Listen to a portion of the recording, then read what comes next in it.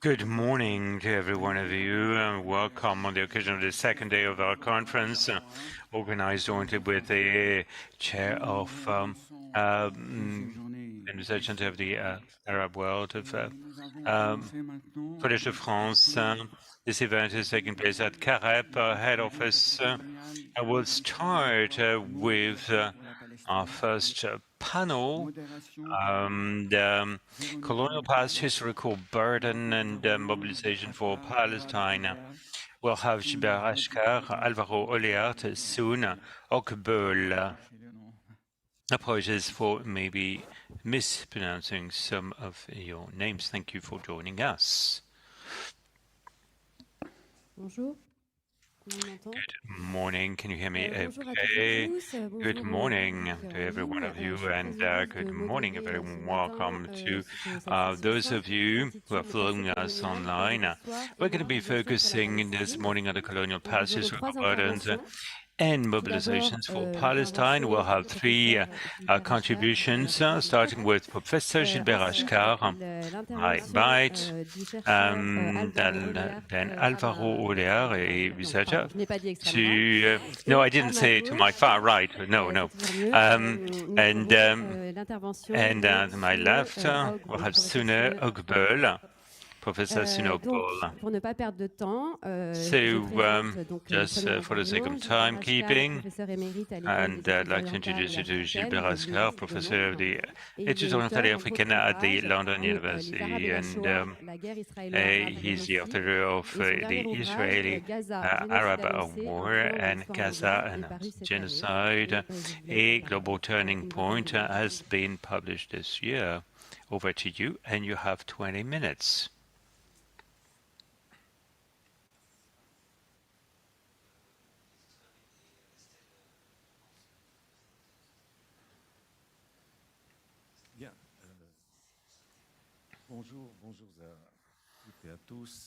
Well, good morning, ladies and gentlemen, and my thanks go to Salam and Henri, and to my thanks go to the whole CAREP team for inviting me. Someone took the initiative to illustrate what I'm going to share with you this morning with the tags on the pavement at our doorsteps, as I will be talking about the exploitation of the Holocaust to deny Palestinian suffering and the weaponization of the Holocaust. And you have a case in point of that right on our doorstep. I'd like to talk about cancellation by the Collège de France Le Monde on the 11th of November. Defined this as unprecedented since the Second Empire, when Anna's Renon's course was suspended until further notice by Emperor Napoleon III on the 26th of February 1862. You can't make it up. You can't make the stuff up. The irony is that it was a Hebrew course that was cancelled back in the day. So this is really exceptionalism. We're talking cancellation of an event, and what is even more exceptional, if you look into that, is that the outcry is really over a symposium accused of being pro-Palestinian, even though the Palestinian people have just suffered genocide, which is still ongoing, by the way. So this is not an apology of the genocide. It is scandalous. But that for the victims of genocide, you know what I mean? So look, this is, those who accuse us of running this symposium, accusing us of being victims of are purported to be victims of genocide. And the main reason for that in Europe, well, Shoah. This has been the central argument of Zionist propaganda.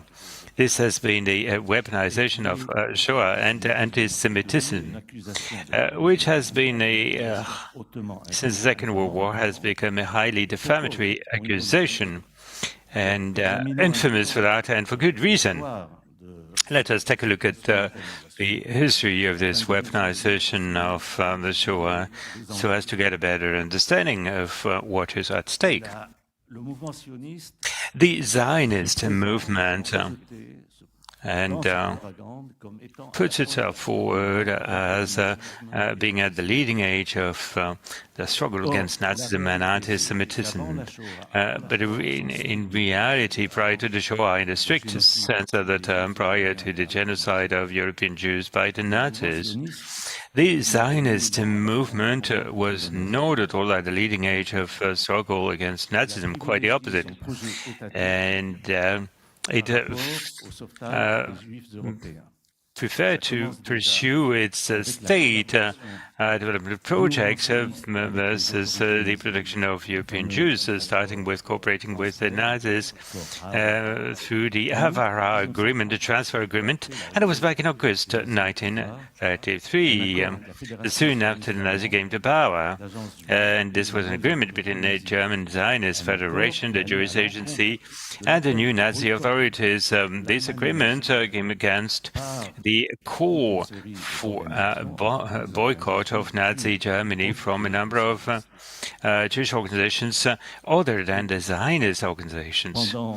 And then, throughout this period, running up until the Second World War, the only organization authorized in Germany beyond the Nazi Party, even with the right to publish, to print their own publications, was this particular German Zionist Federation.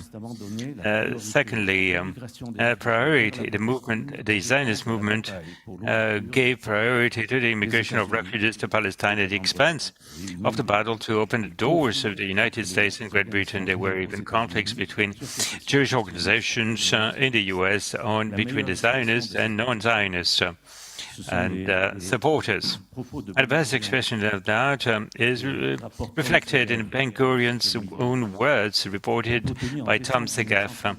And these declarations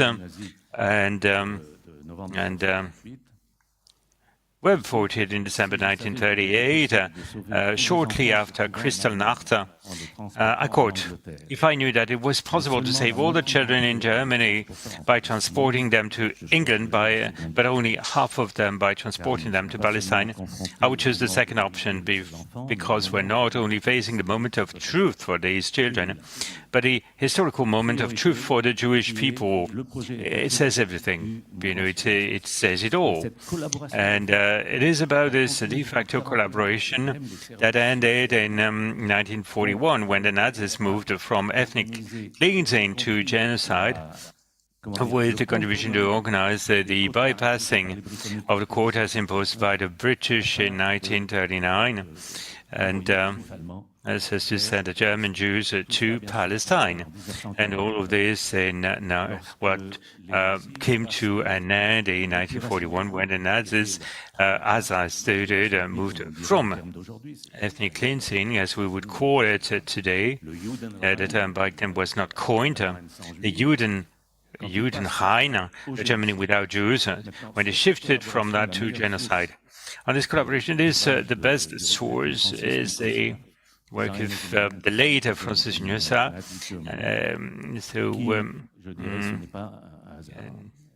Francis Nicosia, published by Cambridge University Press, Nazi Germany and its organizations. This has been a go-to book and looking into that part of history. So this collaboration ended in 1941 with genocide. The Zionist movement then engaged in Palestine with the Yishuv, the Jewish community of Palestine, in the Palestine Regiment of the British Army, bringing together Jews and Arabs under a single regiment. In 1944, at the end of 44, a few months prior to the end of the Second World War, the Zionist movement obtained the constitution of the Jewish Brigade, a Jewish and autonomous, independent, which would then be represented, and that is an important milestone in the preparation of the 47-49 war. And with the foundation of the State of Israel and the Nakba, Palestinian side. So, and this is from this late history from end of 42, 44, with the Jewish Brigade, that the Zionist movement in Palestine would draw glory from this and puts itself forward as the leading edge of the fight against Nazism and turn this and turn Shoah into its central argument. And hence the so-called Declaration of Independence, founding declaration of the State of Israel on the 14th of May 1948, read by Ben-Gurion. I quote, "The Shoah, which wiped out millions of Jews in Europe, demonstrated once again the urgency of remedying the absence of a Jewish homeland by re-establishing the Jewish state in the land of Israel, which would open its doors to all Jews, the survivors of the Shoah in Europe, and sought tirelessly to return to the land of Israel. During the Second World War, the Jewish people in the land of Israel contributed fully to the struggle of freedom-loving nations against the Nazi scourge. The sacrifices of its soldiers and the war efforts of its workers qualified it to take its place on an equal footing among the peoples who founded a United Nations." 14th of May 1948, this famous declaration. And there's absolutely not a single mention in this declaration of the Palestinian people. There's only a mention of the Arab inhabitants of the country. Such generosity doesn't fool anyone and should not fool anyone. And we talked yesterday about how the Declaration of Great Generosity can be read, can be interpreted. So as we can see, we're talking about the obliteration of the Palestinian contribution, the fact that there are thousands of Palestinians who fought side by side to Jews against Nazism has been forgotten. And the concentration of Zionist propaganda laid on the famous Mufti of Jerusalem, Amin al-Husseini, a collaborator with the fascist Axis from 41 to 45. And it was really aimed to establish that the Palestinian people supposedly were represented by the Mufti, were not, so to speak, and I'm referring to the so-called Declaration of Independence, were not qualified, unquote, and like, I quote, the Jewish people in the land of Israel, unquote. So it is a double propaganda ploy to get the support of the victors of the Second World War, the Shoah in the center, and the Nazification of the Palestinians and Arab anti-Zionism, represented as a continuation to Nazism. And a few years later, General Yehoshaphat Arkabi, director of Amman, the Israeli Army Intelligence Services between 1955 and 1959. In 1965, he coined the concept of new anti-Semitism, which would be, as you just read outside on the pavement, as you walked in, A new anti-Semitism equals anti-Zionism, and this was coined, formally coined back then, and referred by and described by several authors, including Bernard Lewis, the most illustrious one of that. This being said, I said it was on the eve of 1967. The 67 war resulted in change of image of Israel in Europe, because precisely of the defeat inflicted to the Arab states in this the so-called Six-Day War. And second step in this change of image was the Likud coming to power in 1977. Third step, the Lebanon War, 1982, the invasion of Lebanon by the Israeli army under the Likud government, and creating a strong, significant split in Israel. This first war could not be represented by Israel as a defense war. A fourth step, the Intifada of 1988, is created. It is a popular uprising, a non-violent uprising from the Palestinian population, created a more political and split in Israel. All of this change in image saw the rise in Europe of criticisms of Israel.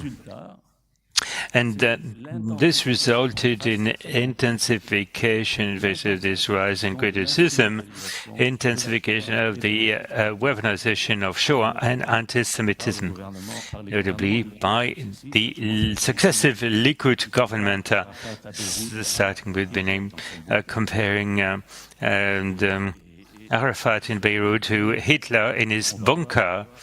And on this theme, many things were said. And all the way to the Oslo agreement, with the failure of the peace process at the end of the year 2000, at the turning at the start of this century, and we also saw the rise to power of the Palestinian branch of the Muslim Brotherhood, Hamas, namely. And then on the 11th of September 2001, a surge of Islamophobia across Europe, across the West. And this became a central theme of wars, including those waged by the US and the so-called war on terror. So you have this incident in power. Sharon established power, and with George W. Bush and the so-called war on terror, and waged by both countries. The Hamas electoral victory in 2006 and the establishment of its power in Gaza in 2007, all of this contributed to consolidate these argument, this case. And alongside, you can say, a continued drift towards the far right in Israeli society and politics. And to the point that when Ariel Sharon himself came to power, was seen as a kind of moderate, the Likud. And in 2005, Sharon split Likud and came forward as a moderate compared to Netanyahu and all answering positions, and during the withdrawal from Gaza, which was a request from the Israeli state. So, and Netanyahu came back to power in 2009 and will remain in power and accept the 21-22 hiatus. And we saw then an international rise of the far right, a push, what we call global neo-fascism push, boosted by the 2008 economic crisis and the migration crisis, the inflow of Syrian refugees from 2015. All this drove this rise in the far right. And what we're going to be witnessing between conventions between the Israeli far right, the good analysis of the ultra-right and the global far right, is illustrated by convergence on the issue of Islamophobia and exchange, the liquid and the social right allies, and as I said, global far right is convergence, focuses on the issue of the Western far right and positioning with Islamophobia and exchange. So we're not talking about anti-Zionism, we're talking Islamophobia in the sense of the new kind of business of new Western far right.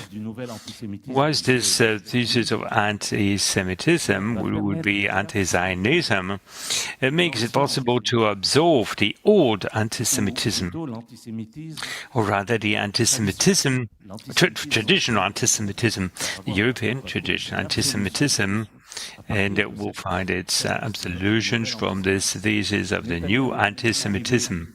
And Netanyahu even managed a few years back try and absorb Adolf Hitler, explaining that the idea of genocide had been suggested to Hitler by the Mufti, and this caused outrage, notably from the part of historians of Shoah. And this has been an ongoing approach, and as a result, European anti-Semites such as Viktor Orban will become ardent supporters of Israel,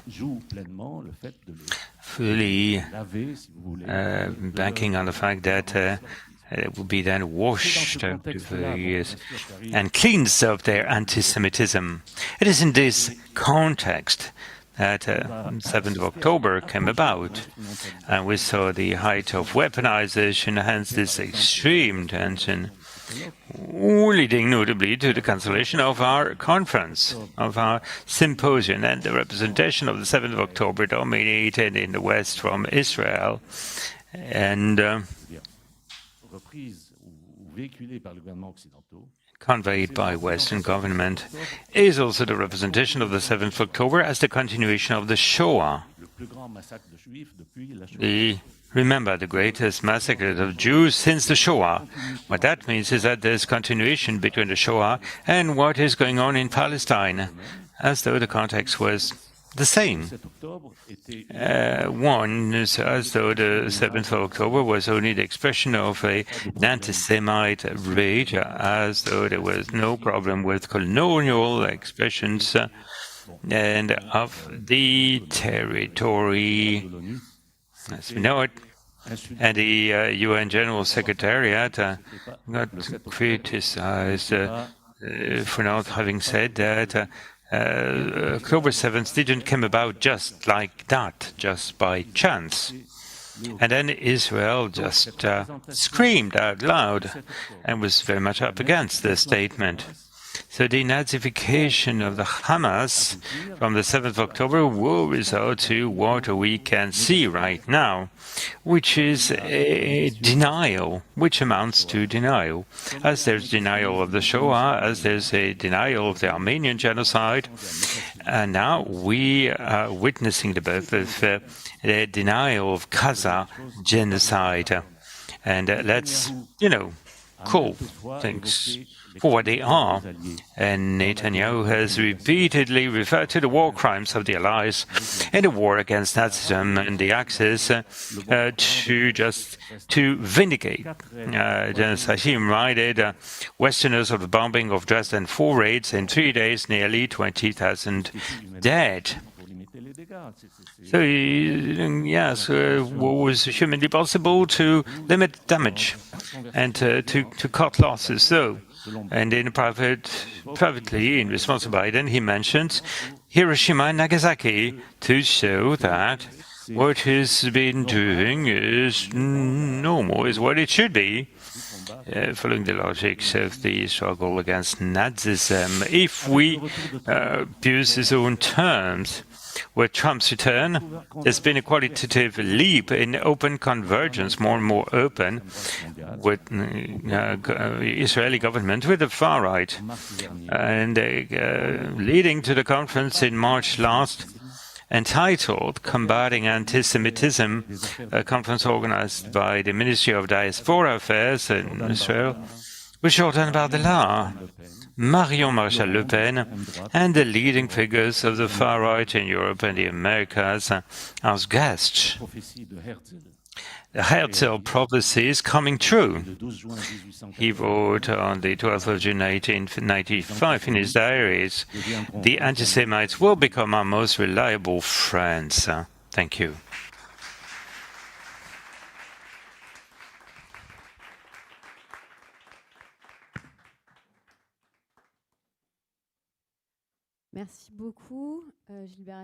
Thank you so much for this very enlightening presentation. I'll hand the floor to Álvaro Aurelio, who is a researcher at the Political Sciences Institute of the Free University of Brussels, has authored 2 books.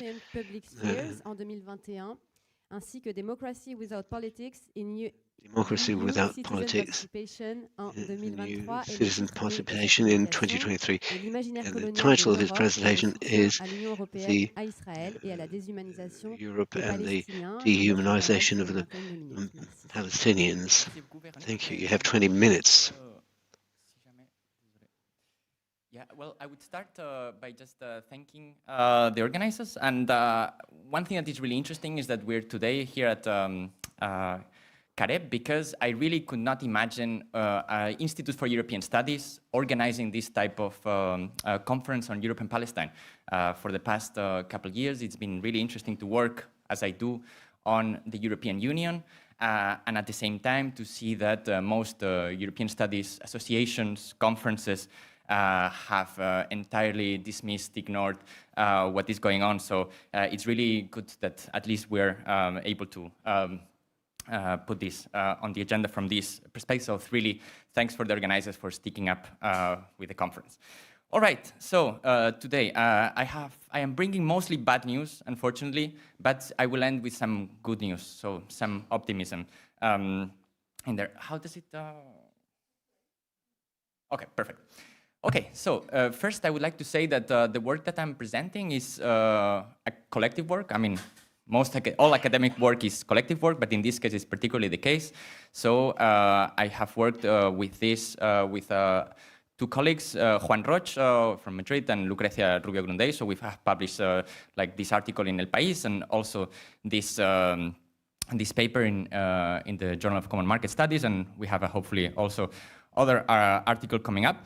And mostly what we have done is basically analyze speeches from EU leaders. And primarily we have been focusing on von der Leyen, the European Commission President, and Josep Borrell, who we all know, or at least we will get to know him this afternoon again. And what we were really interested is in looking at the responses, so the ways in which Europe is conceived in the aftermath of the Russian invasion of Ukraine on one hand, and October 7 on the other, because we really saw from the very beginning that there is a mismatch between, or an asymmetric response between the way in which the EU responded to Russia-Ukraine and to Israel-Palestine. So first I'll start with a quote by von der Leyen that was given in the context of the conference on the future of Europe, which you probably don't know, but it was an internal process to try to democratize the EU. Spoiler, it didn't work out, and it's a very boring process, but yeah, if you're really interested, I have a book about it. Yeah, so in the final day of the conference, what von der Leyen did, it was something really interesting, and I'm quoting here. She said that I want to give us a very special message to our Ukrainian friends and family. The future of Europe is also your future. The future of our democracy is also the future of your democracy. And she ended by saying, dear Ukrainian friends, the history is being written by you, by us, by all of us together. Slava Ukraini, long live Europe. So this is really interesting, what von der Leyen is doing here, because Ukraine is not a part of the EU, at least for the moment. It's a candidate country. And what she's doing in this context is kind of trying to frame Ukraine as part of Europe, not in a geographical sense, but in a political one. So it's saying, you know, it's part of us, right? So there's a very strong kind of attempt to link what is going on within the EU to what is going on in Ukraine, right? Even quoting this Slava Ukrainian, I will come back to that. Similarly, the von der Leyen also talked about Ukraine being part of the European family. She even used this kind of term, right? Which is a really strong kind of way of trying to build a closer relation and trying to build empathy from the community of Ukraine that is struggling after the Russian invasion, right? And just a trigger warning, because now I will start with some of the quotes on Palestine, and they are not pretty, so just a trigger warning. So this is kind of the context of Ukraine, right? So, you know, Ukraine is part of us, international law, human rights, and so on.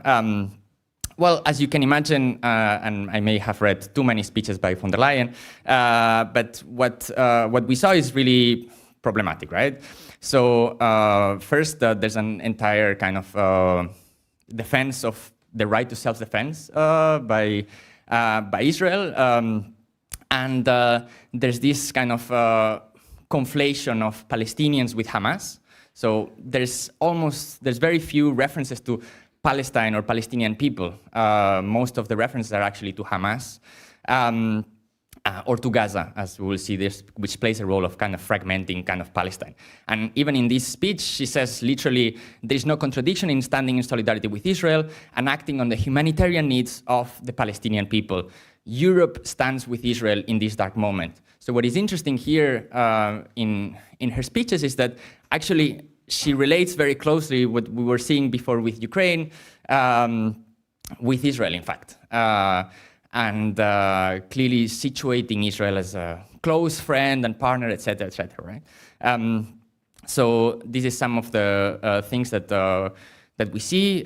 Similarly, there are some references to distinguish the type of groups. So it's actually von der Leyen herself who compares some of these two conflicts, Russia-Ukraine and Israel-Palestine. And in one of the speeches that we found, actually, there's a direct kind of distinction between what she calls those who seek peace and terrorists. And here the link is, of course, those that are seeking peace are Israel and Ukraine, and those that are quote-unquote terrorists implicitly are the Russians and Palestinians struggling for freedom, right? And in this kind of direct comparison, she says, well, many of these conflicts have one thing in common. They're about the struggle between those who seek peace, compromise, and cooperation, and those who don't want any of those things because they do not recognize the right of neighboring nations to exist. So here, this kind of connection, and it relates very closely to what Gilbert was saying, in that October 7 is constantly framed as kind of, there's a continuity between the Shoah and the worst mass murder of Jews in the Shoah, right? So if this is not just discourse, right? I mean, 1 week after October 7, von der Leyen actually traveled to Israel with the President of the European Parliament, Roberta Metsola, and she gave multiple speeches basically reproducing this kind of logic, including some kind of very explicit types of references, talking about Jewish life from the Holy Land, and so on, and particularly this kind of emphasis on the right to defend itself, and framing Israel as basically the democratic nation that is trying to protect itself from basically terrorists. Now, we also looked at Borrell, and it is looking better in Josep Borrell's speeches. And he actually was directly critical of, for example, this trip. And I quote him that von der Leyen's trip, with such a completely pro-Israeli position, without representing anyone but herself in a matter of international politics, has carried a high geopolitical cost for Europe. So Borrell has certainly played an important role within the EU context in trying to push back against some of the very pro-Israel tendencies of von der Leyen, but not only. I mean, at the same time, it's also important, I think, to put his interventions in context, right? Because also from the European External Action Service, there was also discourse that was reproducing some of the logic. So what we see with von der Leyen is the main problem is Hamas, right? From the European External Action Service and from Borrell himself, we also see a lot of this. So, for instance, in this speech, Borrell literally says Hamas wants to eradicate Israel. It does not want peace. It wants destruction. But its actions are also making it impossible for the Palestinians to achieve a just peace. So in both, there are certain nuances between von der Leyen and Borrell, but I think it is fair to say that in both cases, most of the blame is situated on Hamas as kind of the main problem in this conflict. Now, what I think is particularly interesting is to look at, okay, how are these communities actually represented? What is the political subjectivity given to Israel, to Palestine? And what we see in most of these speeches is basically a very dehumanizing type of discourse.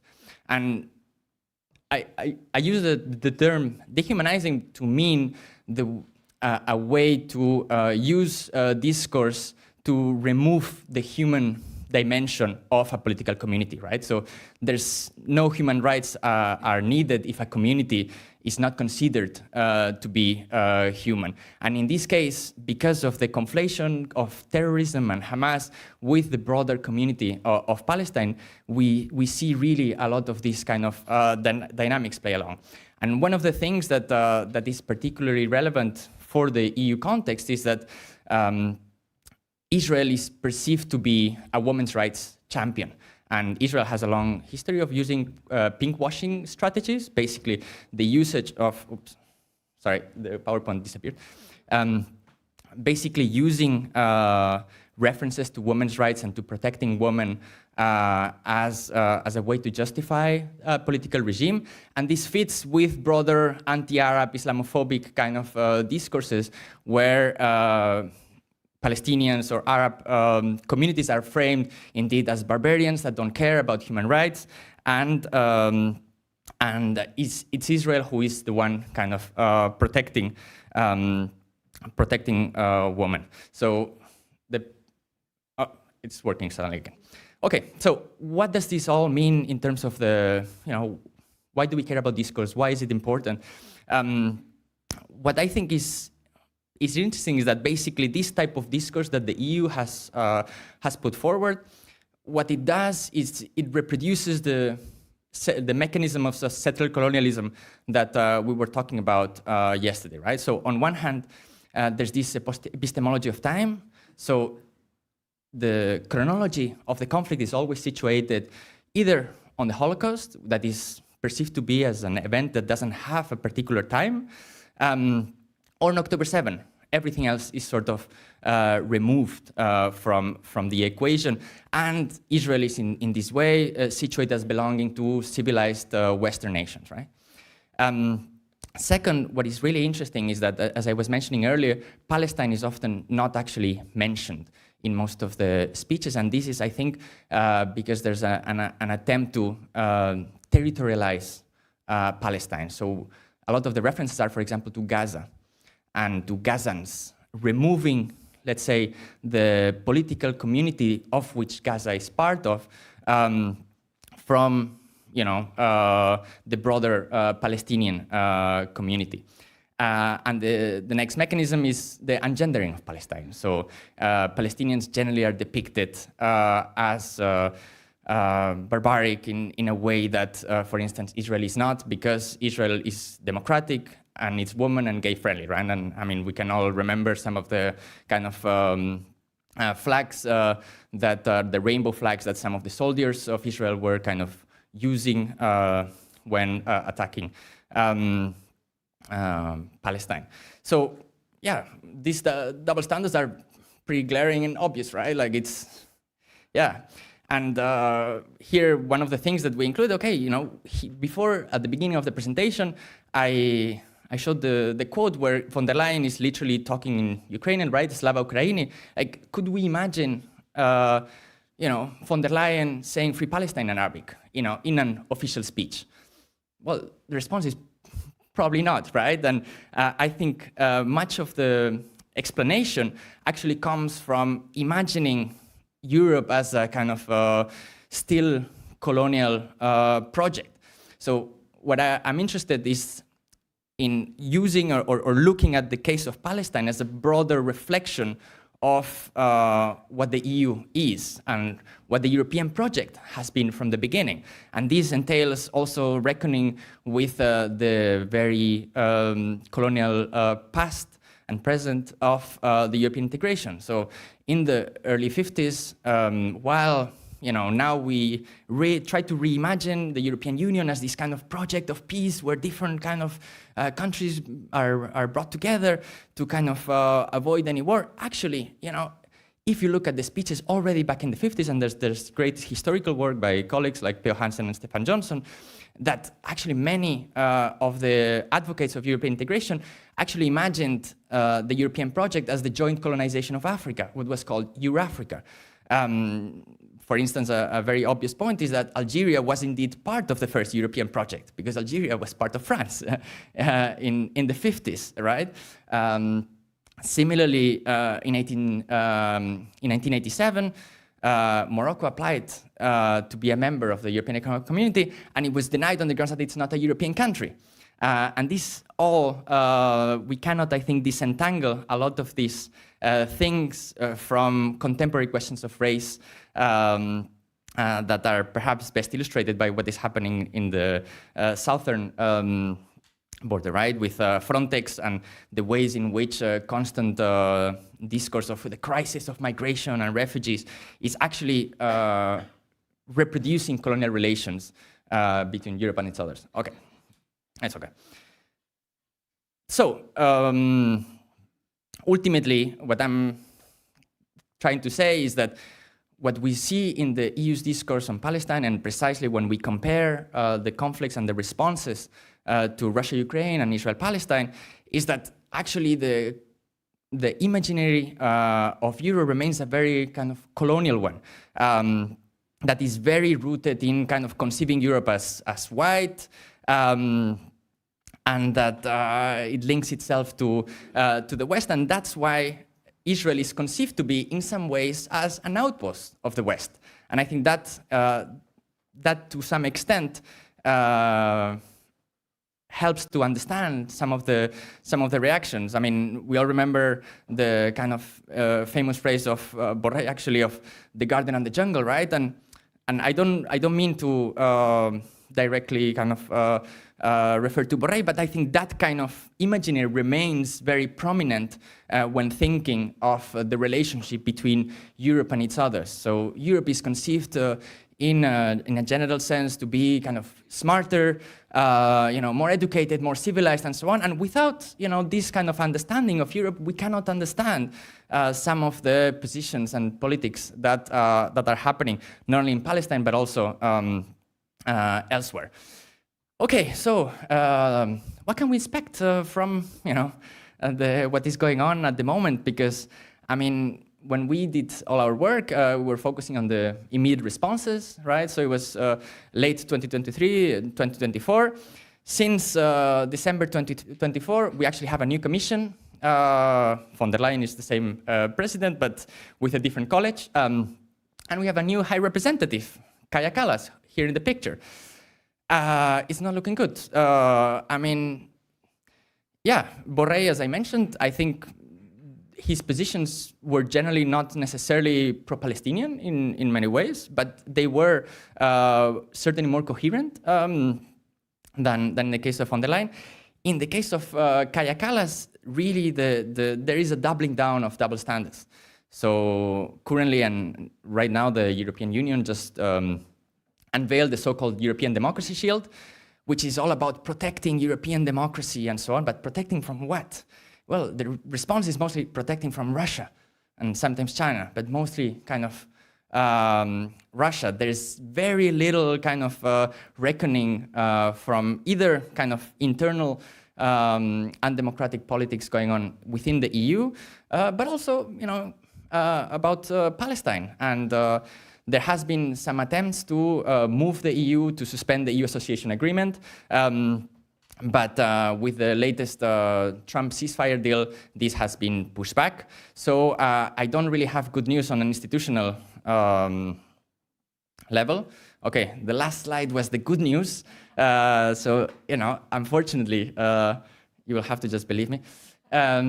So the good news is that, okay, we cannot expect a lot from institutions, and the EU responses to Palestine are atrocious. Now, there are some good news because people are mobilizing and things are changing. At least at the level of popular support, we have had not only very big demonstrations, but we had the flotillas. The responses to the flotillas have been also very impressive in terms of defending human rights and so on. So I think there are some good news, even in Brussels. So even in Brussels, there are things that are changing. So for example, within the European institutions, there's an increasing amount of people that are actually protesting their own institutions. So there's a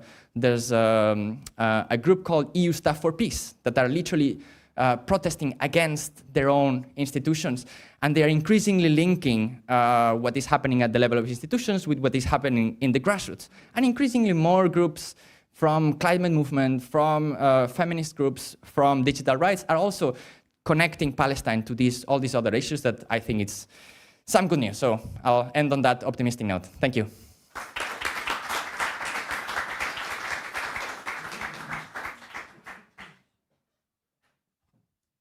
Merci beaucoup, Alvaro, pour cette excellente transition avec le...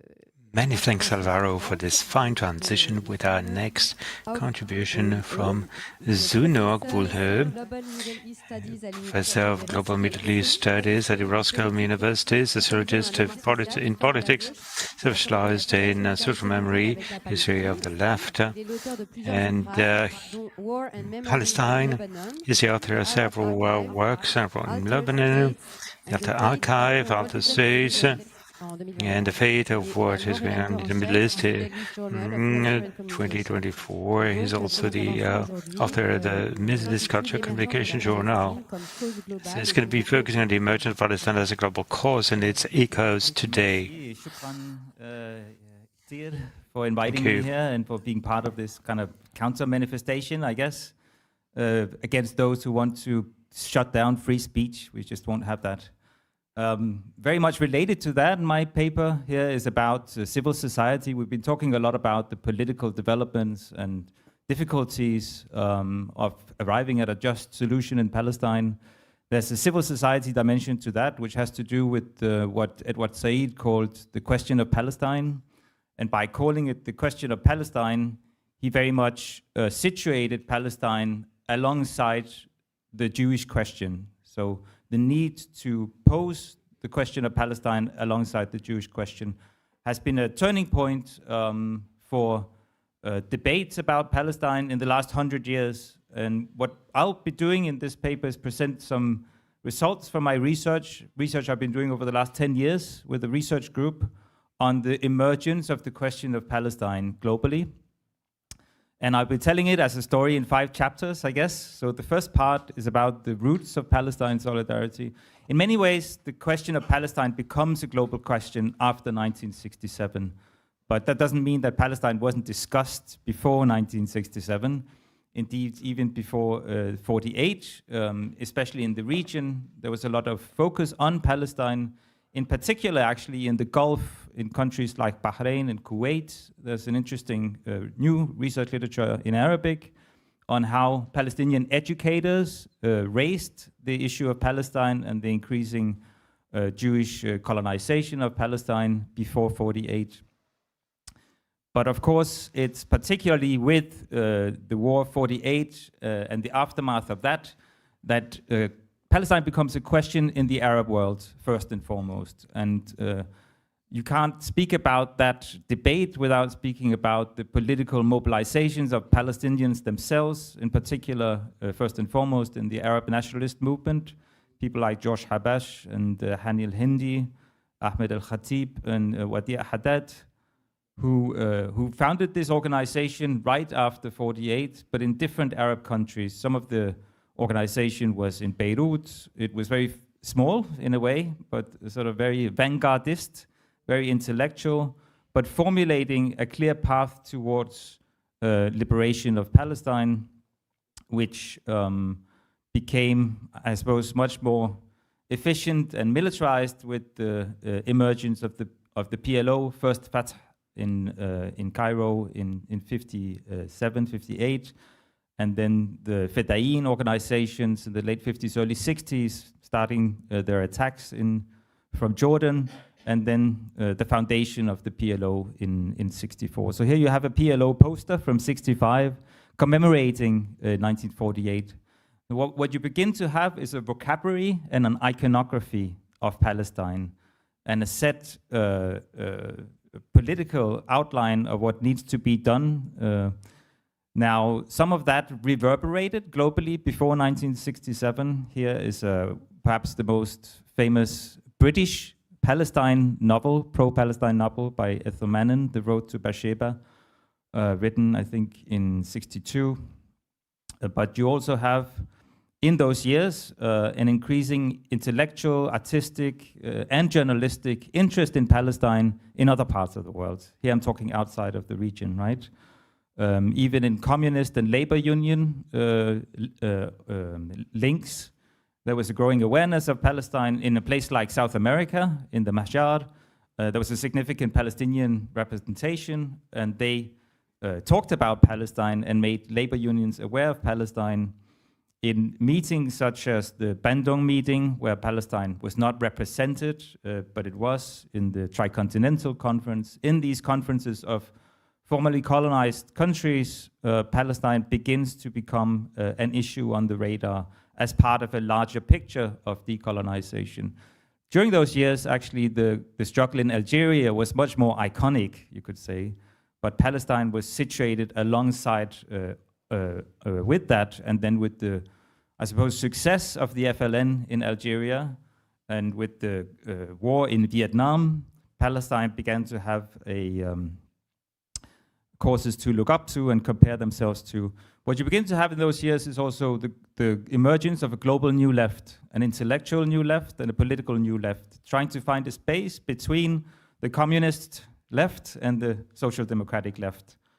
Of course, there are problems in world communism in that the Soviet Union supported the partition plan, and the Comintern kept a strict political line for the communist parties. So these sort of stirrings in the communist milieus, the emergence of a new kind of young intellectual around the world began to take interest in Palestine. And they did that, for example, here in Paris, through youth organizations and student organizations where Arab students played a particular role.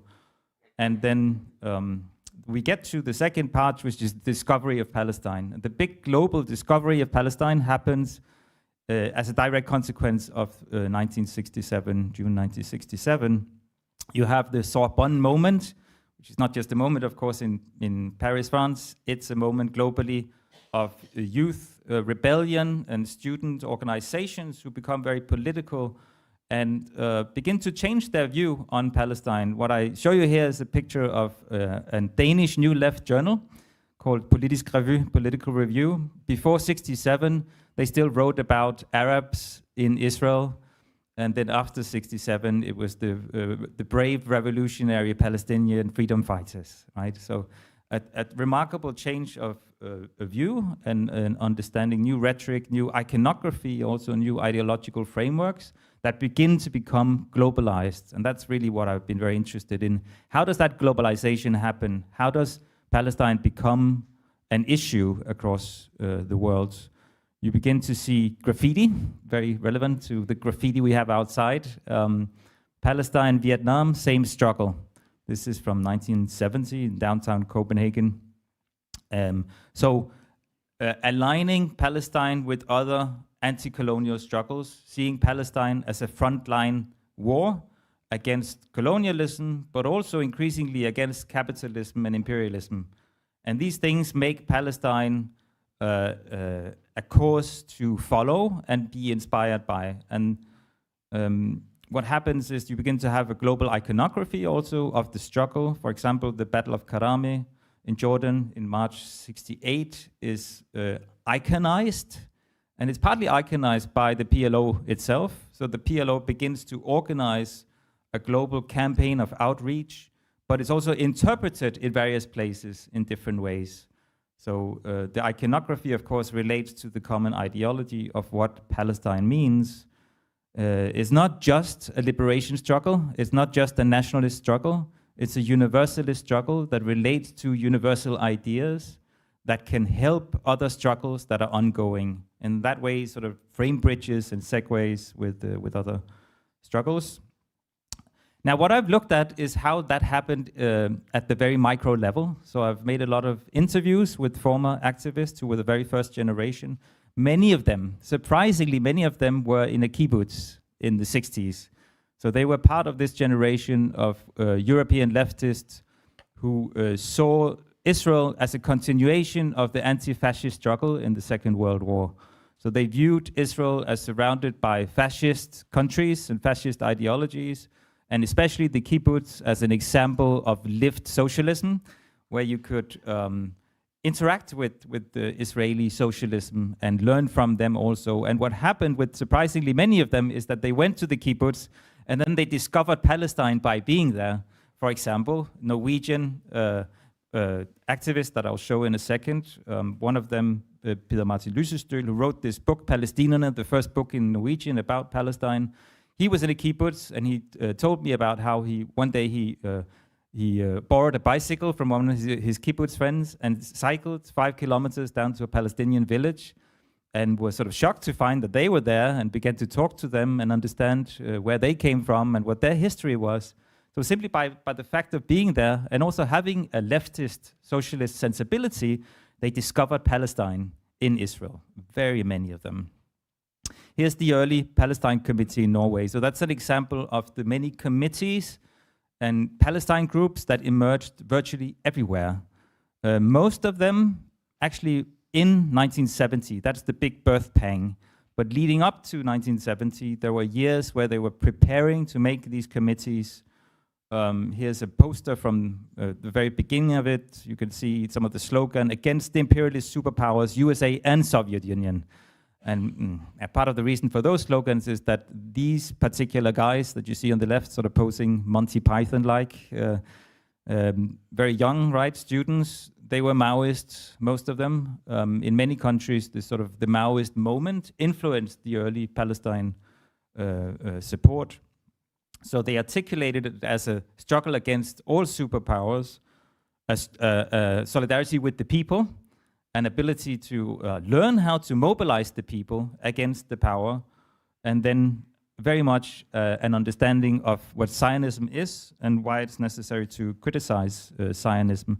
I've talked to many of these and gone through how they arrived in with the Palestinians. Many of them became friends with Palestinians where they were, for example, in Norway, in Denmark, in Paris as well. And then they made the connection to the organizations that the Palestinian comrades were from. Many of them, the PFLP. The PFLP had a good outreach in European countries, but actually Fatah was more dominant. Norway and East Germany are some examples of where the PFLP was dominant. Sorry, in Denmark and Eastern Germany and Chile, but Fatah was sort of more. So I've had access, for example, to their diaries. This is a diary from Lysestøl and Finn Schue, the two founders of the Norwegian Palestine Committee, where they write reports of a visit to Beirut in 1970. They had actually been to Jordan to visit the organizations in September 70, during Black September, when the Palestinians were then thrown out, and they became part of that. Then they followed them to Beirut, and they made these extensive interviews with them. They explained it as speed dating, because they wanted to interview and talk to all of the groups to make sure that they supported the right ones. So they were aware that there were different kinds of Palestinian politics, and they needed to align to the correct ones. One of the reasons why they had this awareness was that the Palestinians themselves begin to produce knowledge about the Palestinian cause, for example, at the PLO Research Center, where Fayez Sayek played an immensely important role in producing this literature, book series. Many of them were translated into European languages. I found the first one on Zionist colonialism in Palestine in Swedish, and translated into Swedish, published in Beirut in 1970, and sold for 2 Lebanese lira or something like that. I found that incredible. So they think that there's probably an audience in Beirut for a Swedish publication. So that's part of why a global ideological framework was globalized in this way. And you begin to have committees. You begin to have people who travel back and forth on a regular basis. Are called these couriers. So they transport letters from the organizations. They transport posters. I'll show some of the posters. And they transport all kinds of information that the new Palestine committees then use to produce a literature, protest literature, if you want. I'll give some examples here of it. They are published in brief books that are circulated, but they're also published in regular journals. And I found a contract that the PLO made with Scandinavian activists. So the PLO wanted a particular line, a particular kind of communication for them to follow. They didn't necessarily do that, but it shows that there was a direct contact and an attempt, at least from the PLO, to kind of control what was happening. Posters were very important. This is pre-internet, right? So the visual is extremely important. This was a campaign at the 5th anniversary of Fatah, where in Copenhagen they put all these posters, and of course the police took the posters down right away.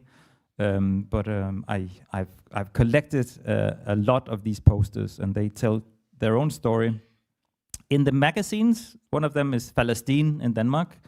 You would find translations of the PFLP's manifestos. You would find reports from the comrades who had visited Beirut. You would find interviews with Palestinian leaders. So way into the Palestinian resistance universe, if you want. This is, again, front pages from Palestine, and you see the Kalashnikov very present in the early 70s. A shift happens in 72 after the massacre of Israeli athletes at the Berlin Olympics. After that, the more overt militarization and military symbols start to disappear a bit more.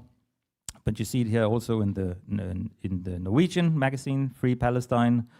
You see it in the Swedish one, which was issued until 74, where they show images of political prisoners and, of course, the Fedayeen and the military struggle and so on. And a lot of nationalist symbols as well. So that means that this iconography is really globalized through these means. I think one thing I want to touch on also is the role of the PFLP, because as I mentioned, the PFLP had a direct contact in certain countries, and I've been able to research how they did this by interviewing some of the former PFLP leaders. So they tried to influence the milieu in 2 ways, or in 3 ways perhaps. They tried to influence Arabs living in European countries. So they visited and had closed-door meetings with Arab communities, and they did that sort of in competition with Fatah in a way. Then they had a more clandestine link to militant organizations, and by militant I mean actual militant, people carrying weapons, robbing post offices and killing police officers and things like that. Actual revolutionaries. And then they had a link to the more official, more peaceful Palestine solidarity organizations. We know it because that's been very much the story that has been told about this period and about this phenomenon of Palestine solidarity. The more criminal elements, the Baader Meinhof, for example, in Germany, the Red Brigades in Italy, and the Blickingegade gang in Denmark, which was a huge bestseller book when this book came out in the 1990s. Also films were made in the early 2000s. And it's told basically a story of terrorism and counterterrorism. So Palestine equaled counterterrorism, but also the naive left who collaborated with the enemy during the Cold War. And that's actually been the reason why I wanted to tell this story of the larger civil society effort, is to nuance that. So I've made friends with some of the former PFLP leaders, one of them being the cousin of Ghassan Kanafani, Nabil Kanafani, who's still living in Copenhagen. And the funny thing about these 3 guys is that all three claimed to be the leader of the PFLP in Scandinavia.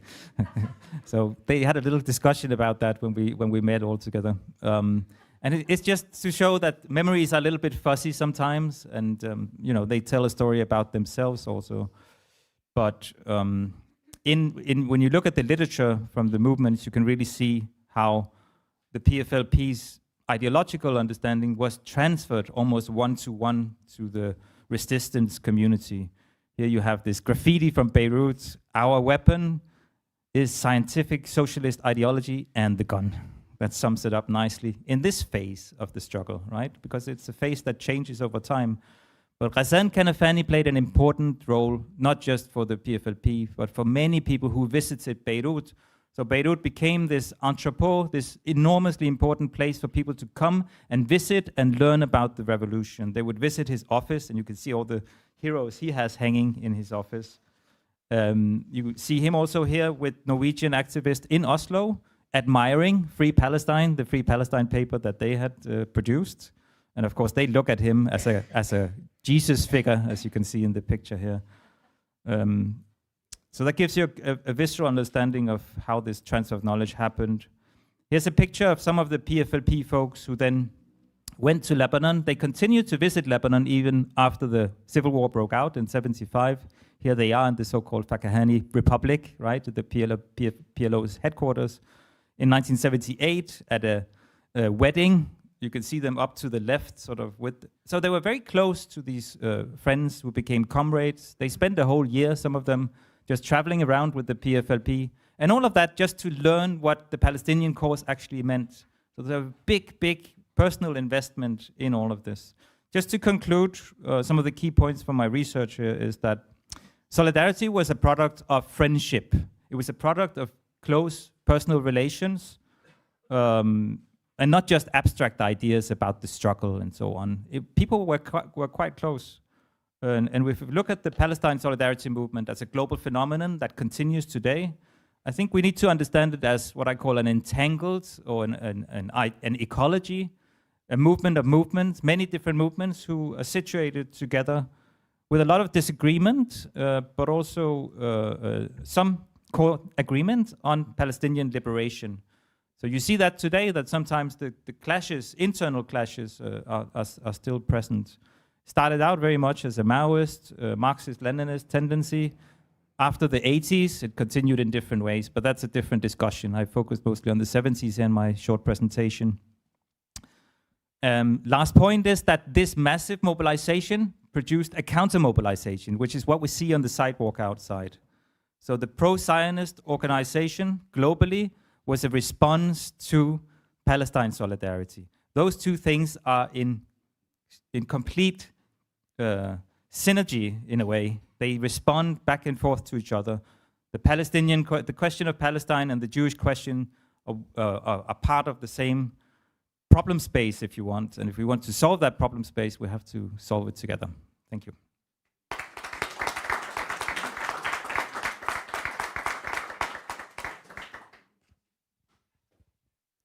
Merci beaucoup, Dune. Merci beaucoup aux trois intervenants. Thank you, Dune, and the three speakers for the very complimentary presentation about the weaponization of Shoah, the double standards of European policies, the mobilization for the fundamental rights of the Palestinians, the global cause. We will now open the floor for discussion with the audience. So, question time. Before this, we have a number of questions that we have received.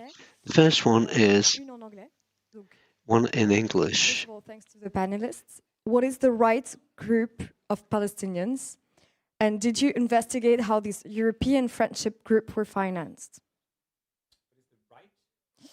What is the right group of Palestinians? A right written as R-I-G-H-T. I cannot interpret as much, but yes, these were the two questions.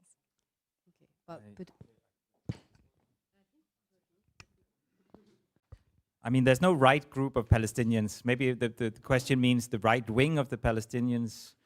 this is exactly what people struggled over in the solidarity milieu, right? It was about locating Palestinians who they thought represented the Palestinian struggle in the way that they could sort of support and agree with. And in that sense, I think there's always an internal struggle. I alluded to the Fatah PFLP kind of competition.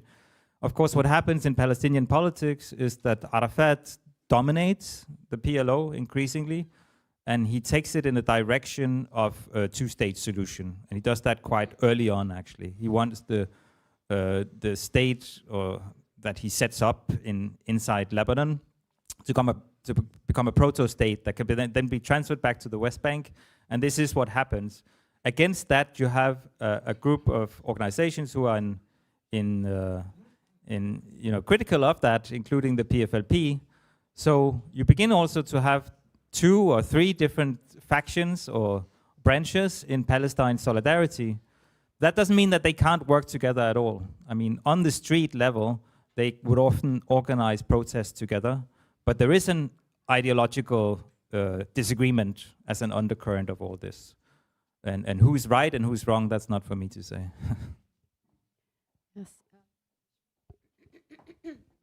Merci beaucoup. Peut-être qu'on va prendre 3 ou 4 questions. Perhaps we can take 3 or 4 questions from the audience.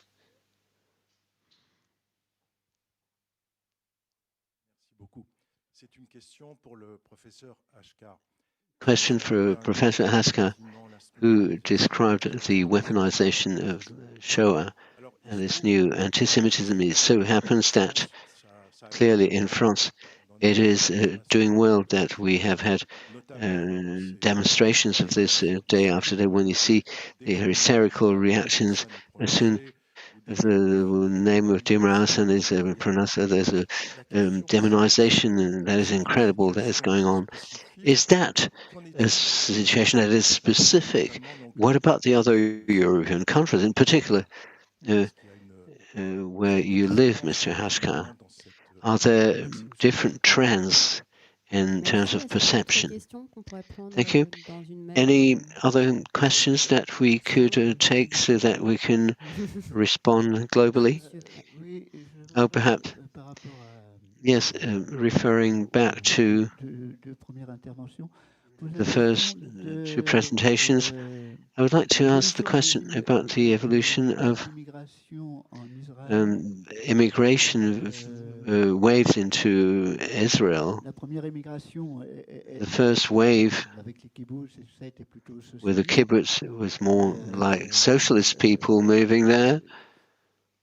The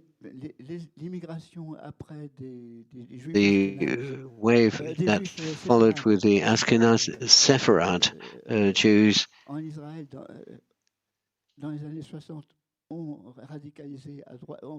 the 1960s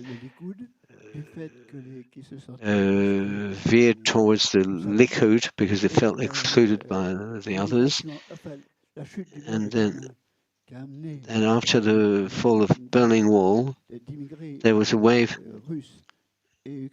Russian and Ukrainian immigrants who were not all Jews in the first place. So this also fed into the right wing. And so what is your question? So how did it evolve in relation to the Palestinians, the various waves of immigration? Other questions? Thank you. All these 3 speeches were very interesting. I was wondering, how can you reconcile the fact that the civilian movements are so strong? That is a change in the public opinion. But at the same time, we have the far right that is rising with a discourse that is increasingly more polarized, and the European Union, who is fully disconnected of what is happening out there in the street. So how do you see this dichotomy, discrepancy? So we'll have a first wave of answers for whoever who wants to take the floor. Thank you. First of all, I'll take the questions order they were asked. Is this specific to France, this type of reaction about anti-Semitism? I would say that there's proportionality between this type of reaction and the level of involvement in the Shoah. The maximum is Germany and Austria. France is well placed too, I'd say, with the responsibility or guilt. A country like Great Britain is much less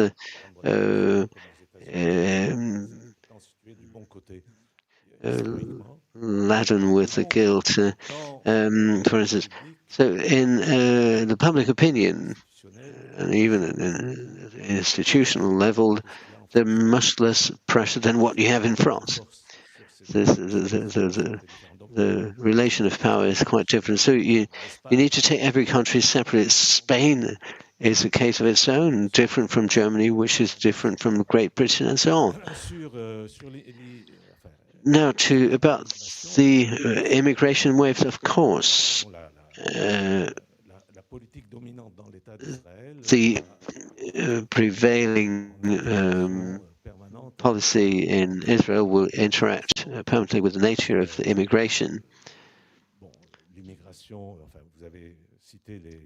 You quoted the various migration waves, but I would like to point out about this to what extent the current situation is concerning, because what is happening and has accelerated since the 7th of October is the departure of critical Israelis who left the country when all the fanatics were moving in. So we see the rise of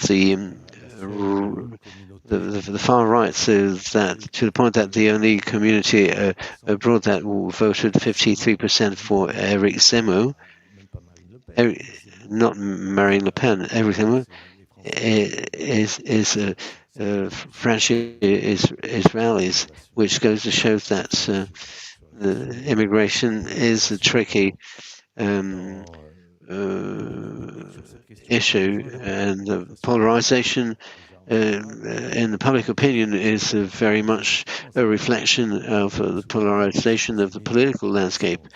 The United States are a case in their own right, and the most visible one. And on these questions, we see if for the United States, the Palestinian question of the genocide in Gaza is one of the points of cleavage in the political polarization between the MAGAs and the others, and the Democrats who are, and I would say even more surprisingly and perhaps historically more interesting, is the evolution among the American Jews, in particular the young American Jews. There's been a remarkable evolution. The last survey showed that 40% of the American Jews, all ages, 40%, say that what is happening in Gaza is a genocide. It's a higher proportion than you find in the public opinion of many Western countries. Thank you for your questions. So why is the European Union so disconnected from what is happening in the street? Because it's specific to the European field. There's a kind of autonomy of European policy vis-a-vis the domestic debates, and this is particularly the case for the European Commission, which is very much disconnected from the public opinions, because it works in Brussels with an approach that is very technocratic, which struggles to interact with civil society movements, which is why at the end of my presentation I mentioned EU Staff for Peace, which is a very case in point of people working for the European institutions who started to organize to protest against their own institution, and in particular for the case of Palestine, which goes to show that there are some people within Brussels who are trying to articulate a closer relationship with Palestine and the movement for solidarity. But otherwise, it's quite difficult for what is happening in the streets of the various countries to be reflected in the European institutions. This is how I would account for the failure of the Commission to respond to the situation in Israel and Palestine. Perhaps we can take a second round of questions, if any. Yes, sir.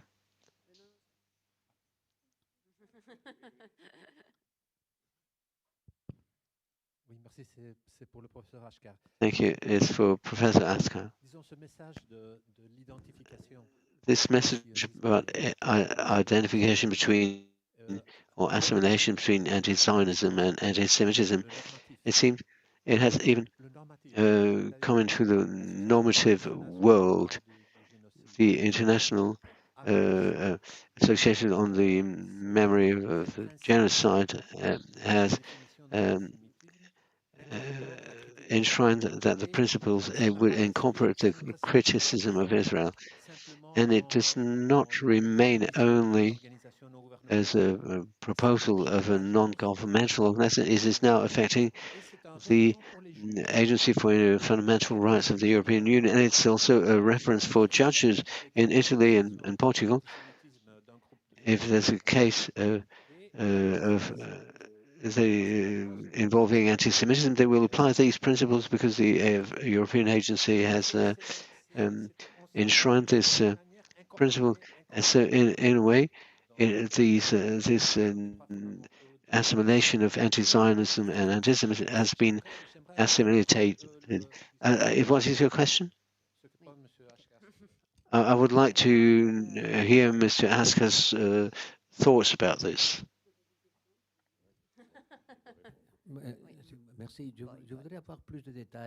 I would like to have more detailed information about the European Agency for Fundamental Human Rights. I know the special envoy, and I know that there's a definition of anti-Zionism, a reference of to criticism of Israel being assimilated with anti-Zionism. I've never seen any statements, such statements. I would be surprised if in an official document that criticizing the Israeli government is anti-Zionist as such. But it's true, every time someone criticizes the Netanyahu government, they are coined as anti-Zionist. But I don't think there's any official references in the text. Any other questions we could address in the same breath? No? Yes? Between yes and no, it is no. Thank you. I think you referred to the Holocaust International Holocaust Association, which is has a draft definition, and the author himself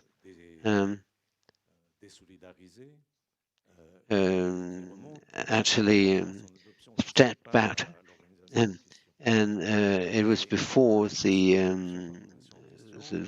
definition was adopted, and since it has been adopted, this definition has been adopted by a number of European governments or institutions, academic and others. And this definition, in fact, makes a criticism of Zionism an equivalent of anti-Semitism It's not the criticism of Netanyahu that is criticism of Zionism, it is anti-Zionism that is simulated with anti-Semitism. This is what is the theme of propaganda, and that's part of the what I refer to as the intensification from the 1980s, intensification of this weaponization of anti-Semitism and Shoah, and the fact that the International Association for the Memory of the Holocaust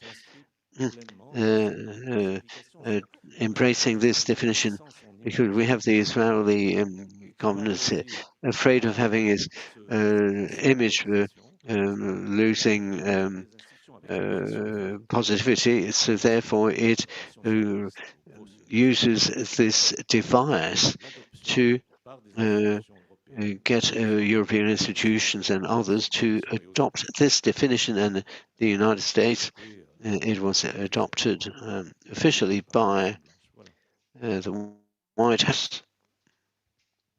Yeah, to add to this debate, I could say that I actually looked into how the early Palestine organizations, the solidarity organizations, tried to argue against the anti-Semitic slur, right? So first of all, the PLO and Fatah, PFLP were very well aware that there was this kind of trap, rhetorical trap from Israel and their supporters.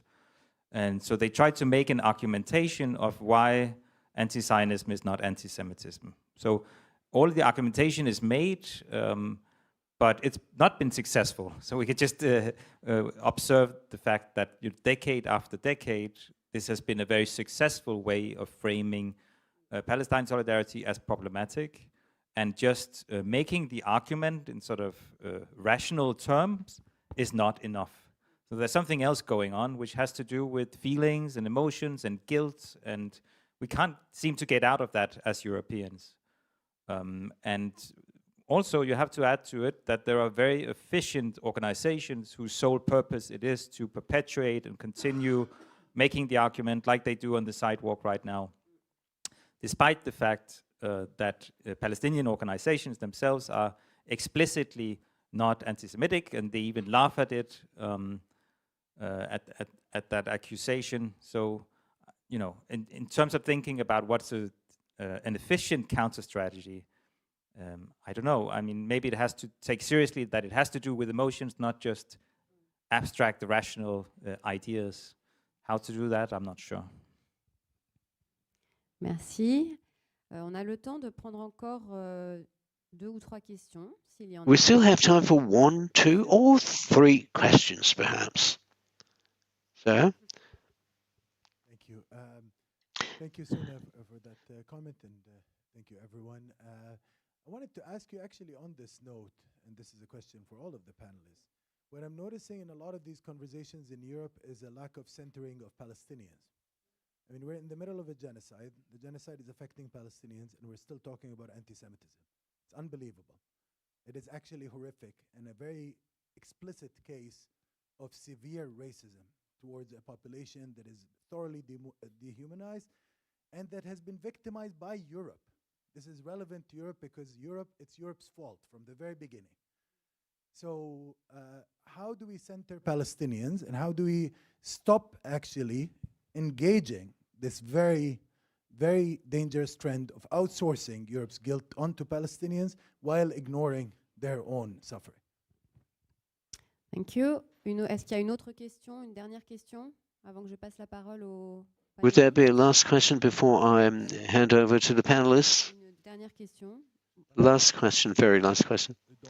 In fact, in the evolution of the Palestinian situation, there's something quite interesting, is the election in New York of a mayor that campaigned around the Palestinian question, it seems.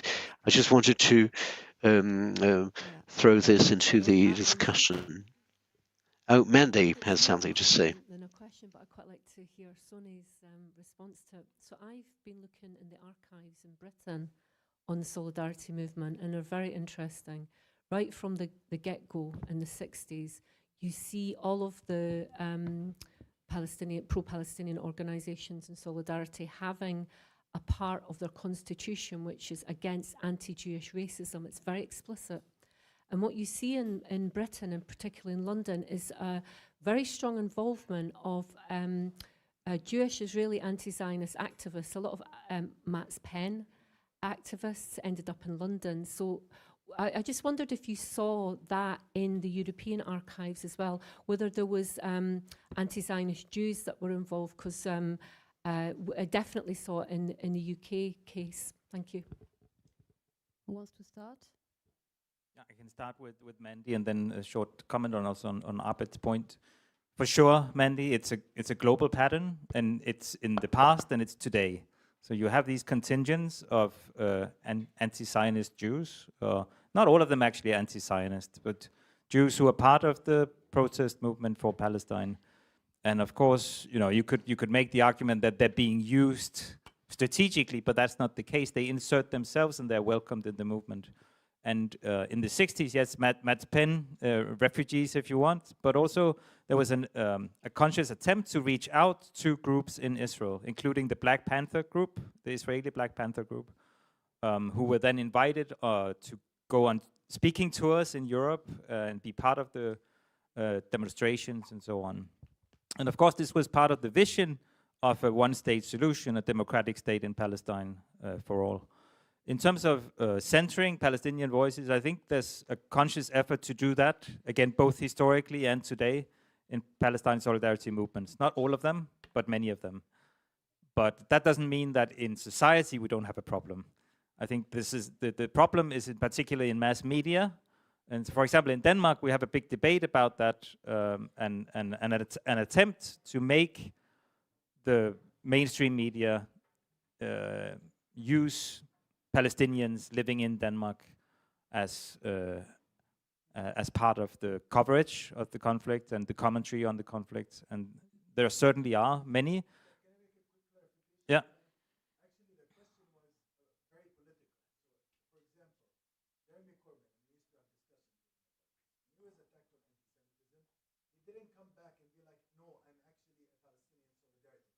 Right. And I own it.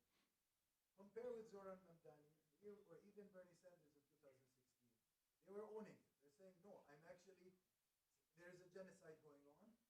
I'm supporting this because there's a horrific genocide going on. Yeah. And they'll address anti-Semitism too. But when it comes to the specific accusations in relation to Palestine, they'll center the Palestinian voice, they'll own it, they'll have enough courage. And why is this absent in Europe? I think it's really fear of being framed, and also the consequences of doing that. I mean, people who stand up and do that bravely are usually punished in various ways, either by cancellation culture, like we see today, losing your job, losing your position in public. All of these things are part of the package. So yes, you can ask for people to have courage, but also realize that it comes with a huge price. And this is because people on the other side are extremely organized and have links to power that can't be neglected. I think that's the explanation. Yeah. I'm not apologizing for anything. I'm just explaining the logics at play, right? Oui. Bon,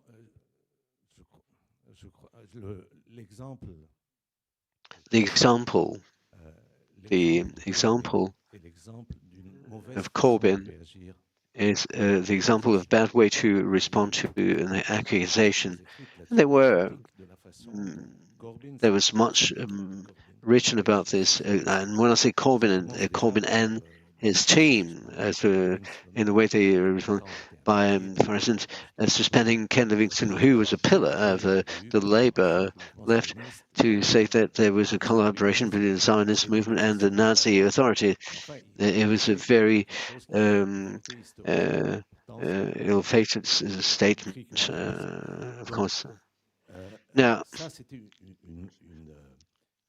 this was a mistake in the approach that cost a high price for Jeremy Corbyn. But since, and plus with the Gaza genocide, we cannot say that there's no centralization on or focus on the Palestinian question. If you say this country here, the fact that LFA, the France Insoumise, as put in the limelight Riyam Hassan, who's a Palestinian, who appears as the most well-known figure of Palestine Front, means that something is done. But on the other side of the spectrum, we are not expecting that the Palestinian question will be put in the center stage, because the pro-Israeli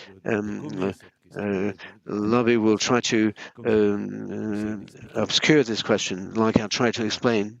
You were not there, perhaps, but when I spoke about the weaponization of anti-Semitism and Shoah, and about the cancellation of this colloquium of these 2 days, after 2 years of genocide, we are still in a situation where what would be a scandal is a seminar that is accused of being pro-Palestinian, that is co-victim of a genocide. This is what is a scandal, and not the extolling the genocide like it is done elsewhere. Really great question. So I'll put a few examples. The first one, and I started by saying in my presentation that I could not imagine this type of conference taking place in an Institute for European Studies. And this is really, in some way, shocking, Europe-Palestine, right? And it would seem very obvious, but during the last 2 years, we've had plenty of academic conferences. And I remember after the Russian invasion of Ukraine in 2022, every conference featured a keynote speaker from Ukraine, multiple panels with Ukrainian colleagues, with Ukrainian refugees, and hey, all support to Ukraine, right? At the same time, after, since October 2023 onwards, it's been more than 2 years, every single academic conference that I've gone through has entirely ignored the question of Palestine. And bringing it up is always a contentious and difficult kind of situation. Yeah, so this is really problematic, and I think that the lack of centering is really a problem. Now, in terms of the speeches that I presented, one thing that is really interesting is that what I mentioned about the epistemology of time. So the chronology that is given to the Israel-Palestine is always the one that Israel wants. So we never see terms like Nakba, apartheid, genocide. This is not part of EU's narratives. And maybe to illustrate some of this, at the moment in the European Commission, there's an anti-racism coordinator and there's an anti-Semitism coordinator that, of course, they are separate, right? And what is really interesting is that the anti-Semitism coordinator is very strong within the Commission, and the EU Staff for Peace group, for example, organized some cake selling within the Commission, selling cakes. Well, selling cakes was argued by some of the anti-Semitism coordinator of the very commission as anti-Semitic, right? And a lot of the pro-Palestine solidarity activism within institutions is very difficult to some extent for these reasons. The anti-racism coordinator that is also working for the commission is just basically not allowed to do her job because they are afraid that she might link some things to Palestine. Right? While the anti-Semitism coordinator is able to do this kind of thing on colleagues that are selling cakes in solidarity with Palestine. Thank you very much. Je crois qu'on s'arrête. C'est terminé pour cette session. Nous faisons une... We have to bring this session to a close. We have a short break, perhaps? Oh, no, we move on straight away to the next session. So over to the next session. Right away without further ado.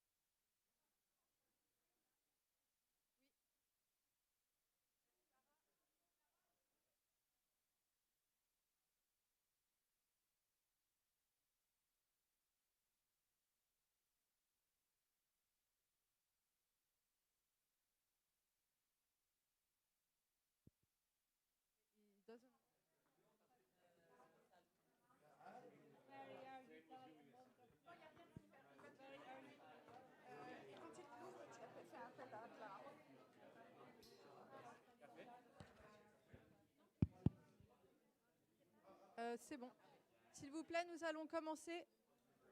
S'il vous plaît, nous allons commencer. Please return to your seat. We're about to start. We're missing Clara on this panel.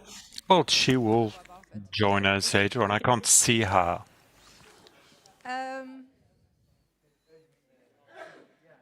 So we're missing Clara, but I cannot see her. She will join us later on. Hello. Hello, everyone. We're going to be opening panel 6 on networks of influence and economic interest. Is Clara in the room? Well, she will join us.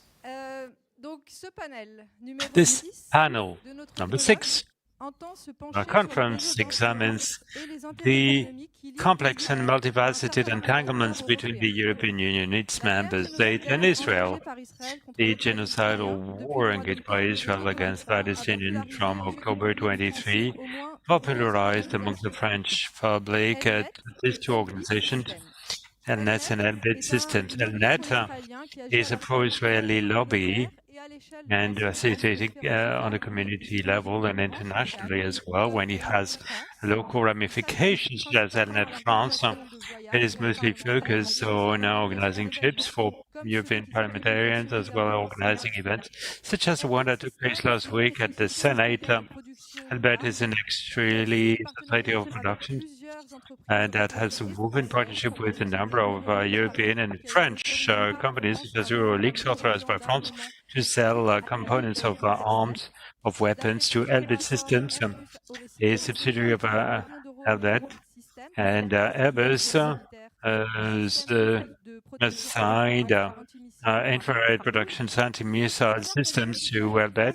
Elbit Systems is also partly financed by BNP Paribas, one of the most significant players in key markets, also involved in investment, involved in economization, and settlements. And Albert is also involved in fostering research in the sector of industries, providing fundings, and in Europe. We're going to be talking about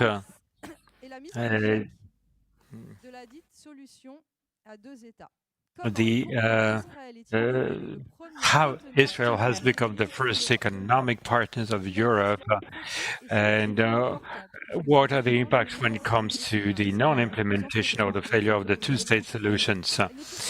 And if, you know, this panel will address historical and sociological aspects of these lobbying networks and merchant networks and economic networks from a number of key channels: Brussels, the armament markets, and the occupied Palestinian territories. I'd like to give the floor to Benedetta Voltini, a professor in foreign policies at the King's College, London, and you mostly focused on EU foreign policies towards the Middle East and North Africa.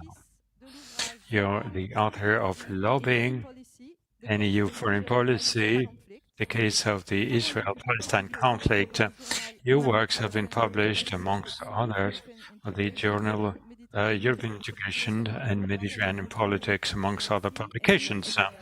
Over to you. You have 20 minutes. To the organizer for inviting me, and to everyone to taking part in that.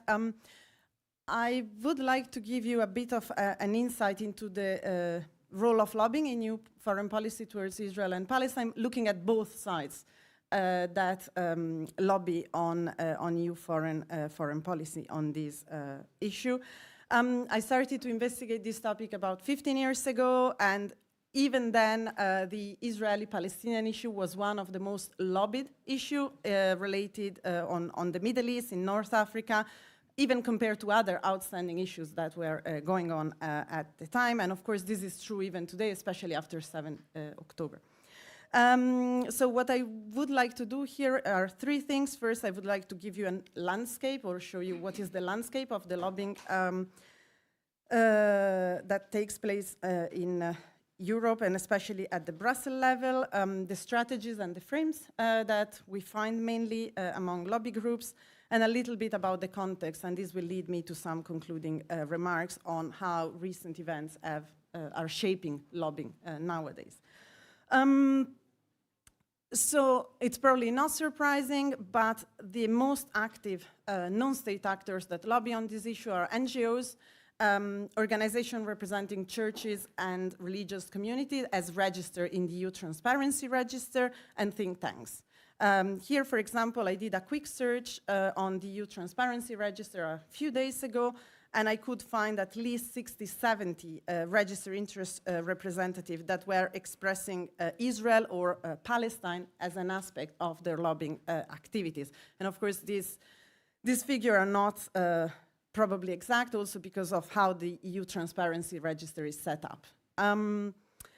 Business actors, for what I can say, they are present and they can be active on specific files and legislative initiatives, like it was the case of Teva in 2010, 2011 for the approval of the agreement on conformity assessment and acceptance of industrial products, and in this case it was an agreement on pharmaceutical products. So it was very active, lobbying the EU and the Parliament on that. But they are not acting all the time, as we can say about the other, like NGOs, etc. And in any case, my co-panelists will delve more on the economic side of that. I will probably refer to these non-state actors as pro-Israel and pro-Palestinian to describe these two camps, two lobby camps. But however, we need to acknowledge that these labels are kind of shortcuts, right? And they might not be the most accurate description because the reality is quite complex. And also some of these non-state actors do not necessarily identify with these labels, so we also need to acknowledge that. But for this analytical purpose, so among the pro-Israel lobby, I normally include those actors, those non-state actors that advocate for strong bilateral ties between the EU and Israel, that supports often the interest, action, and the position of the Israeli governments. That's what we see a lot. And here you can find groups like the American Jewish Committee Transatlantic Institute, which is basically the European branch of the American Jewish Congress. And they state that they aim to foster a strong partnership among the EU, the US, and Israel. Then we have Elnet, that has just been mentioned, that is the European Leadership Network, and also they want to foster close relationship between Europe and Israel. But then we have also groups like the European Coalition for Israel, which is a Christian organization whose goal is to stand up for the Jewish people and the state of Israel, but also organizations whose primary focus are the Jewish communities and Jewish life in Europe, like the European Jewish Congress, but they also pursue among their objectives and their activities, for example, and here I quote, the promotion of a balanced decision-making towards Israel and combating the unfair vilification of Israel in Europe. For the pro-Palestinian camp, what I call the pro-Palestinian camp here are those non-state actors that generally they tend to call on the EU to use its leverage on the parties to the conflict to ensure the respect of human rights, international law, international humanitarian law. They advocate for the political, economic, social and environmental rights of the Palestinians, and often support the two-state solution, but often, not all of them. And in general, it doesn't imply, those that I put in this camp, it doesn't imply that they support the Palestinian Authority. Actually, many of those are also very critical of the Palestinian Authority. And here you can think groups that don't focus only on Israel-Palestine, like Amnesty International, SIDSE, but also you have more specific groups like the Euromed European Project, or etc. And among these, or as part of this camp, you also have some Israeli and Jewish groups that also want to address the situation in the occupied Palestinian territories. They want also the respect of international law. They also recognize the rights of the Palestinians. They want the two sides to live side by side. But they don't necessarily identify with this label of pro-Palestinian, and that's why I was saying that these are just shortcuts that I am using here.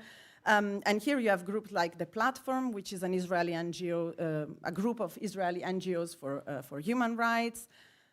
So this is a little bit the landscape of actors that we have. And especially in these, I have observed that in this pro-Palestinian camp, we have seen also that there are some groups that tend to work together on a regular basis. They try also to coordinate and exchange information, so they can also create a division of labor. So this is the landscape of the actors. When we look at the strategies and the actions that these actors use, we can say that both sides, both camps, use both what the literature calls inside and outside strategies. So inside strategy means that they establish direct forms of contact with policymakers, decision makers. So it's what you can imagine, the meetings that they have, emails, phone calls, etc. So they are all behind closed door. And of course, as you can imagine, this is the most difficult part to track as a research. Also because, for example, the registration of meetings with lobbyists in the European Union doesn't apply to all officials, etc. So it's more complex. But then on the other hand, all these actors also use outside lobbying. So basically going public, involving the public opinion, targeting or making their calls in the public space. So there is a different type of visibilities. And well, both sides, combine this strategy with different types of frames. Okay, and frames are basically narratives that basically promote a specific problem definition. They give a causal interpretation, moral evaluation of an issue. And basically, we all use frames in a sense to organize facts, to organize beliefs, perception, that they are kind of a definition of the roadmap of how we should act and behave also for institutions. So basically, through this framing, these non-state actors aim to highlight a problem and attribute blame, suggest a solution, how this can be overcome, and provide a rationale for action. And the goal is, of course, influencing European Union policies. I think we can identify three broad frames, and of course then there are nuances, but the macro frames that we can identify, there are some non-state actors that use political frames that make leverage on emotional aspects, belief, preconceptions among their targets. And here I think the previous panel already referenced to some of those issues. For example, there are some non-state actors, lobby groups that make references to anti-Semitism, the memory of the Holocaust, terrorism, but also the shared values between the EU and Israel as a reason for why, for example, there should be a stronger cooperation between EU and Israel. So the idea is to strike an emotional reaction among officials, or by presenting something as a threat, or by shaming an actor.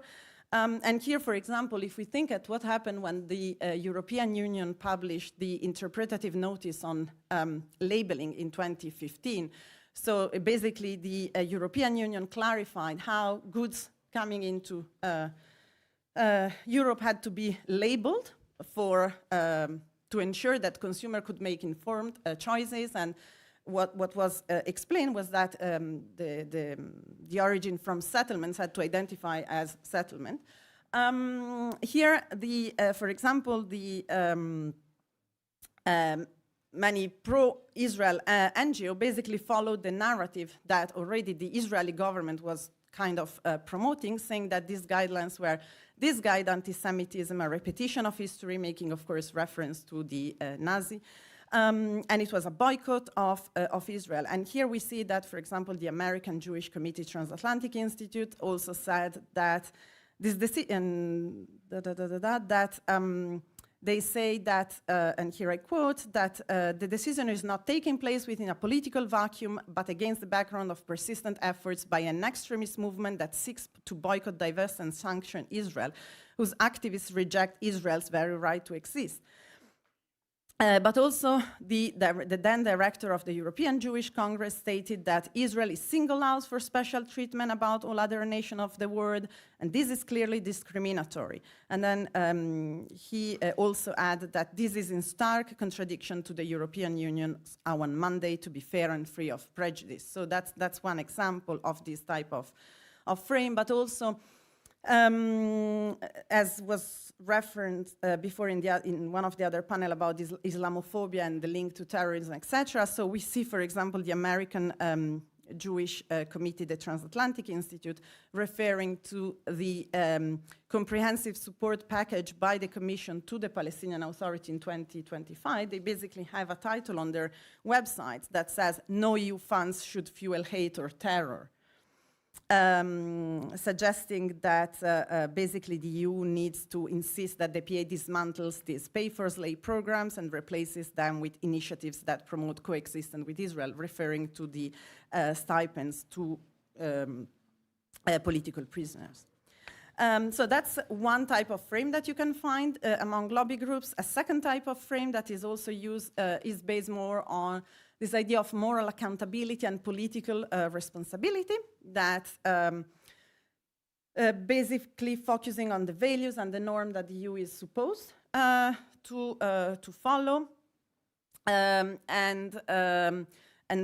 Here, actors tend to highlight the rhetoric-practice gap between the European Union discursive position and what then the EU does in practice. And for example, in 2012, a group of 21 NGOs published a report that was entitled Trading Away Peace, and they were highlighting how the EU says a lot about settlements, but then its actions are actually contributing to the maintenance of these settlements.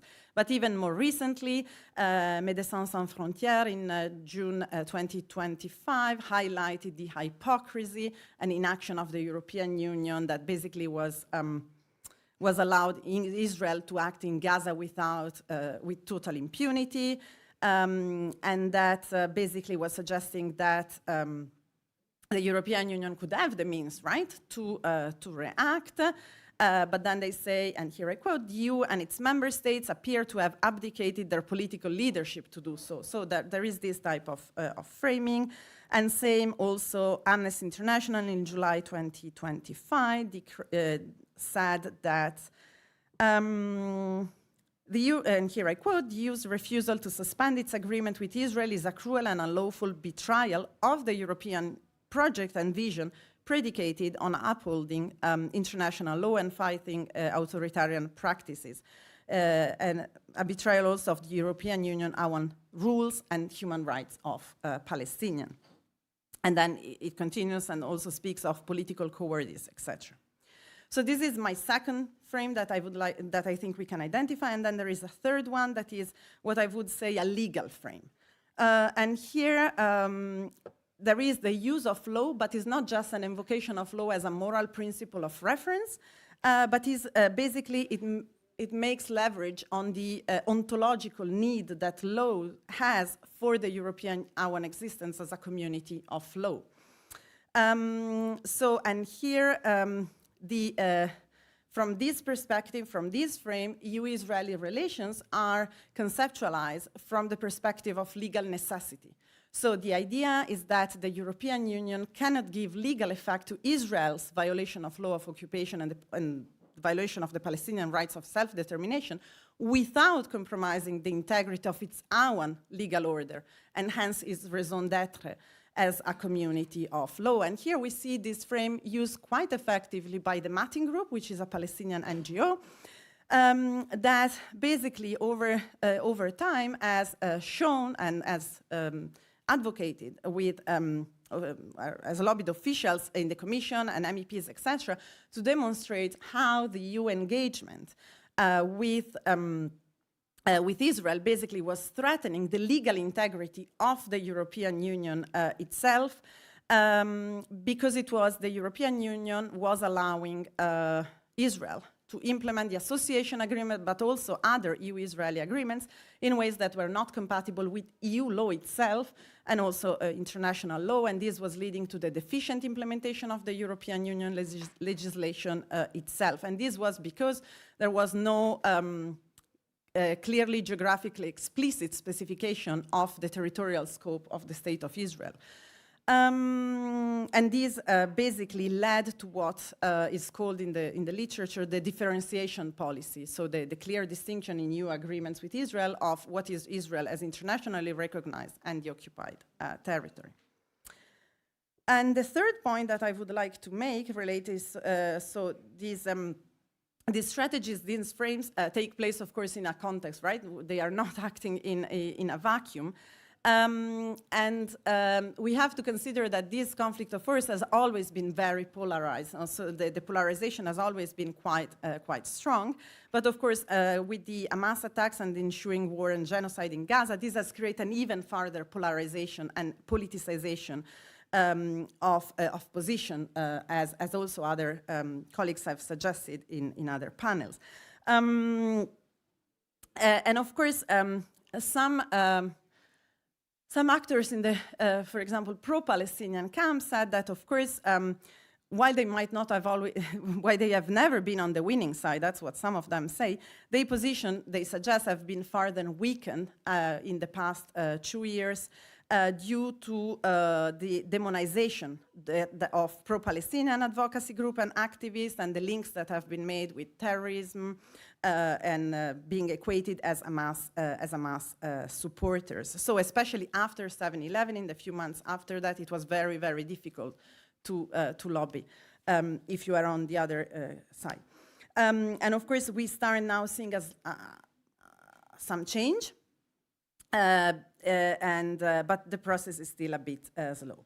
And the second point related to the context is that the pro-Israel camp, so to say, is quite strong in trying to shape the narrative, and especially also after 7/11, and try to kind of give a certain image, right, of Israel, as we have also heard in the previous panel.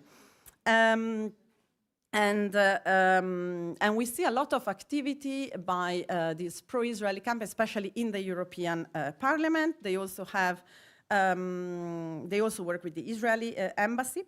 But what is interesting in the panel, in the case of the Parliament, is that in the Parliament there are already several MEPs that are already strongly in favor of Israel. So this kind of creates a fertile terrain for them to do their lobbying activities. So if you think, we have several MEPs that are members of the Transatlantic Friends of Israel, that is supported by the American Jewish Committee on Transatlantic Institute, and they basically advocate for a strong alliance between Europe, the United States, Canada, and Israel.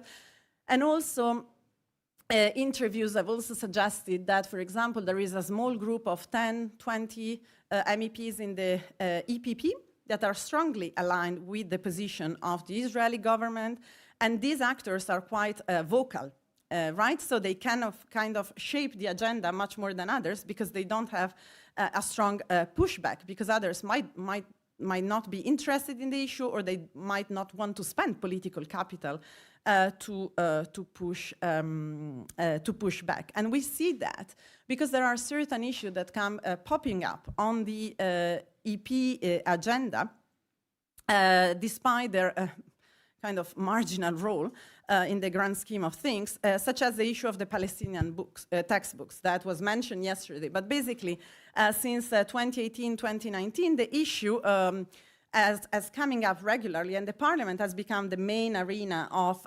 confrontation. And so there are a number of MEPs, and especially that they react to the lobbying of some pro-Israeli groups such as Impact C, but also the Transatlantic Institute, etc. And they keep raising this issue in the committee that deals with the budget and the budget approval in the Parliament. And they do so with this idea to delegitimize Palestinian via the condemnation of their textbook as being anti-Semitic, etc. They also, by doing so, they challenged the European Union's aid to Palestinian education. And in some cases, they have also made a direct link between the Palestinian textbook and what happened on the 7th of October. Okay, sorry. Thank you. Thank you. Merci. Merci. It's perfect. Merci beaucoup, Benedetta, pour cette présentation. Je laisse Thank you la so parole à much, Cher Ever, over now to Cher Heber, who specializes in the occupation, apartheid, and armament in Israel. You hold a PhD in the Berlin University. You're also a member of the Jewish Organization and you have published a book in 2017. Here, and thank you very much, everyone, for coming. I want to start very briefly by talking a little bit about the legal framework, even though I'm not a lawyer and I don't want to bore you with the legal details, but it's very important to as a groundwork for this, because international treaties, including the Fourth Geneva Convention, but also the International Treaty for the Prevention and Punishment of the Crime of Genocide, and the Arms Trade Treaty, and also the European Council Common Position on the transfer of arms, are not an exclusive list of the international treaties that make it very, very clear that military trade with Israel, when the weapons are in a level of suspicion or a likelihood, could be used to commit war crimes and crimes against humanity, is illegal. The military trade is illegal, and it's often misunderstood, especially in the popular media, that if we say that military trade is illegal, it means it's illegal to sell weapons to Israel. Of course, it is illegal to sell weapons to Israel, but then we forget two more things. It's also illegal to buy weapons from Israel, because this finances Israel's war machine and is in fact an act of complicity with genocide.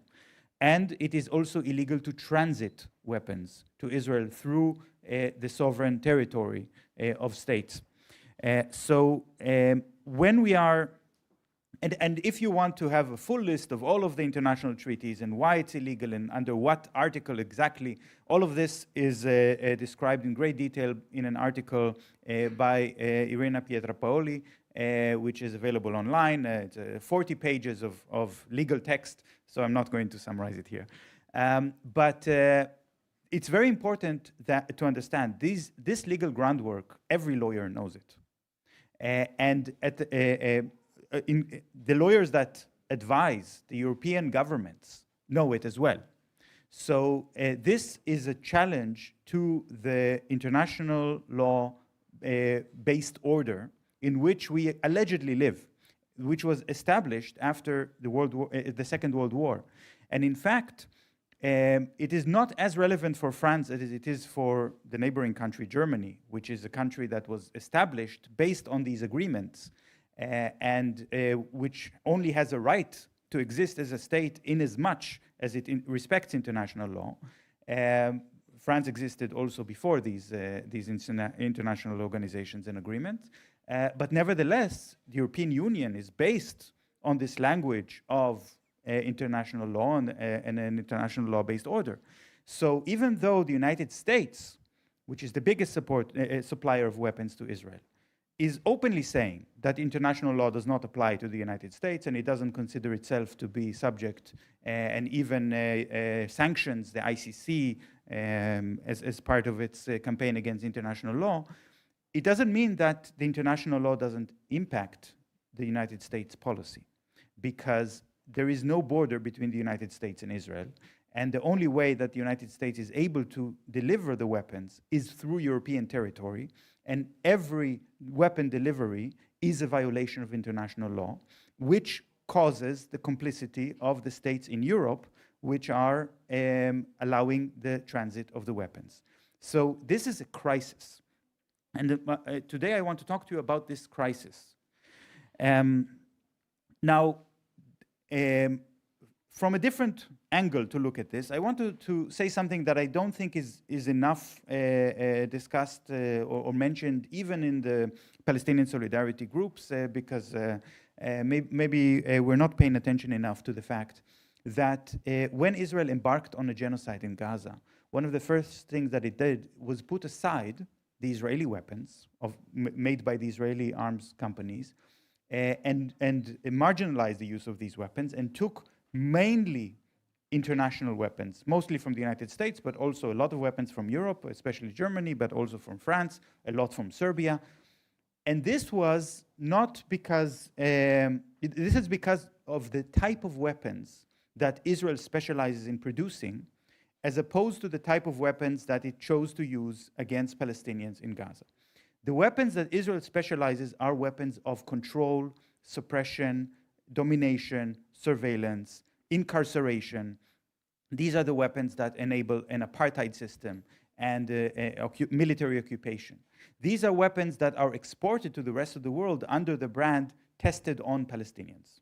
You can go to any website of an Israeli arms company and you see our weapons are battle proven. But what do you mean battle proven? They are used against civilians. It's not battle. It's massacres. It's incarceration. It's oppression. So these weapons are very attractive to authoritarian governments around the world.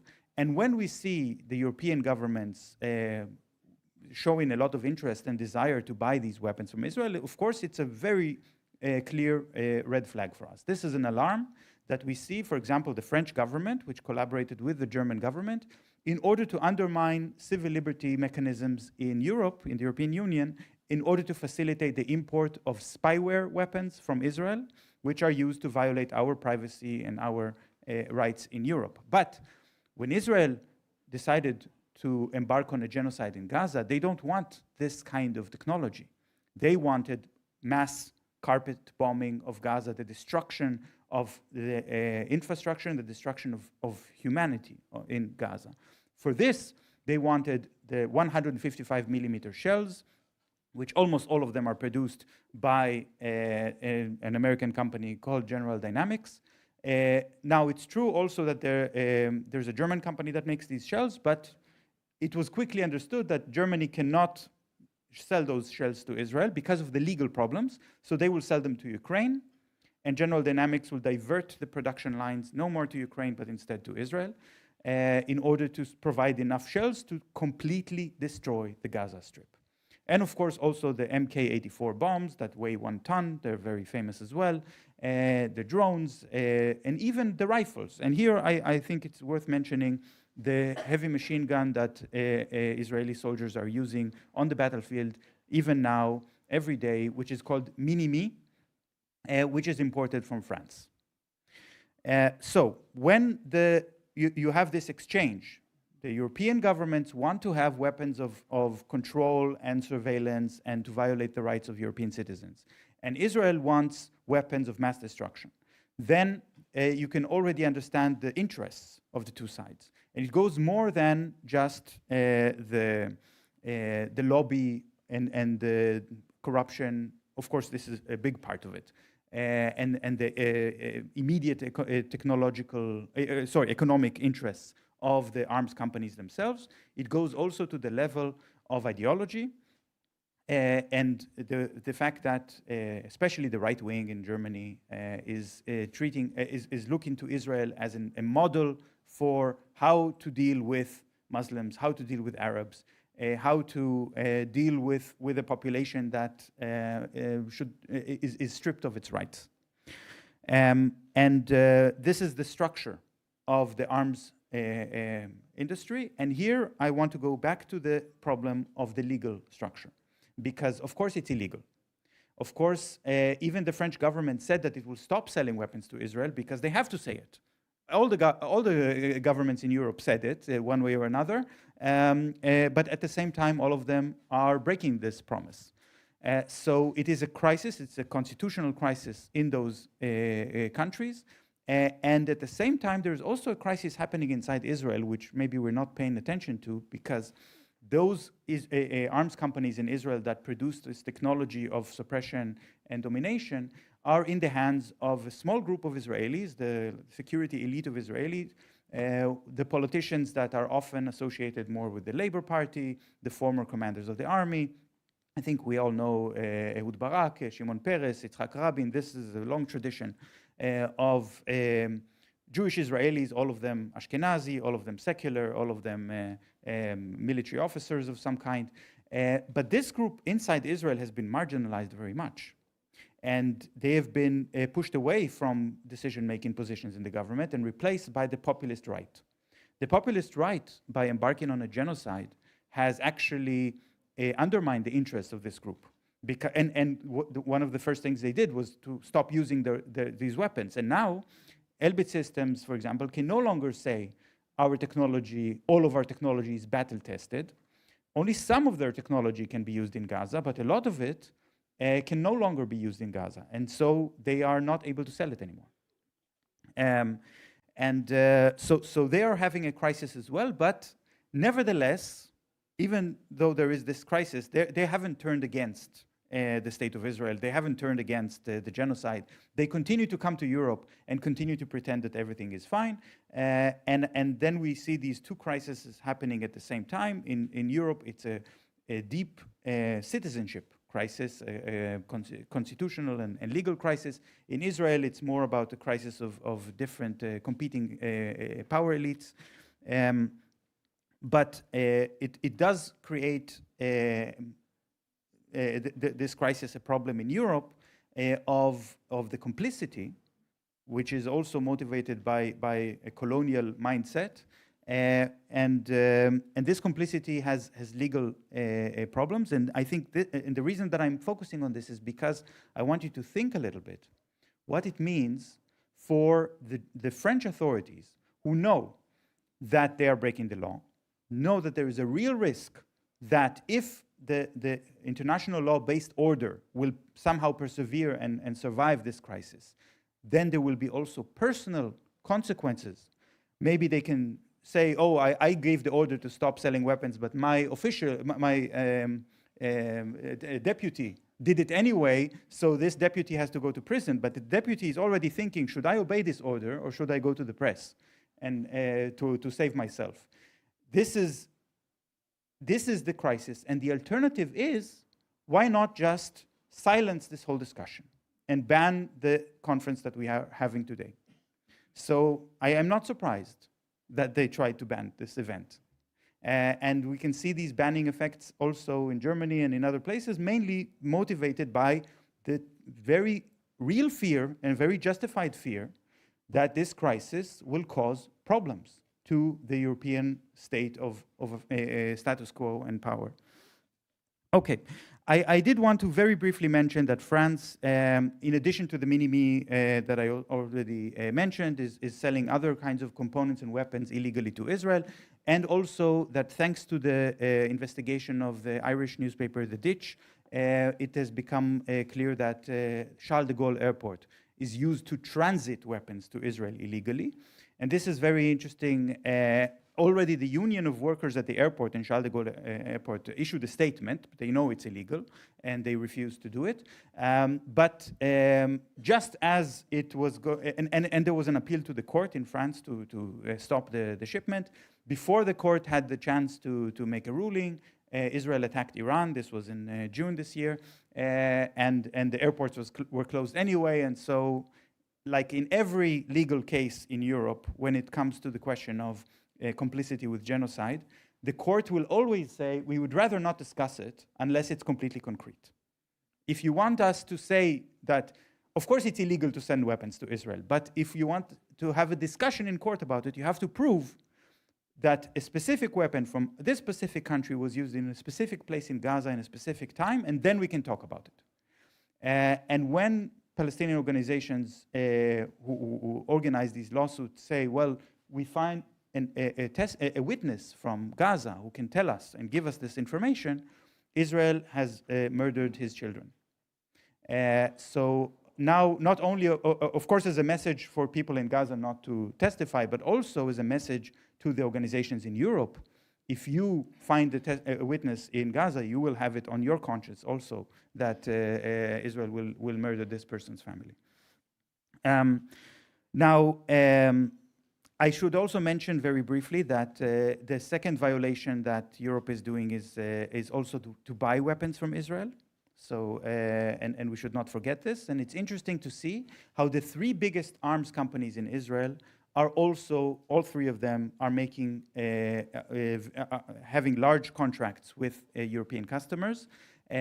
So you have the Arrow 3 system, which is the missile defense system that Germany is paying 4 billion euros for it. And the former commander of the Israeli Air Force, which I have to say to my personal shame is a family member of mine, but he said in an interview, Germany saved us with this 4 billion euros. This is the money that makes it possible for Israel to fight. This is from a company called IAI, Israel Aerospace Industries. Elbit Systems was already mentioned. It's it's Israel's largest arms company and is providing a lot of different kinds of weapons and systems to almost all countries in Europe. And there's also the Eurospike, which is made by the Rafael system. And I just want to say very briefly about the Spike missile, that Israel is marketing it as an anti-tank missile. But interestingly, it has never been used against a tank. And when the United States wanted to give to Ukraine some of the Israeli Spike missiles to use in that war against Russian armor, Israel said no. Even though the missiles were already sold to the US, so they already got their money. But they said, you're not allowed to give them to Ukraine. Because I think they know what would happen if they try to use these rockets these missiles against actual tanks. These missiles have been used effectively against houses, against people, against cars, but never against tanks. But nevertheless, Germany just now announced another big deal to buy more, 2 billion euros of Eurospike missiles. I don't think that Germany cares very much if the German army will have weapons that work or not. They want to send more money to Israel. And the last thing I just wanted to say, just maybe on a slightly more positive note, because not everyone has forgotten the requirements of international law. And many times, and we've seen unions and workers around Europe taking a stand, like the union here in the Charles de Gaulle airport, but also in ports and so on, refusing to send weapons and confiscating the weapons, standing up for international law. But when activists ask me, when such things are organized, and I used to organize them for the BDS movement, they asked me a lot, what should we do with the unions and the workers at the arms companies?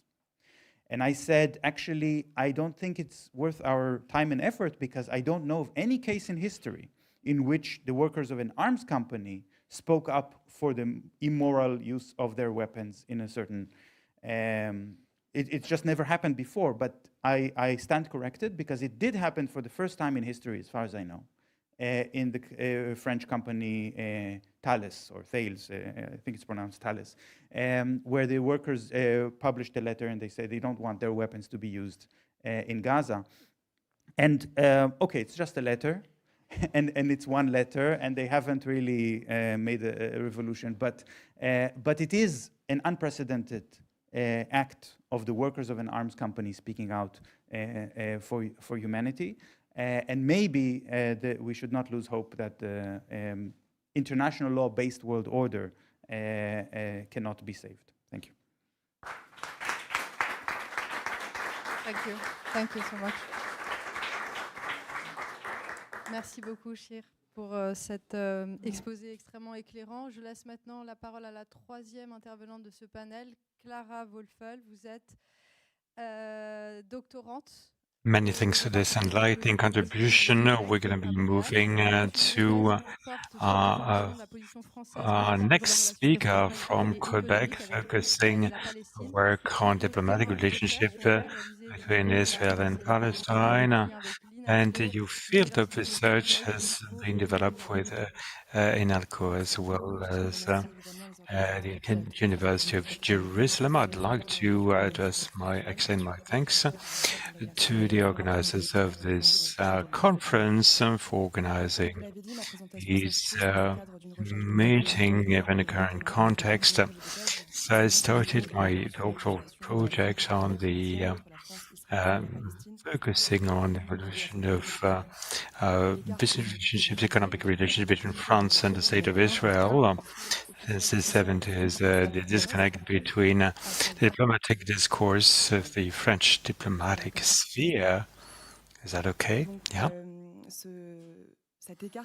And the disconnect that could be identified between a formal narrative and a condemnation of the Israeli colonization settlements in the West Bank and the investment in developing these settlements and formalizing the annexation of the territory by Israel.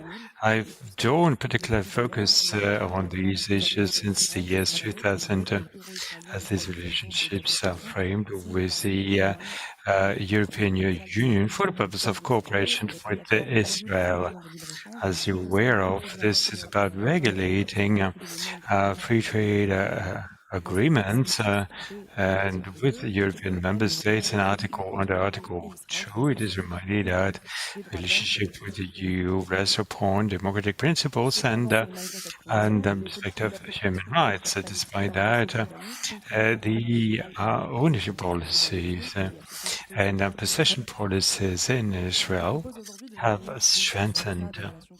I'd like to focus now on the state of affairs between settlement in the West Bank, reflected in 3 cases, BNP Paribas, Carrefour, and the Tramway of Jerusalem project. I'll focus on international law in diplomatic and economic affairs between France and Israel. I will look into the ideological foundations, explain the disconnect between formal discourse and practices, framing these agreements. France is supporting the two-state solutions by settlements of Palestinian territories and supporting the split in the West Bank. Nevertheless, there's been significant links and connections with a number of French businesses that have been very much active internationally. According to a report published in June 2025, demonstrates support of Israelis and settlements. So there's a list of facilitators continuing to support an economy and that works on a genocidal and driven policies. And cooperation, despite these latest trends, we're seeing a growth of economic exchanges as well as military spendings, and backed by the state of Israel. BNP Paribas has come in to strengthen the trust, the confidence of investors, so as to stabilize the interest rates and the bankability of Israeli stakeholders. BNP Paribas is one of the largest backers in France, and with $18 billion in loan to Leonardo, a business specialized in defense and security in Israel. We can see actions of business undertakings in violation of international law to support Israel's economy. Carrefour announced in 2022 to have signed a franchise agreement with Electra Consumer Products in Israel and its subsidiary Il Habitant. Il Habitant stores can directly produce and sell retail Carrefour products in their branches. According to a report published in September 25 with 80 signatory organizations like Oxfam, inhabitant stores are located in the settlements, as in case of Ariel and other main communities. In the West Bank, inhabitant stores would have directly adopted the Carrefour brand. If research regarding these undertakings are very difficult to come about, and information can be quite opaque and difficult to get a hold of. And there's also been the signing of partnership between Carrefour and Palestinian and Israeli undertakings recognized as supporting settlements. Finally, turning to the bilateral trade agreements signed in 22, France saluted a commitment of businesses in France, such as operators in transport infrastructures, notably with the Blue Line of Jerusalem tram was awarded to a French undertaking. And the French undertaking being listed on top of the operators in Israel.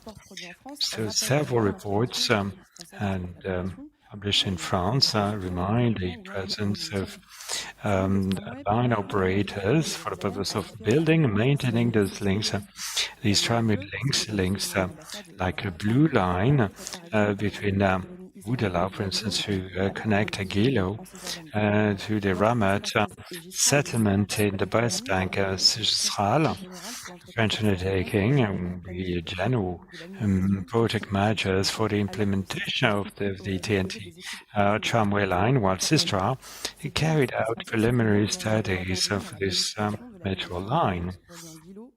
Green tram as well, connecting Gilo to the center of Jerusalem, is another case in point. And back in 28, Alstom was the operator in the Red Line. The Red Line will then allow to connect Villakov settlements to Jerusalem. And the Spanish undertaking CAF was awarded a green and red line of the tram. And this puts into questions the image that Spain purposed to communicate, to send out on its position to Israel. And this came to be discussed during my interviews on the matter of this reference to the ambiguity of the Spanish position also was used as a way to for the French to address accountability issues. And this had been widely criticized, and the Ministry of Economy published a note lamenting the fact that cooperation between France and Israel had not reached their full potentials. There was a need to promote cooperation with Israel in transportation. The Ministry of Economy invited French businesses to tender for these types of for this kind of bids. And in 22, it was affirmed that a French operator was submitting a bid for the Blue Line. Alstom then decided to pull away from the existing line services in respect for human rights. And despite that, they submitted bids and they were involved in the planning of the design of these projects. Interesting to note that reference to international rights called upon as key reference for the purpose of cooperation with Israel. BNP Paribas has been committed and communicates that it is committed to comply with human rights. And BNP recalled that it would not make any comment as part of reports published against such economic endeavors. And this on the grounds of security. And then, in the Carrefour Code of Ethics, reaffirms that careful stance on the side of internationally recognized standards, despite its positioning in the settlements. And we have a number of French operators involved in the Jerusalem tram services and its impact on the development of settlements and the intervention of private undertakings does not entail any possibilities to take any further action. Imam Abdallah, a journalist, recalled that under the Geneva Convention, the state under obligations to comply with humanitarian law in occupied territories in line with jurisdictions.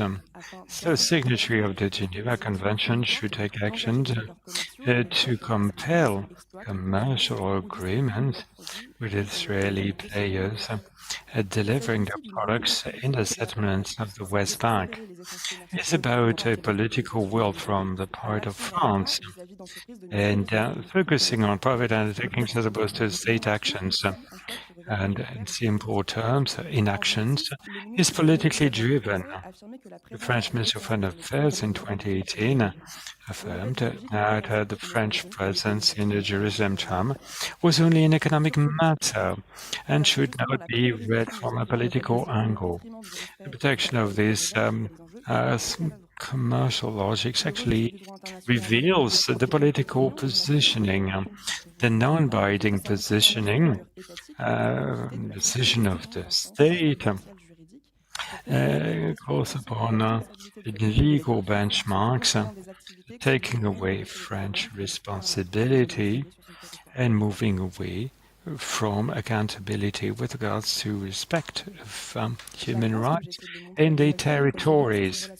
France, as I'm demonstrating, has been working on strengthening its relationship with Israel through economic undertakings, despite the violations of human rights. This would mean it seems that this violation of human rights doesn't suffice to be of standards high enough for the purpose of complying with these legal standards. Needless to say that under colonial prism and colonial approach, represented within French-speaking academia, especially compared with English-speaking academia. However, these economic undertakings, developing approaches related to the studies of the settlements, notably aimed at reporting on a language thinking process reflecting structural inequalities induced by colonialism. The challenge of this theoretical approach, not questioning this dominating and past and colonial past, and the struggle of France to deal with its colonial past. To illustrate this idea is really the way France has approached its colonial history in Algeria. I can't dwell upon this right now. I'd like to quote Paul-Max Morand. His works referring to members of the French colonization in Algeria. What is inherited from colonialism, notably racism, means breaking away from entire thinking and language systems to produce alternative approaches so as to face the truth. It is about understanding this memory-driven and ideological-driven developments have decided to focus on replacement. In the case of my third is how to replace a population from indigenous population to newcomers, and framing this when it comes to colonizing of Palestine sets paves way to relevant investigation when it comes to a state actively engaged in a colonization process in the Center of Colonial Studies. Allows to approach concrete practices and aiming at dispossessing indigenous population and territories as well as regimes and systems. To achieve this aim is about putting into question structures as well as justifications to normalize and to vindicate and to justify such projects. Thank you very much, Clara. Merci beaucoup à nos trois intervenants pour ces présentations. Thank you, Clara, and all three speakers for these very interesting presentations. Before we leave the floor to the room for questions, I have a cross-cutting question about the legislative dimension and legal aspects. All of you showed that things were going beyond the international legal framework, and you showed that Europe is being a place of transit allowed the United States to circumvent this legislation. You showed also that there were some connections between the public and private domains that also allow circumventing the international legislation. And you also spoke about the risk that these players over the last 1-2 years, you can tell us more about the time, but Mr. Shivhaver said in his presentation that these actors are disturbed by what is happening and that the national domestic legislations in each one of the European countries are kind of trapped. You seem to describe it as a situation where the actors are faced in conundrum and untenable situation. I would like to ask you a question, which is one that I don't think that was covered by any of you as panelists, is would you consider that these actors are working to change the legislation or not?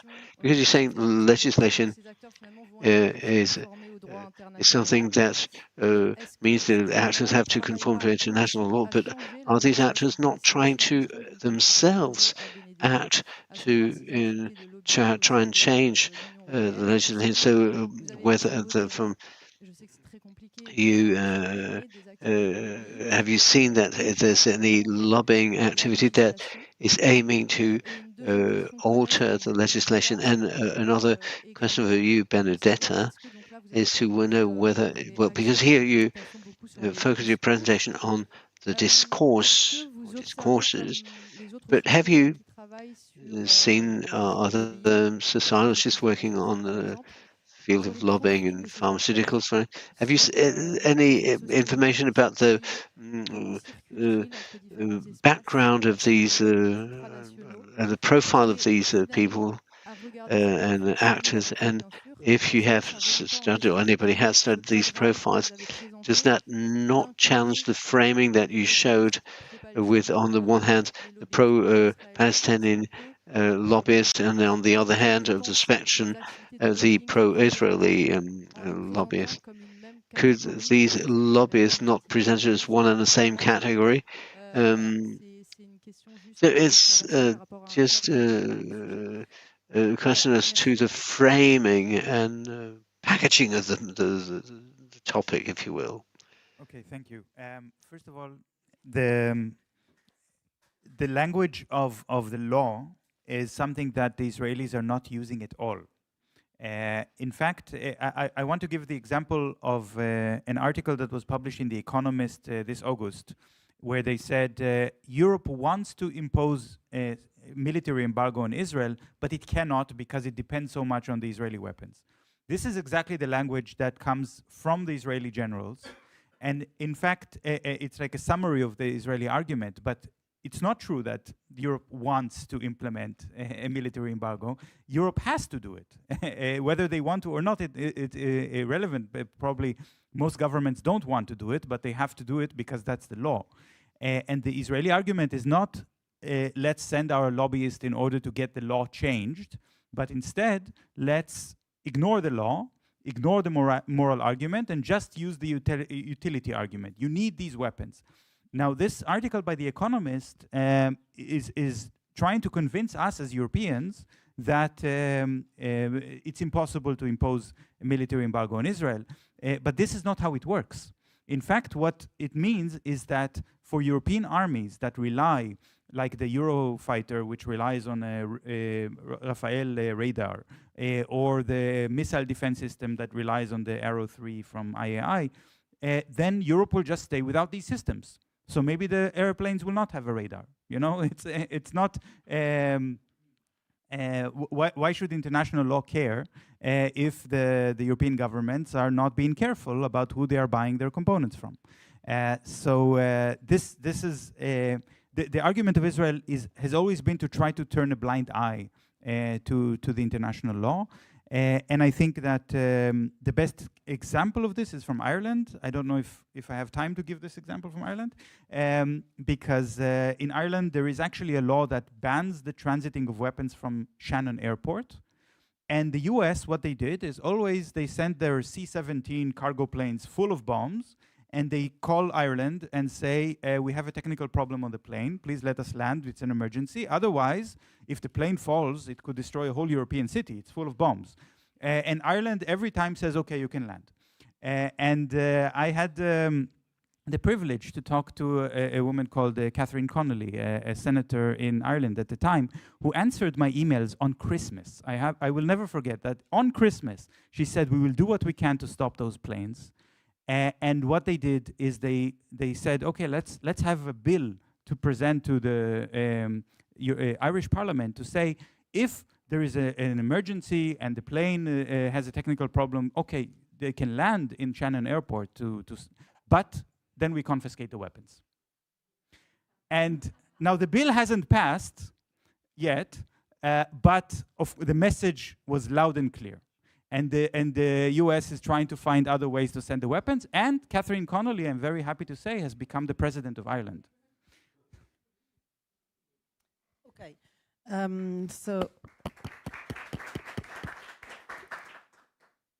Thanks for your questions. So on the law, so you ask if they changed the law, or I think most of them use the law because there is already existing law. So the idea, for example, what I was trying to show with the Matting group is that they use existing EU law to make sure that the practices are complying with the law, so that the policy is in line with legal obligation. But of course, you also have use of law via litigation. So going to the court to challenge, for example, an existing policy or existing legislation. And we have seen that also in the case of Israel-Palestine on the labeling, for example. But the court dismissed, basically said, no, that's fine how it is. So in that case, litigation was not useful. And also in terms of I'm not sure if you can call it change of law, but there is, of course, work going on to try to enact legislation that would ban the trade of settlement goods. We have seen Ireland, so for example, that they have a bill now under discussion. I don't think it has been voted yet. So that could be seen as trying to change the law in the sense of integrating new provisions. And then your second question, it was about the features of these groups, right? I never looked at the whole profile of the lobby groups. What I can see, and that's what I said in the presentation, is more about how there is some heterogeneity in the different in the groups. But I try to look at lobbying on how they position vis-a-vis certain policy issues. And therefore, it's how do they position vis-a-vis a policy issue tends to be either you are on the one side or the other side, and then there are nuances. And we can see that also within the same, let's call camp, they are not all necessarily on the same page in terms of how do we reach this goal, even if maybe the goal is shared. And some might be more, what they could be radical than others that are considered more moderate, but sometimes their actions are kind of complementary. In achieving maybe a goal. Sometimes they might actually act one against the other, but yeah. On va laisser maintenant la parole, les questions à la salle. Est-ce que Now, questions from the floor. Any questions in the audience? Thanks a lot for your interventions. That was a very, very, very interesting panel. Very thankful for that. I have a question to Benedetta on, and I don't know if you looked at this, on the funding structures of these groups, because you term them as NGOs, and it seems to me that some of them are actually gongos rather than NGOs. Can you clarify a bit? On prend une autre question peut-être. Oui. Any other question? Yeah, I would like to know whether anything has been done against BNP Paribas Carrefour by a certain organization. Perhaps another question, a third one?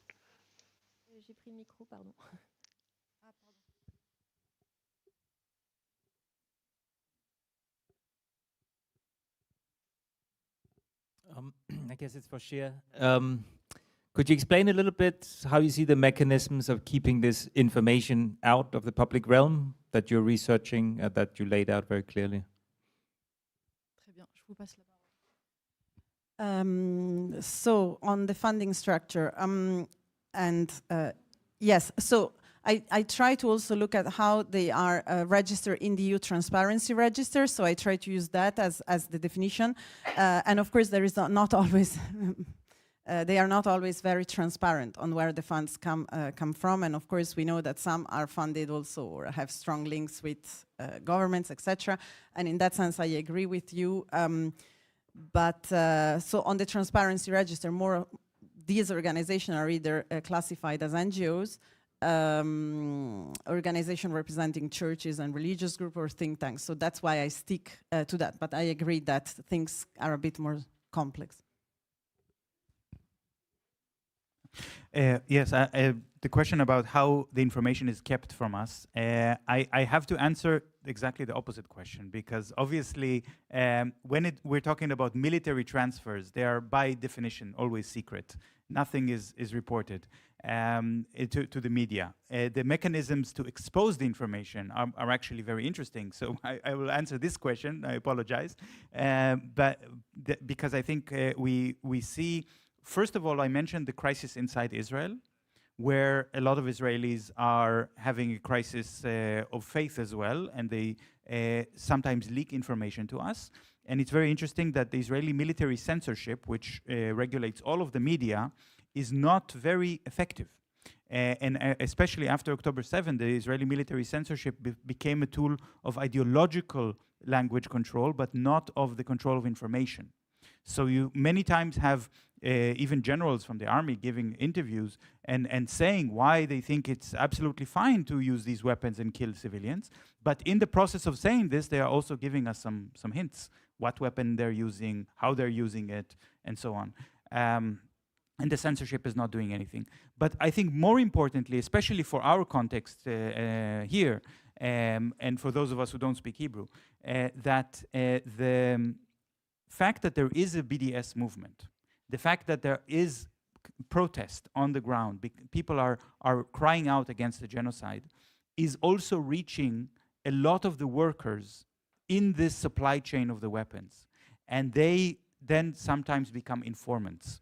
And in fact, it's unbelievable how many informants who work in the docks, on the ships, in the airports, are giving information saying, I've seen these weapons, I know they're going to Israel, and then once an informant comes forward, it's possible to verify the information, to check, and then it's possible to go to court.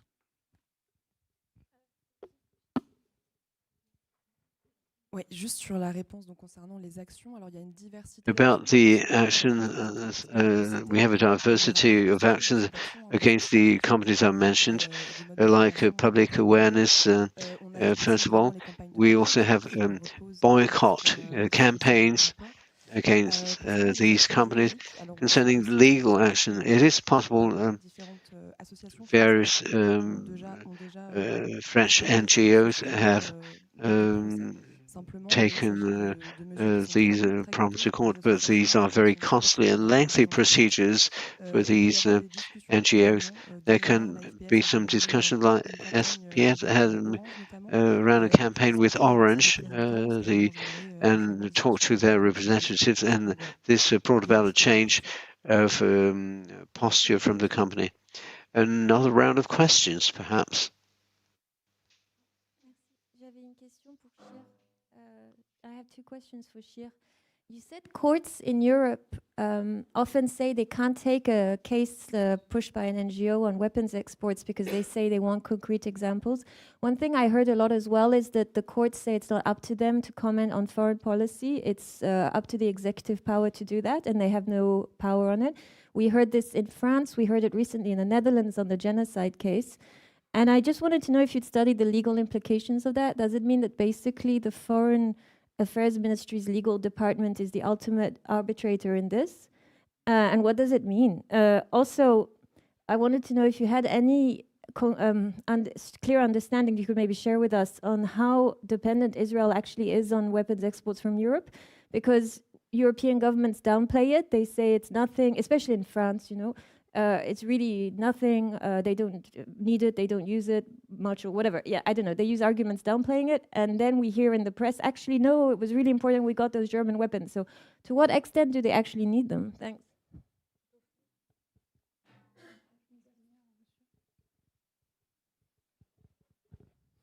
Yeah, thank you.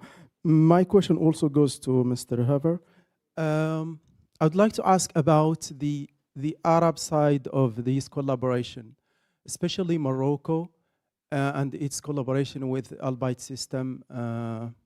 There was a report in L'Humanité, I think in April 2022. The Al-Bayt system provided drones to the Moroccan army to monitor the occupied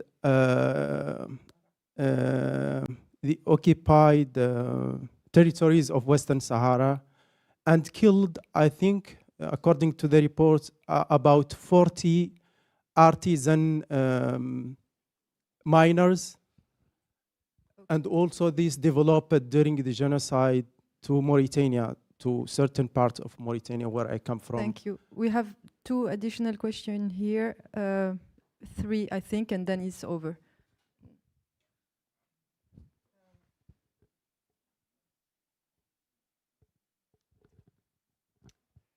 Hello, thank you. It was a question about law and international law, because it seemed to be that you're implying that Israel doesn't care about the law, which I can very much believe.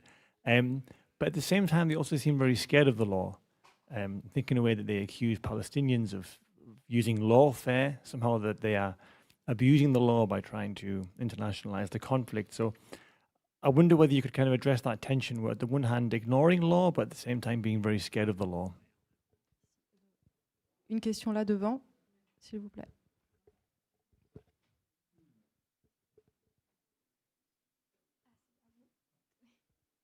Thank you for the presentation.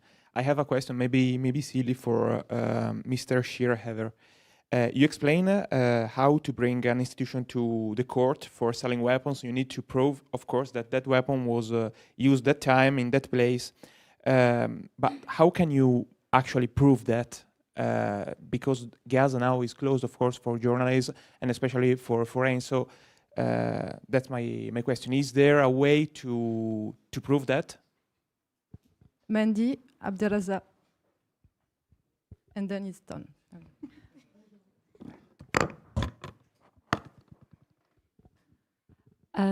This is a fabulous panel. I think it really gets to the crux of the matter, right? The economic relationships. So this is more like a comment, but also a request for your reflection on this. So what we've seen in the past year is Francesca Albanese being sanctioned directly after her report that draws the economic links, right? When she starts talking about business. And that's when you see the Americans acting. In Britain, Palestine Action has been deemed a terrorist organization and banned because they were shown direct links between Elbit Systems in the UK and the genocide in Gaza. So my question is, given these, how do we fight back against this? Because this is the economic aspect to it is absolutely crucial. And I think like what Cher has outlined, which is this two-pronged approach of using law, but also working with trade unions and the workers who are in these supply chains is the only way that we can kind of counteract this. Thank you. Thank you very much for an excellent panel. One thing that struck me throughout is the lack of remorse over the genocide in all of this, and the fact that it's a European genocide. I mean, all of these presentations have shown that there's direct monetary support and military support for the State of Israel, as well as supplies.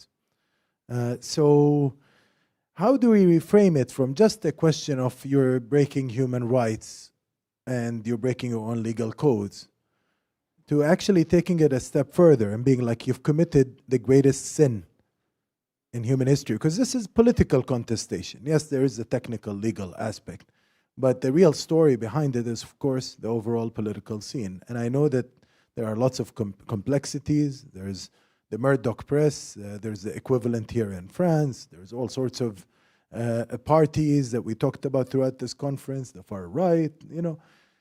But how do we talk about it? I know that the three of you have thought about this. But really, after the genocide, there has to be a major shift. It cannot be the same way. They have to make amends. When they come to a Palestinian meeting, they have to put down their heads in shame. It's unbelievable. So let's talk about this.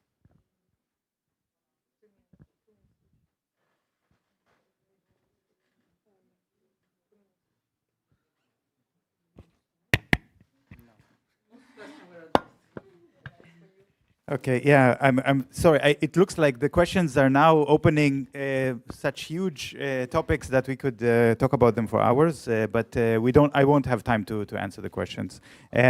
I will just very briefly say that regarding the court system, there are very complicated legal technical things. There is a difference between a criminal case and an administrative case. If anyone wants, I'm happy to explain it later. But in terms of the difficulty to prove, it's not because we don't have documentation and witnesses on the ground. Of course we do. The problem is that Israel is bombing, carpet bombing the areas of the destruction and using a specific artillery tool, the 155 millimeter shells, that erases the evidence. And then it becomes impossible to find the lot numbers written on the bombs, for example. But nevertheless, there are ways to prove through videos that the Israeli soldiers themselves are publishing, for example. Now, I don't want to answer the question about the Arab states because we're talking about Europe. It is a very interesting topic, but let's talk about it later, one-on-one. And I don't have time to address the lawfare issue, except I can give one quote that the former Israeli chief attorney said on a podcast, that if the ICJ will have provisional orders against Israel in the case of the genocide, then the US will ignore it and continue to sell weapons to Israel, but the European Union will not be able to ignore it and the weapons from Europe will stop. He said it, and he was wrong, because Europe did not stop. And yes, Israel is dependent on these European weapons, very much so, to the point that they are limiting the number of bombings and limiting the number of killings because they need the detonators for the shells that they're getting from European countries, or they are jet fuel or drone components, which are only available from European manufacturers, so they are absolutely not able to get it from other customers. Yeah, I will stop here. Simplement pour répondre sur la question Just to answer on the point about the fear of international law and its use. You can, it's the duality of international to both refer to values, but also to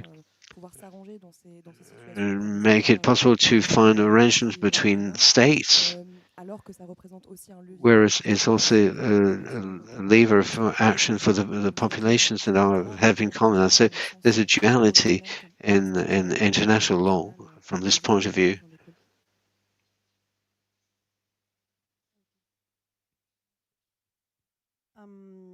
I might not have full answer, but I think the legal approach, at least for what I have observed, has been the one that has worked the best in changing EU foreign policy. Maybe this is not true anymore. It has become more challenging because of the crisis of rule of law in Europe, but also how international law is treated nowadays. But in a sense, I think here there is still some hopes, maybe. And secondly, I think the fact that there is a shift in public opinion, etc., might open some space for a change. But I think it's to be continued and to be seen. Monsieur Borrell. Thank you. You said that the fact that the Europeans continue selling arms to Ukraine is going to create a constitutional crisis, if I understood you well. Well, I don't see this crisis anywhere.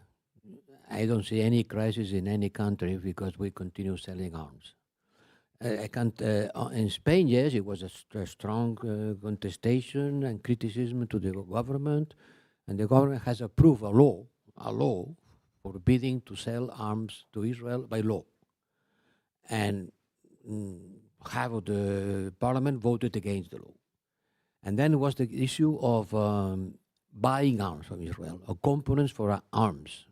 And at the beginning, the government says, we need these components because otherwise we will be in a very difficult situation. And at the end, they decided, under the pressure, stopping buying arms from Israel. And then there is a transportation. And you said there are many places where the workers has refused to collaborate on the... I don't know about it. I don't many cases. You have many cases. Can you tell us where these cases are?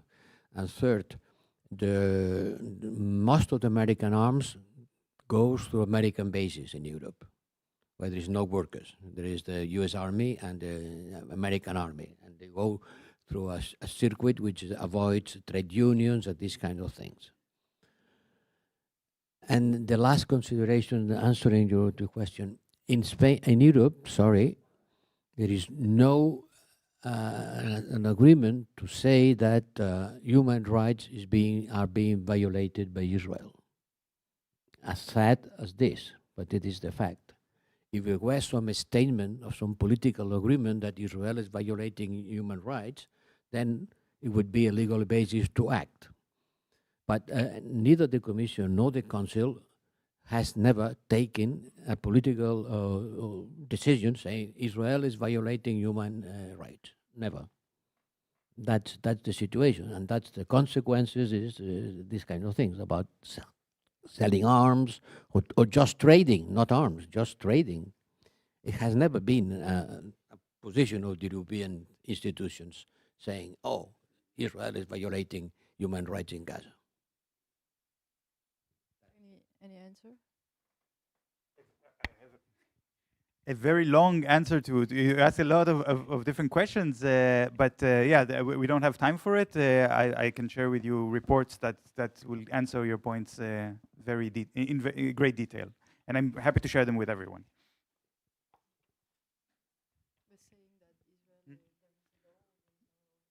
No, about the constitutional crisis and about all the different ports where the unions took action, and also about statements. It's true that it's not the policy of the European Council to recognize the violation of human rights, but in the last speech of Ursula von der Leyen, the racist High Commissioner, President of the European Council, she had to admit that Europe has no choice but to implement the law and apply sanctions.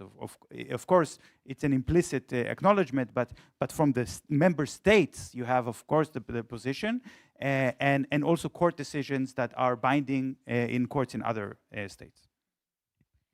Merci beaucoup, merci à toutes et à tous pour votre présence ce matin. Nous allons donc passer à notre... Thank you to all of you. We now move on to the lunch break. If you will be kind enough to leave the room, and we will resume later on the agenda. It said 1:30 French time. Thank you for your kind attention. Enjoy your lunch.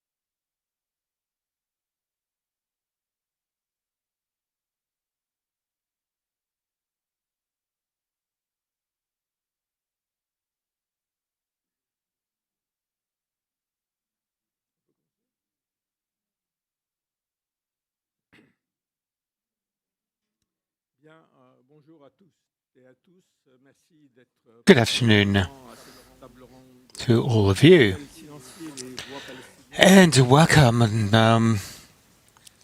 to this roundtable discussions. Panel number 7, Silencing Palestinian Voices.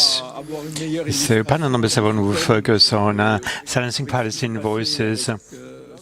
Couldn't have a better illustration of this theme, looking at the debate that this event, conference, caused, triggered.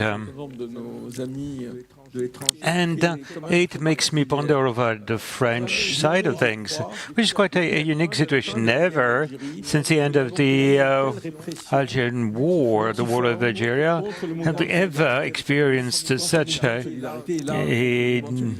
opposition to a movement of solidarity with Palestine.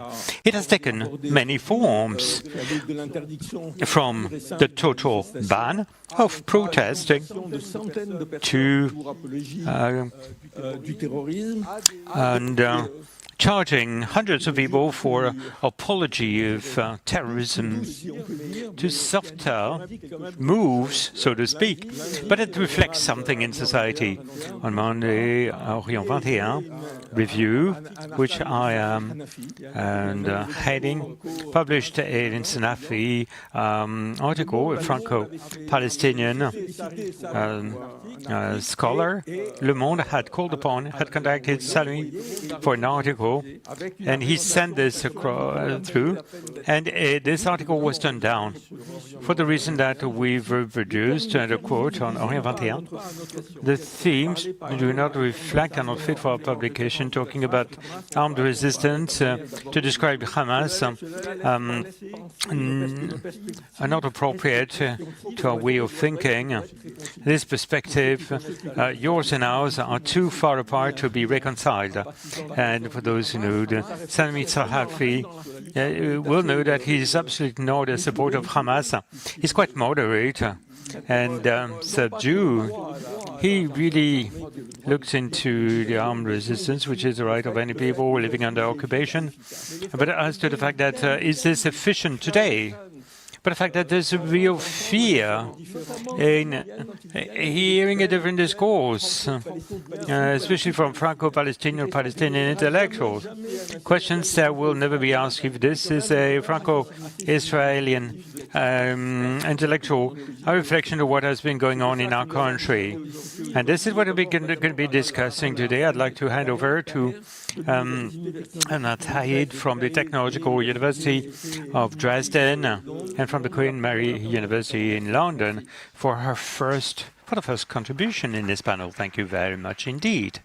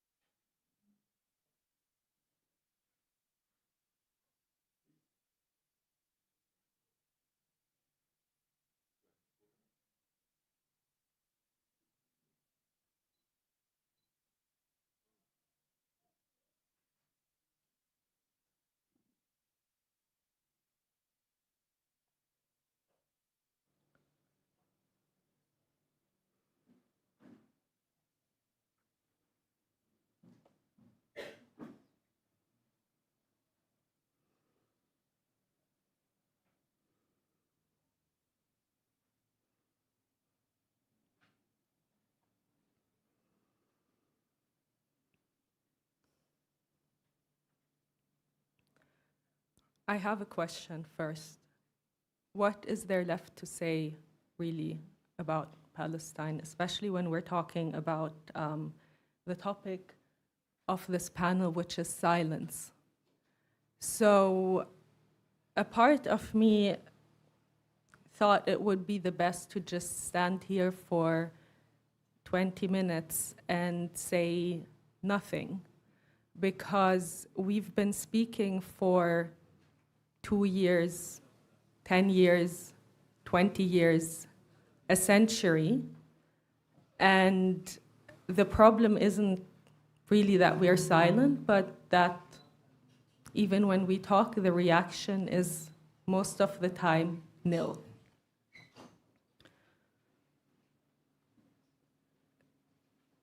So I think we all have to ask ourselves when we come into these spaces that often it means that we're participating in structures and institutions that work daily to kill us.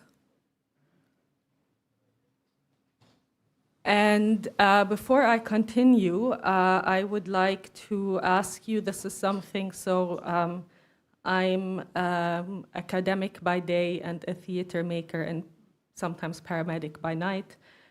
We have this tradition in performance, which will require all of you to kind of participate in this presentation. I'm sure you all know how to snap. Can I hear the snap? I don't want to be standing in silence. Okay, so those of you familiar with settings that are also performative might be familiar with this. So if I say something that resonates with you or that you agree with, or maybe that irritates you, you can react with a snap, which will also have the effect that this isn't just a silent room. And with that, my topic today is refusing and resisting the impossibility of Palestine, and also discussing what are the meanings of silence. I would like first to express my thanks to the people who have organized this, who have pulled this off in the past 2 days. At the same time, I think we really should be demonstrating at Collège de France and not be confined into this tiny room.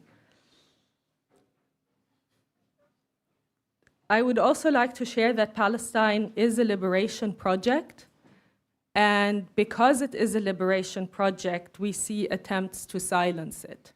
Because this isn't just about Palestine, it is about dismantling the racist, colonial, and neoliberal structures that are making this possible. And I would also like to share that some of this work, the research that I've been doing on silence and silencing, was carried out in early 2021. So in a way, it's a world that seems very unrecognizably different, but really it is not. There are long lines of oppression and silencing that have brought us here into this genocidal moment. I would also like to share that I aspire to be an anti-colonial scholar, and that is a labor of love. And that's not just a commonplace, because the question is, what does that mean? It means striving for something better and more beautiful for all of us. And it is to be understood as a verb, which of course very many, especially feminist and anti-colonial scholars, have explained. And that means, and that is the relevant point here, it demands justice, and that justice demands resistance.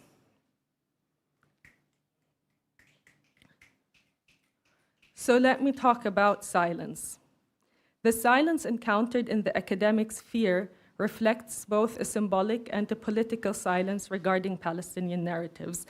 And before I continue, I would like to ask you to be open. I'm going to try to explain silence also in the conceptual way, so to explain what I mean when I say that Palestine is impossible in Europe.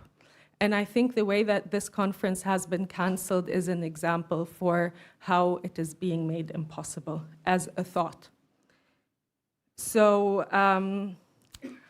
in this vein of silence regarding Palestinian narratives, Palestine has an ongoing albeit marginal academic currency, and can provide, in Edward Said's terms, a career, if held within Orientalist frames and references. So apologist academia likes to deal with corpses rather than living bodies. It likes to dissect pieces and to study Palestinian resistance 20, 30, or 40 years later, after that Palestinian resistance has been safely stored in white archives, domesticated, silenced, and fetishized. Apologetic academia studies the dead bodies of Palestinians, but never utters a word when Palestinians are writing their own past, present, and future, when they are resisting, and when they are killed. The desire to consume a dead or tamed Palestine without dealing with its living bodies and contemporary politics is deeply embedded in necropolitics. Necrophilia, in relation to Palestinians and also in relation to Jews and blacks, by the way, is facilitated by a racial political economy which dissects the not fully human other for knowledge without actually engaging with contemporary realities and political existence. So one point I would like to make is when I'm saying Palestinians are silenced and absent, I don't just mean that the bodies don't exist, but the claim to a political existence is that which is made impossible. So in this sense, the West, writ large, maintains what Said calls a flexible superiority over Oriental others in terms of scholarly interpretation, political analysis, and Palestinian self-representation. If Palestinians do claim to represent themselves, they are treated as threats. Again, we see this happening and unfolding on a daily basis. And they are met with hostility. And we are faced with, in the academic institutions, through silences, unresponsiveness, or active turning away. And that often leads scholars to crush into institutional brick walls. Such kind of brick walls are familiar to Palestinian scholars whose voices and theoretical contributions are often either silenced or met with silence, if not outright hostility, rendering their material realities and histories invisible. This is neither coincidental nor restricted to issues around Palestine, but it is a structural problem of Western academia. And I would like to talk a little bit about space invaders. It's a concept that I borrow from Nirma Al-Puar, and it is also related to what Edward Said, for example, or Doreen Massey have conceptualized as bodies out of space. And I'm using this to analyze not only how the arrival of bodies formerly considered alien to academia and other hierarchical institutions are recast into space invaders. And that is a conceptual relation to how the university is claiming or casting Palestinians and others as space invaders, but it directly translates into making Palestinians into space invaders on their own land.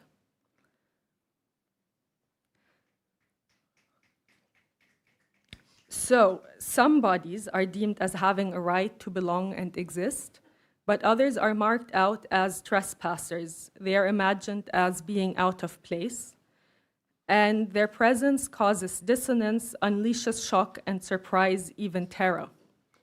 Their entry causes disorientation. So these bodies or people are thus highly visible bodies that by their mere presence invite suspicion and surveillance. But at the same time, they're invisibilized. And I think this is a dissonance that we see unfolding in the present and in relation to the silencing of Palestine.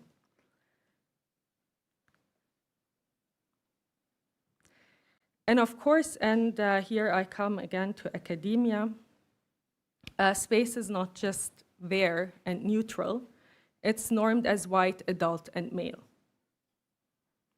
And by contrast, in non-European space, its inhabitants are deemed as aliens. So as long as they exist, these aliens, they contaminate space, Hence, the battle is an ongoing one as long as they exist. So Palestinians, even when invited, even when qualified, show up as already marked, already threatening, already unwelcome and alien.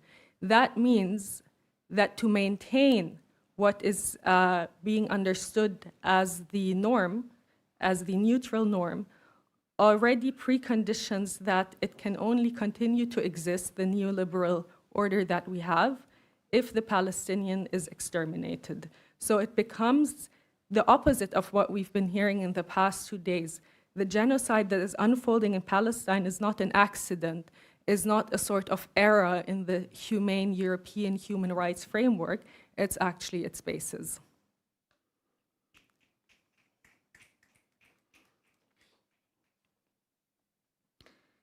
So building on this framework, the work that I do in more detail elsewhere, traces how the expulsion of Palestinians from European and particularly German-speaking academia, but also, as we can see, French-speaking academia, is both rooted in the same settler colonial logic. So this expulsion operates on a spectrum. So the tame or civilized Palestinian may be conditionally accepted, however, the errant or revolutionary subject is expelled and vilified. So to come back to silence, there would be, I say, two at least kinds of silences. And often we can see that audiences become very uncomfortable when we're talking about Palestinians not only as docile subjects and as victims, but as political figures, actors, and resistance fighters. And so there are different kinds of silencing. There is once a silencing as a reaction towards voices that do speak. So that happens often when we speak about Palestine-related things, that the reaction is just nothing. And then there is, of course, the silence as a reaction to voices that are deemed too radical as crossing lines beyond acceptable academic discourse. And then often we have this kind of silencing that I would call cowardice, which is the fear of guilt by association. So you'd rather remove yourself from the vicinity of Palestinians that do speak out.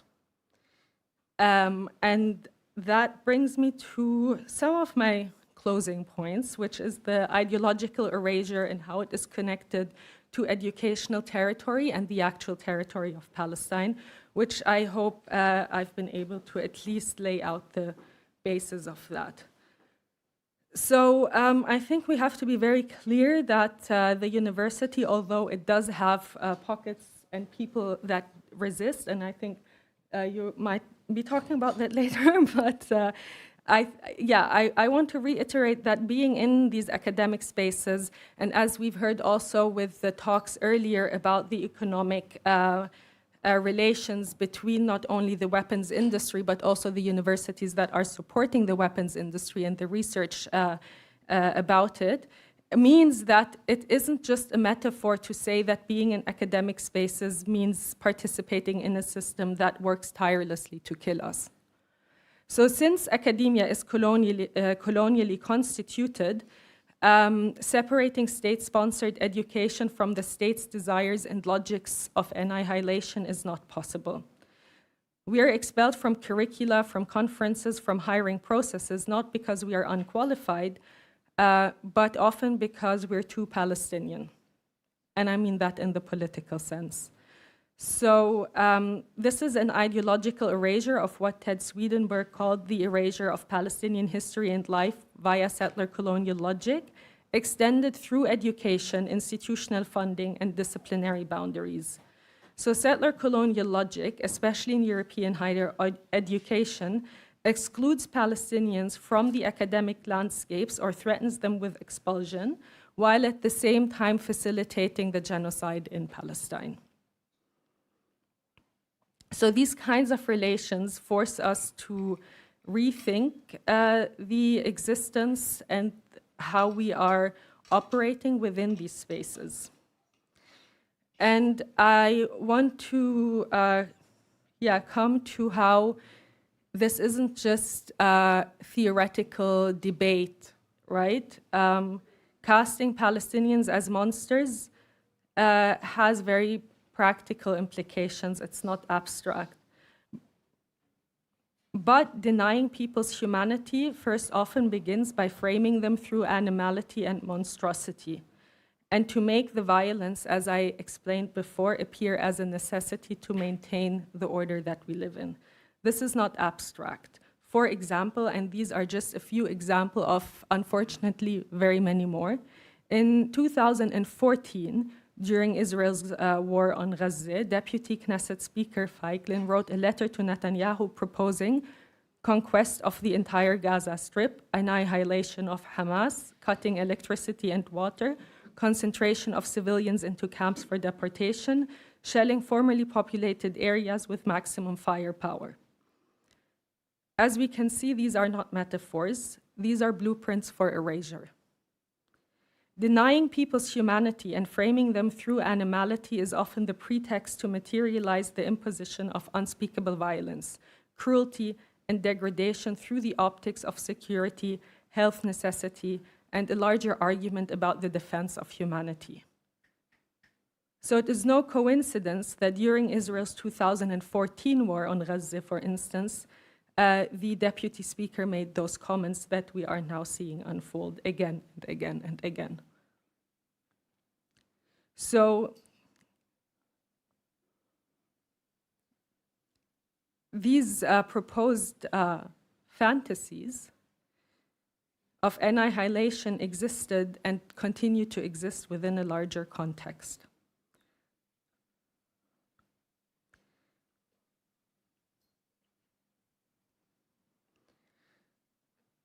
So to close, I have just a few more points. One, the university will not save us, but we might be able to look out for allies in them.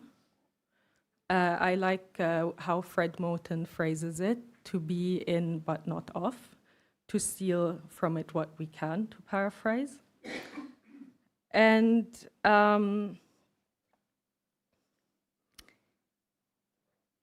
to close in a way where I started, that, Palestine and Palestinians aren't only ignored and silenced.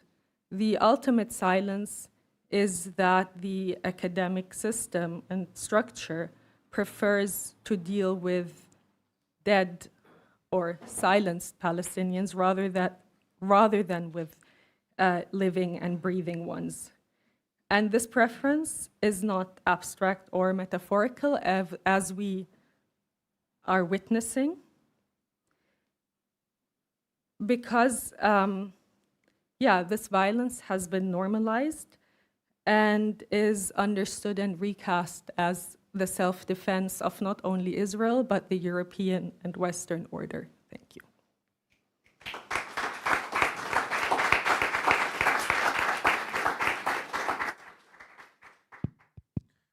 Bien, merci beaucoup pour cette intervention sur la manière dont, dans le monde universitaire, on fait, Thank you so much. non seulement on met de côté la Presentation Palestine, on on the way empêche la palestinienne academic world de s'exprimer. Palestine is set aside and the Palestinian voices are prevented from expressing themselves. Ah, vous allez intervenir. Non, non, c'était bon. Enfin, bon, allez-y, c'est pas. Ah oui, excusez-moi, pardon. C'est moi qui ai dû.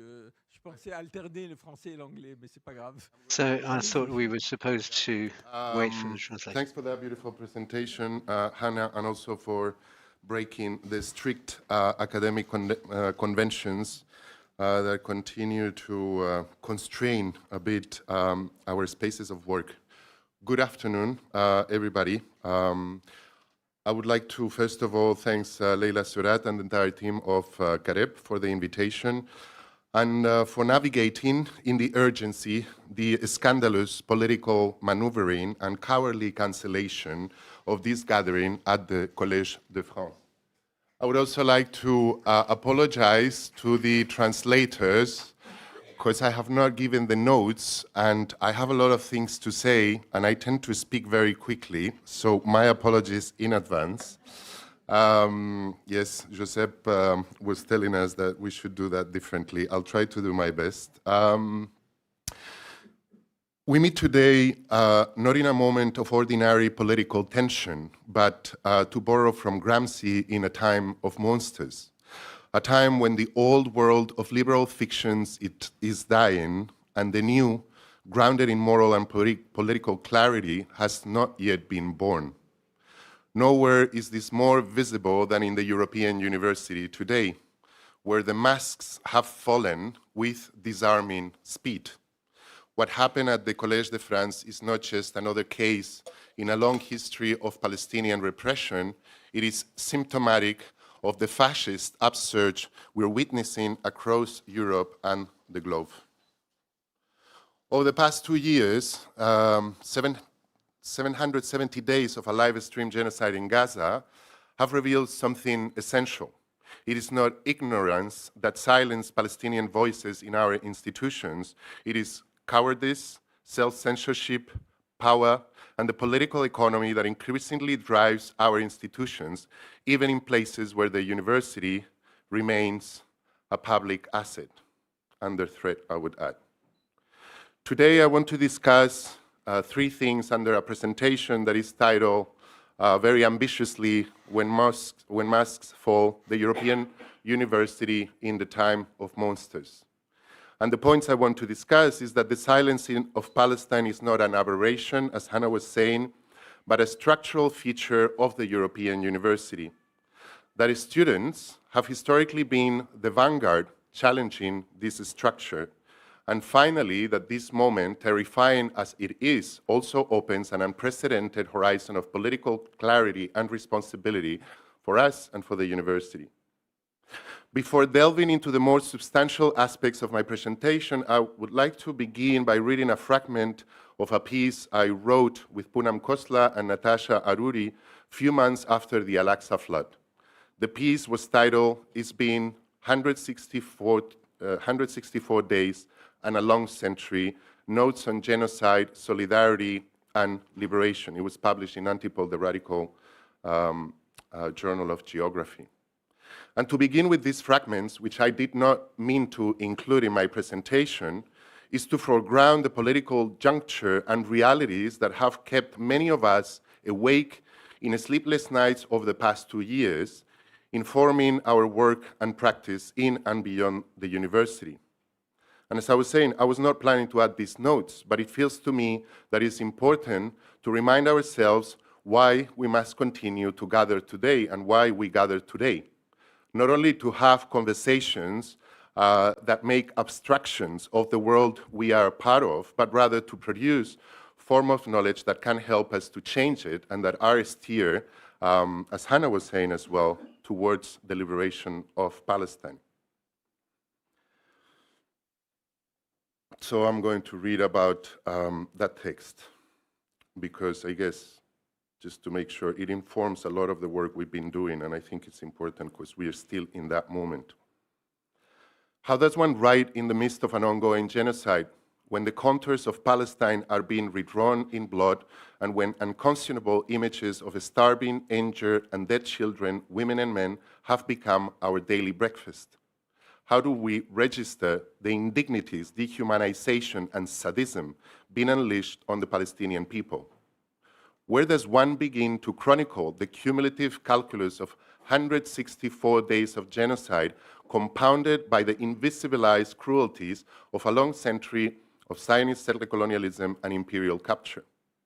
What is our task as a scholar activist, as human beings, when we become witness and thus unwilling accomplices to the ravaging of an ancient people and geography that has stood tall for generations as a cradle of civilization? And what in turn does the long struggle for Palestine offer to critical geographies of erasure, transnational solidarity, and liberation? Perhaps no language, no cartography, no record is capable of tracking, conveying, mapping, archiving the ongoing lived reality of this devastation. No written intervention, no matter how earnestly penned, can grasp, contain, or abrogate the manifold scales of violence, the shameless saturnalia of mass murder, callous barbarism, and flagrant fabrication of falsehoods that saturate our days. We sometimes wonder if genocide, the crime of crimes, bears any explanation at all. As we grapple with their reality and reach for answers in the epochal lineages, calculated destructions and indignities lodged in the imaginaries and materialities of settler colonialism and racial capitalism, we are forced to confront the limits of language and scholarship. The horrors, intimacies, and scales of genocidal violence exceed imagination and description. They exceed analytical capture. Despite the seeming futility, we must continue to write, speak, and organize against the mounting savagery. As Niki Katura recently wrote, quote, "How else did Zionists convince the world of the Palestinians as subhuman, but with a string of words? How else did the movement for Palestine grow beyond any measure without the words and actions of Palestinians and her comrades? In what follows, we hope that our string of words can become a kite, a sign of life in a sky ablaze with indiscriminate, cold-blooded bombardments, or at least offer some stepping stones to navigate, confront, and surpass the limits and strictures of ahistorical accounts, arid legal language, scholarly epistemicide, transnational complicities, and the geographies of bodily and spatial erasure we're all witnessing, live streamed by its victims in the Gaza Strip and across Palestine, but also beyond in Yemen, in Syria, in Iran, and in Qatar. Now, to repeat myself, I'm introducing this because it feels that, especially along the day yesterday, we sort of like missed a bit what, in my opinion, should be the reason that brings us together at this particular moment as an ongoing genocide continues, right? And so that is also, in part, the drive that has informed a lot of the work that we've been doing in our universities over the past 2 years. And I wanted to talk a little bit about what has happened in Belgium as a way to show not just questions of repression and silencing, but also of political organization among the students. So it took 7 months for universities to become part of the conversation, to take a stand about the ongoing genocide. But it was not our administrations and colleges that did so, but students which broke the silence on April 2024 in the encampments and occupations stretching from Colombia to Cambridge, from Berlin to Sarajevo, from Khartoum and to Cape Town, and from Paris to Brussels. These global mobilizations have been historical and the largest campus rebellion since the student opposition to the Vietnam War. The students have led the way in making support for the rights of the Palestinian people a central component of the broad progressive agenda and a rallying point for opposition to all forms of racial, ethnic, gender, and class hierarchies. What happened at the Université Libre de Bruxelles, where I work, cannot be just reduced to a student occupation. It was a rupture, a tearing open of the university's fabric, exposing what lay beneath, the contradictions between its Enlightenment mythology and its managerial governance, between its proclaimed values and its embedded complicities, between its rhetoric of freedom of inquiry and its practice of silencing those who dare to think in the wrong direction. The students who transformed a university building into the Walid Dakar Hall were not merely protesting. They were reconstituting the university against its own inertia. They created a people's university, a living pedagogical project that made visible what the official university could not, that in a time of genocide, to teach without resistance and to teach without taking a position is to teach in bad faith. Inside that occupied space, knowledge was not in the popular university, in the occupation. Inside that occupied space, knowledge was not transmitted, it was generated. Discussions of settler colonialism and the legitimate right to armed struggle were no longer confined to elective seminars, they became the grammar of daily life.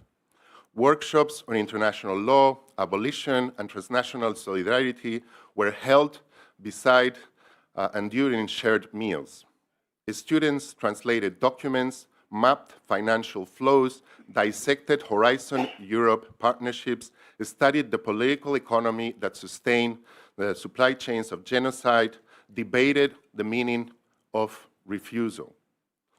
Faculty joined them, at first quietly and often in patronizing ways, then openly and more attentive to the forms of knowledge and organizing the students envisioned and put into practice, as the moral dissonance with the institution became unbearable. Now, I think it's important, and Sune was talking this morning about this sort of archives and history of transnational solidarity that center Palestine, and I wanted to make a point that across every historical moment of Palestinian struggle, students have been the first to articulate, reorganize, and internationalize the anti-colonial and liberation horizon. I don't really have time to go in depth into these histories, but I would like nevertheless to recall here the important work of Lubna Kutami or Miriam Abu Samra, who have documented the ways in the aftermath of the 1948 Nakba of how Palestinian students were among the first to rebuild collective political infrastructures in exile. In Cairo, Beirut, Damascus, Baghdad, and other capitals, they formed unions and associations that function not just as campus clubs, but as representative bodies of a stateless people. Abu Samra shows how these early student movements helped reorganize a shattered society transnationally, articulating an anti-colonial discourse that linked the struggle against Zionist settler colonialism to the wider wave of decolonization in Asia, Africa, and Latin America. In 1959, the General Union of Palestinian Students was funded, emerging from early associations in Cairo and Beirut, gathering figures like Arafat and Abu Iyad. From the outset, GUPS was more than a guild of undergraduates. It was a diplomatic and ideological engine helping to shape the Palestinian Liberation Organization's strategy and language. Lubna Kutami also describes in the United States in the 1950s and 60s the Organization of Arab Students, and later the US branch of GUPS were already tying campus struggles to anti-imperialist movements from Vietnam to Algiers.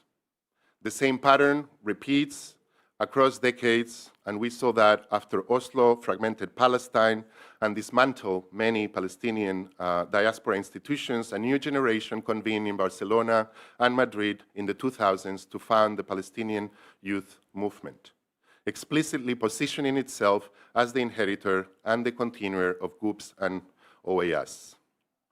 Abu Samra's conclusion is blunt. Palestinian youth and students have consistently play a vanguard role as long as they understood their work within an explicit anti-colonial framework. They organized transnational unions, drafted chapters, held summer schools, and sent delegations to liberation movements. They treated the university less as sanctuary of neutrality and more as a strategic terrain on which the broader struggle was fought. Today, the student occupations we're seeing occupy that same historical space. Many continue to believe and tell themselves comforting stories that university remain sanctuaries of free inquiry and critical thought. And Gaza has revealed the opposite. But it was not just Gaza. As Hannah was also saying, we've already seen this all along. Universities, for example, in the US, were central to the slavery campaigns. In Europe is where universities were the sites with imperial knowledge were being produced to subjugate colonies across the globe. Palestinian movements have been central to the struggle. Repression has been their constant companion, also over the last century. Long before cancel culture, debates, Palestinian students in Europe and in North America faced visa threats, police surveillance, smear campaigns, and politically motivated disciplinary procedures. In the US context, the pattern has been documented in painful detail by Palestine Legal and the Center for Constitutional Rights for the most recent part in their 2015 report, The Palestinian Exception to Free Speech, which cataloged hundreds of incidents in which students and faculty were punished, disinvited, or investigated for pro-Palestine advocacy.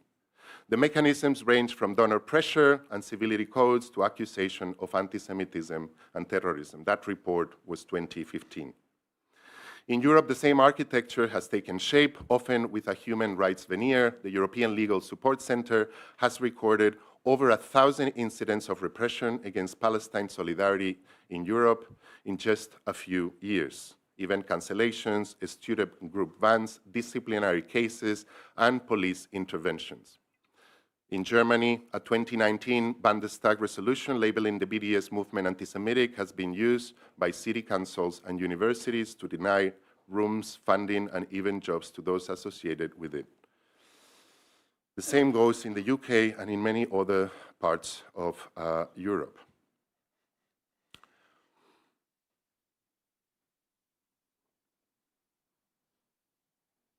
So, in this, I don't have time to go into the amounts of repression we've seen, but I think you've all kind of get the gist and you've seen what's been happening in our institutions. I also wanted to say that in conversations we've been having with rectors across Belgium, European rectors, instead of defending academic freedom, have often met discreetly to also coordinate the containment of protest. Just as their predecessors suppressed anti-imperialist solidarity during the Algerian War, the Vietnam mobilizations, and the South African boycott campaigns. The language is always the same: security, neutrality, libre examen, objectivity. But Gaza shows that objectivity has been weaponized, not as an epistemological tool, but as an alibi for state and corporate power. In many places, the university has not failed. It has been performing exactly as it was designed to do, to reproduce imperial region, colonial order, state and corporate interest, and geopolitical obedience. Alain said at the beginning of this talk that he has not seen repression like this since the times of the Algerian anti-colonial struggle. But I also wanted to argue that we've never seen so massive global and historical mobilizations for Palestine, and that Palestine today is everywhere, and it's here to stay. Now, to conclude, Hannah was saying more like in the veneer of the undercommons, how do we deal with this institutional animal? And I very much agree with that, but I also think that the university remains an important political space that, as workers that are part of the institution, we need to continue to work and think with it. And so what I want to advance is sort of like optimistic vision of what that could look like. And so for too long, as we were saying, the university, the European university has imagined itself as the guardian of critique. But critique without courage is not critique, it is performance. For too long, it has rehearsed the language of decolonization without confronting the colonial infrastructure embedded in its own foundations. For too long, it has taught Gramsci in seminars while ignoring the interregnum unfolding at its gates. The students have broken this cycle. They've transposed the university into Gramsci would recognize as a space of organic intellectuality, a site where knowledge is forged in a struggle, a community where analysis and action are inseparable, a living contradiction to the idea that history moves slowly. And it is here, in these encampments, in these improvised classrooms, in these assemblies of refusal, that the outline of another university begins to appear. Not the university of committees and procedures, not the university of partnerships with arms manufacturers, not the university of neutral statements in times of genocide, not the university that teaches critical theory while punishing critical action, but a university that recognizes that knowledge is not neutral, that neutrality is not innocent, that silence is not dignified. A university that understands that the genocide in Gaza is not only a moral catastrophe, but an epistemic one, a destruction of archives, libraries, schools, scholars, lines of transmission, a destruction of the very conditions that make knowledge possible. A university that acts not because students protest, but because genocide demands action. A university that refuses to partner with institutions integrated into occupation and apartheid. A university that understands divestment not as ideology, but as obligation. A university that treats international law not as an abstraction, but as a limit beyond which collaboration becomes complicity. This is not a utopian vision, it is a historical one. It is what Palestinian students built in Cairo, Beirut, Amman, Damascus, and Nicosia. It is what the GUPS chapter created across continents. It is what youth committees organize during the Intifadas.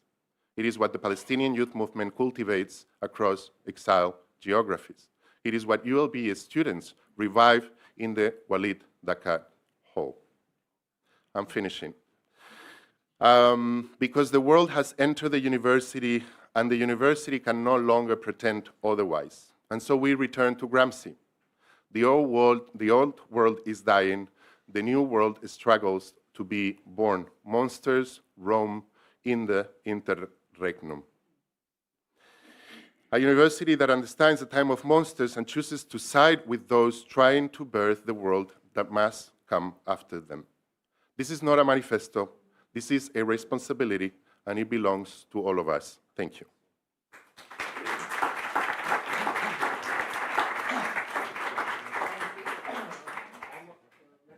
Omar Salamanca, je rappelle qu'il est de l'Université libre de Bruxelles et je passe la parole à Thomas Vescovi, qui est à la fois à l'Université libre de Bruxelles et à l'École des hautes études en sciences sociales. Thomas, pour 20 minutes maximum, parce qu'on a déjà dépassé un peu le timing.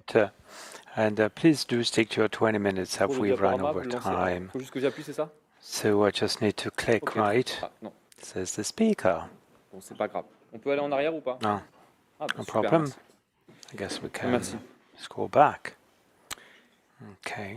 Donc, médias et diplomatie publique israélienne, les fondements d'un parti So Israeli media and public diplomacy, the foundations of un bias naufrage illustrated by the médiatique, coverage un of the war décalage in entre la Gaza, réalité des faits et la couverture médiatique, some of the des effects of rédactions qui framing, absorbent une communication, une semaine de désinformation. editorials Ces jugements et that qualificatifs absorb ont été prononcés par des disinformation, journalistes de judgments, Mediapart et du and Canard enchaîné lors d'une émission consacrée au traitement adjectives médiatique were used sur le by jugement et Mediapart l'incarcération de l'ancien président Nicolas on the Sarkozy. judgment and J'ai fait le the choix de cette imprisonment introduction of afin the de poser former d'emblée un élément essentiel à President mon sujet. Nicolas Le 7 Sarkozy octobre et la guerre génocidaire à on the Gaza 7th ne of se produisent pas October dans un contexte où and le fonctionnement genocide du of champ war médiatique in est considéré Gaza comme opérant sur la quasi-totalité des sujets, not puis devient well, très défaillant although dès lors the qu'il s'agit de traiter media landscape is Israël et Palestine sont so to speak, couverts par functional un champ all of a médiatique sudden qui sur de would nombreux become sujets blind se of what has montre been going inconséquent. on in the Middle East L'usage du concept de and champ impose using également of une the distinction à minima entre deux concept of subcamps ou deux media catégories. noise D'un côté, les médias indépendants, presupposes spécialisés that ou non on sur le one Proche-Orient, hand you have à l'audience independent variable, media mais outlets conscients que la manière with d'appréhender les variable événements ne peut se faire autrement qu'en reach, saisissant la nature des rapports de aware of the domination fact that entre Israéliens et they have to go Palestiniens et donc leurs beyond the relations domination historiquement relationship coloniales. between the De l'autre, des médias Israelis and parfois qualifiés de Palestinians, dominants, de masse, and on ou à the forte other, audience, so to speak, du fait mass de leur poids dans la media diffusion de l'information. or Ces médias sont en large règle media générale outlets, ceux en capacité and de generally façonner speaking, ce they que are in a l'association capacity to shape définit comme le what bruit a médiatique, as association c'est-à-dire la has somme des defined effets as de cadrage, the de media délégitimation noise, et the d'imposition sum de of the effects problématiques of à l'œuvre framing, dans les grands médias. delegitimization and Mon propos suivra imposition of issues at principalement work trois axes. in the Les mainstream conditions de la media. I'll fabrication de focus on l'information, three topics in the course of my Israël-Palestine, le presentation: climax du the parti conditions médiatique, of et information enfin une production, Palestine Israel désincarnée. Palestine, or the Je climax précise of que media mon propos bias, s'appuiera également and sur deux sources. Mon disembodied chapitre dans Palestine. l'ouvrage Gaza, une guerre I'll coloniale, focus qui est on paru cette chapter, année, ouvrage one of the collectif, chapters from my et un article que j'ai collective coécrit avec ma collègue work Insaf as Rezavi a pour la revue en colonial ligne war. Orient 21. and an article wrote for Orient in April 21. So the prerequisites for information production. Let us take a look at a significant paradoxical state. The area is characterized by a number of day journalists as well as reporters. Although this coverage, this media coverage from mainstream media, it's very possible to pick an article, a documentary, appropriate from an ethical standpoint, but these examples are very few and far between to go beyond the media noise, simply because information is demoted, is relegated, and in terms of interest of what's interesting to the media, and when it comes to Palestine, on the 25th of October 23, it was reported that the Israel-Palestine conflict had disappeared in the press. Let us take a look at this graph. Acrimed listed 10 articles with a 33-second speaking time for Palestinians. 55% of articles focused on on attacks perpetrated against Palestinians. And those during that period, there was a surge of attacks in the settlements. And this is a year on after the Gaza war, and 2 years and after the attacks. Now we have here information, and the first peak is about the start of war between Israel and Hezbollah, and we have the Israeli attacks on Iran in June 25. The analysts from the media review, I borrowed this article, note the fact that what is going on here, it can be compared to the Ukraine-Russia war, and sometimes coverage just disappears for a few weeks, except when an event occurs. So media interest is or disinterest reflects a disinterest in the genocide. And so we have here a number of peaks related to the bombing of Ukrainian cities. The peaks, in that case, on the left, only focuses on threats to Israel. And so obviously, this all shapes our, information landscapes we have. And, 2 billionaires in France owning 80% of TV channels, and a significant portion of the press. And we have to take into account this media concentration, this precarization, as well as this self-censorship of day journalists, and to provide a detailed and documented report and risk-taking, and is seeing that more palatable articles to be published. And if you have to go on site to report on a Palestine population, the Israeli army offered practical solutions providing on a daily basis information and documents, and sending of military documents by emails, proposals for embedding with the Israeli army. This communication strategy from the Israeli army aims at creating confusions and doubts in the mindset of these day journalists. And you have to take into account pressure on journalists through social networks as well. an article can lead to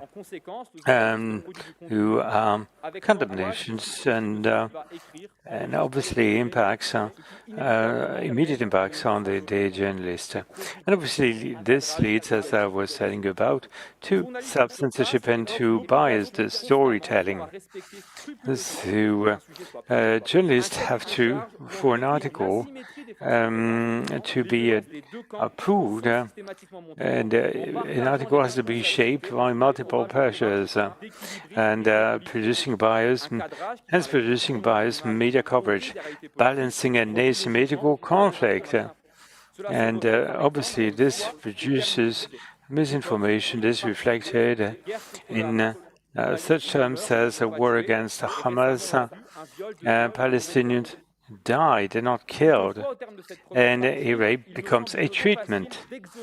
So it seems that it's too easy to exempt journalists from being subject to those pressures. Media coverage of this space, at least since the years 2000, fluctuated depending on the moment, the times of intense violence going on. Who does it on? Follow the Israeli-Palestinian news on a weekly basis. This presupposes that these things have been quieted down and have calmed down.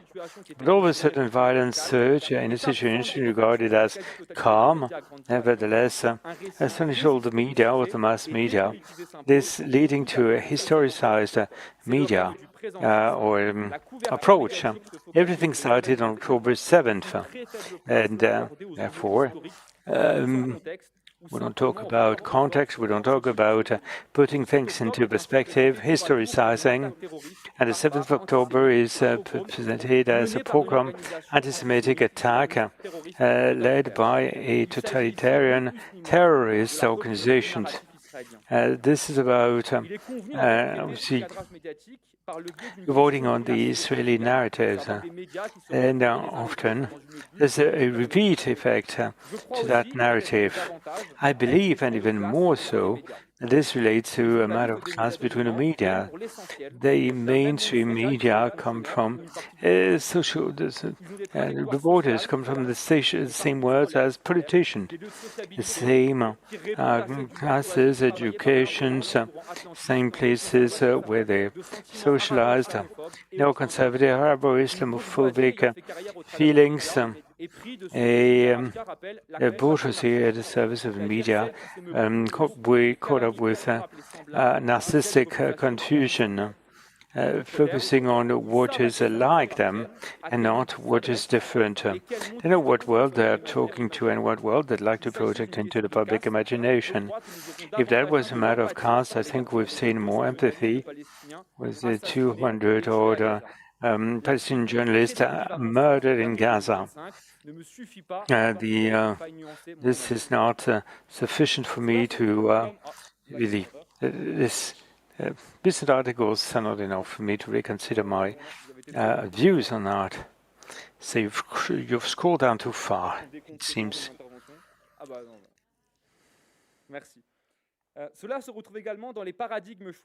This can be found in the paradigm chosen report on the war in Gaza.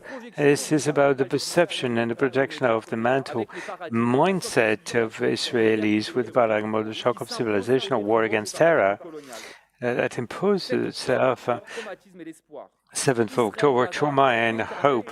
Israel, Gaza, the eternal peace already threatened. Israel, Gaza, peace for how long? And these are the main headlines of the French televised debate in September. And the framing stems from an Israeli standpoint with the start of as on the 7th of October, and the focus on Hamas.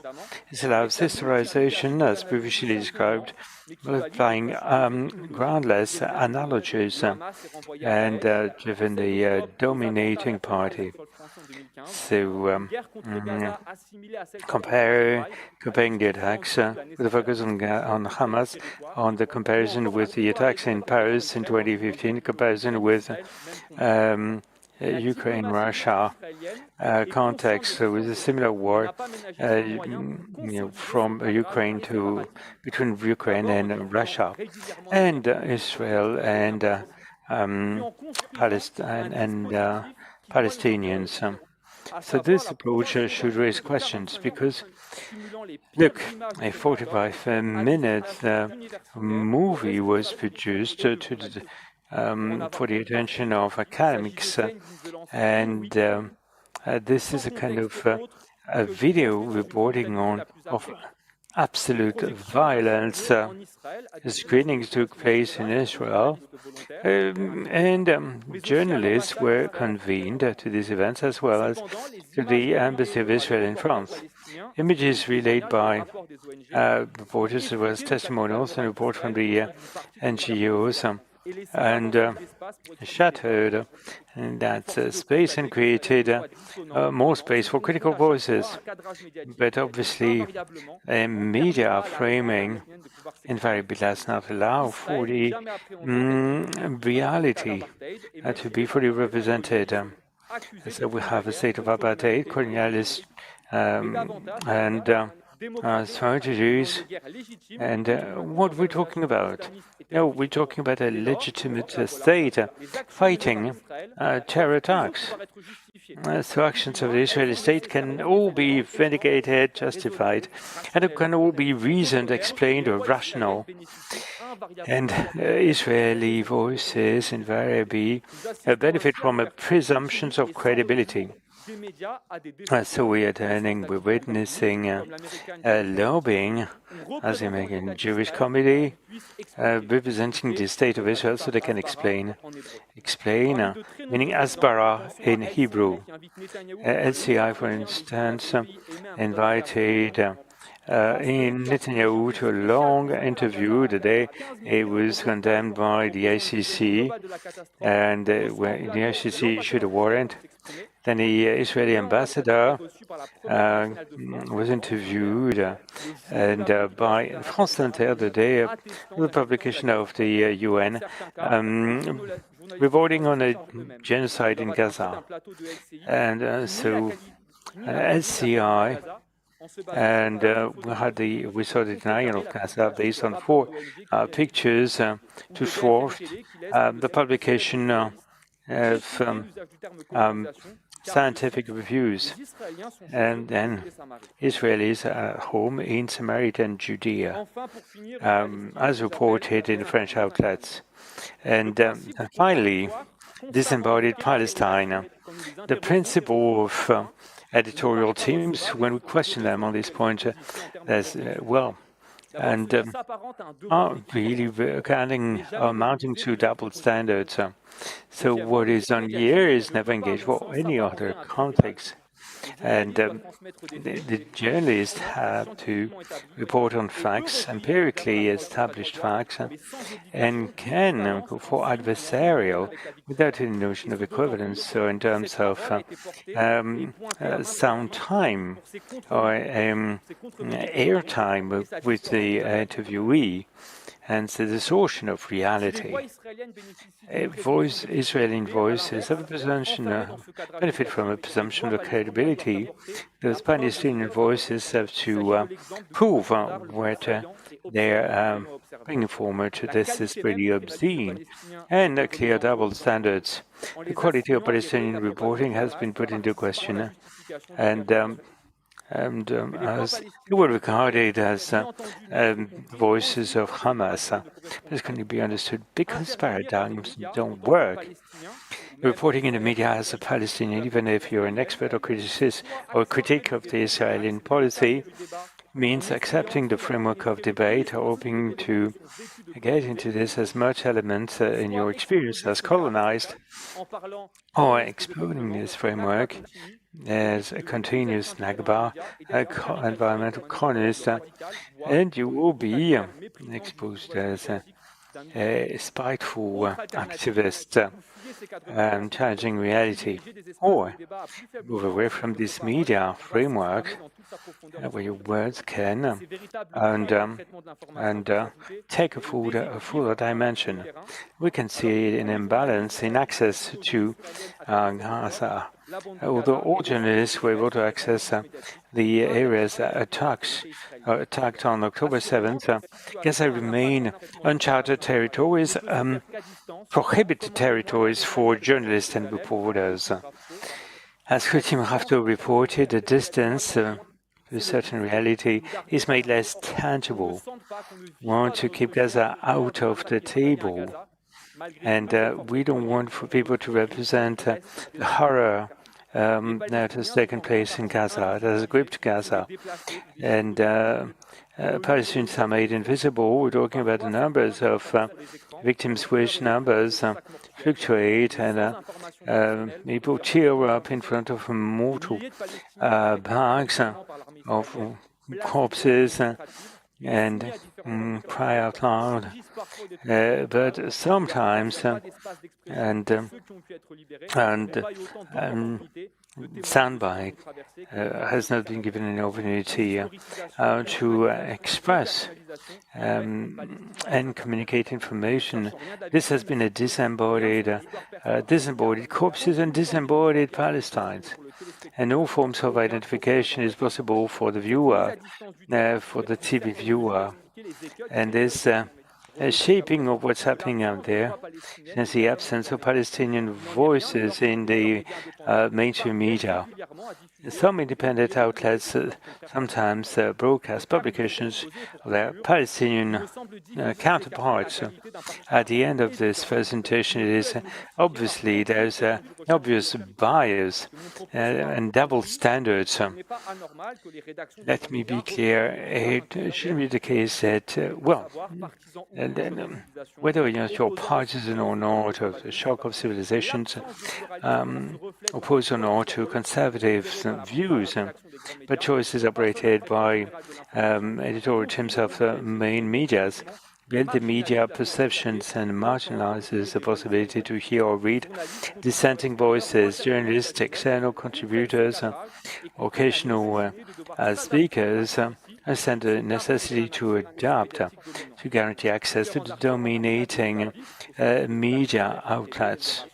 BFM TV, Libération, Le Monde talked about the coverage of the Gaza war, and we're talking about professional ethics journalism, and have impacts in June 24, May 25. Hundreds of students today in schools of journalism have called for a proper media treatment, flagging and lack of code of ethics, participating in the normalizing of war crimes. And such a situation should lead to fundamental and profound reflections, as this is not, as Ahmed is pointing out, a lack of considerations for faraway conflicts, but from a manifest blindness for in Gaza, a blatant blindness, or a just a media misrepresentation of the school system.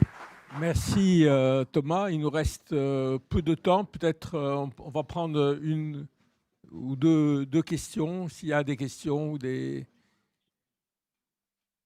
En attendant qu'il y ait des questions, à propos de ce que on a parlé de silencier les voix palestiniennes, quand même, je veux dire, il faut se rappeler We qu'il y need a to à Gaza des remember centaines that de in Gaza there are et que même hundreds si of Israël journalists, and interdit even l'accès à la bande de Gaza, if Israel les agences bans de access presse to Gaza, les agences de presse all the occidentales avaient des gens sur Western place. press agency had people Orient 21 in a trouvé place.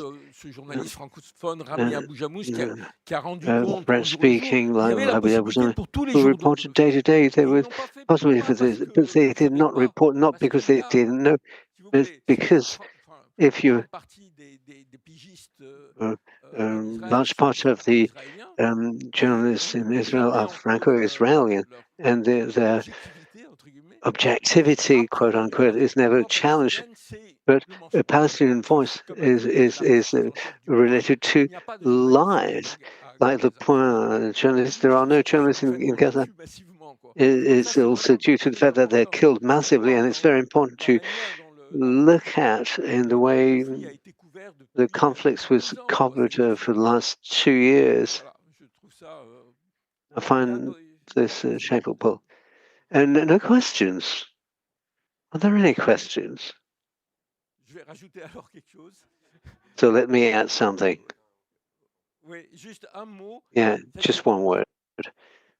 I've been following this conflict since 1967, and at the time the press was massively pro-Israel, like the public opinion, and it has changed. Sometimes people say, well, you can't change the media, there's a lobby and this and that. But things started changing in the 1970s and 1980s. Palestinian question came to the fore. And the understanding that it was a matter of occupation. What changed is from September 11, the war against terrorism, the fact that the political leaders saw suddenly Palestine like a liberation struggle against occupation, but they saw the relation with terrorism, Islamic terrorism. There's a question at the back, please.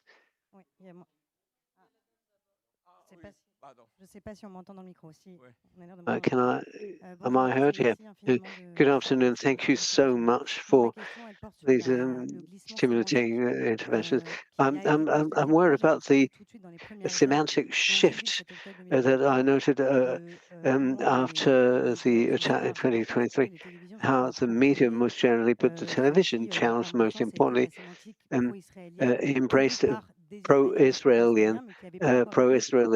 semantic, which had not been adopted by the other media. And in October 2023, from the 7th of October, we saw in the words of French journalists, human shields with the right to self-defense, the anti-Semitic attacks and so on. I was wondering when this semantic shift really happened. And so the gentleman back and the other one there, and after the speakers will have to answer. Thank you to all of you for very informative papers. Earlier, Mr. Hashka said something that caught my attention. He said that, I think it was this morning, he said that the Western countries' benevolent look on Israel was commensurate with their sense of guilt in the Holocaust and the Shoah. So from this perspective, is there not a form of guilt? And this does not contradict what was just said. Is there not a form of guilt and conscious sense of guilt among states and nations in the West, with, of course, major contradiction with what we see with the current demonstration? I haven't seen any psychologists among the guests, but it's a psychopolitical question that I'm asking. So this gentleman here, and then the speakers will answer. Hi, thank you very much for an excellent panel. My question has to do with the shift whereby there has been some acceptance of individual Palestinian voice, but total repression of the collective voice. The fact that this is a national liberation struggle, the fact that it has a goal that is political and that has to do with a liberation project is erased. Now it's okay to present a victim or two, not enough, not too much. You can't, of course, present the whole scale because that would be too much. That would delegitimize the whole Israeli enterprise. But you have some representations here and there. So I want reflections on this, the repression of the collective voice. And I've seen it actually in campus movements also, Omar. I mean, yes, of course, when we're talking to the university administrators and to the mainstream, it's important to emphasize the historic mission that the students have done. They've been the conscience of the horrific Western world that has perpetrated this genocide. However, they have also taken up spaces where Palestinian leadership could have existed on campuses. Sometimes they took things in directions where they silenced Palestinian voice. So can we talk about this dimension between the collective and the individual? Bon, Monsieur Borrell. Merci beaucoup pour cette analyse. Ne croyez pas que c'est thank you for this analysis. Do not believe that things are so different from one European country from one to another. For instance, in Spain, I do not see what you have described in the Palestinian issue. I think that there's a left-right cleavage, and those in the center may be more open, and the right is absolutely totally dedicated to condemnation of Hamas. But perhaps your approach does not correspond to the situation in all European countries. I think you may be right, but perhaps Anna could answer. Okay. I can try to reflect on the spot on any of these questions. Thank you for the question. I think it goes back to what I was trying to explain, that yes, of course, some bodies are accepted into certain spaces to talk about a very limited aspect of Palestine. I would say that is part of the silencing. It's it's literally giving voice without actually having people speak. And I'm saying this to say that you can't give voice, right? People are speaking already. It's the responsibility of those who can't listen and hear. And I think, yes, the issue of Palestine has been depoliticized, and we see this also in how and when the discussion of the current intensified phase of the genocide against the Palestinian people has been taken up. The moment that we could see starving children was the moment that it went into the media, that people started speaking, that people started saying, oh, these poor people. The thing that cannot be seen is a political existence, and that is, I would say, tied in a way to this question, that a political existence, of course, requires a collective and not just an individual. An individual could be integrated into the liberal order that we're in. It's not threatening to have somebody. The thing that is deeply threatening is a political existence, and this is what we see being erased over and over and over again.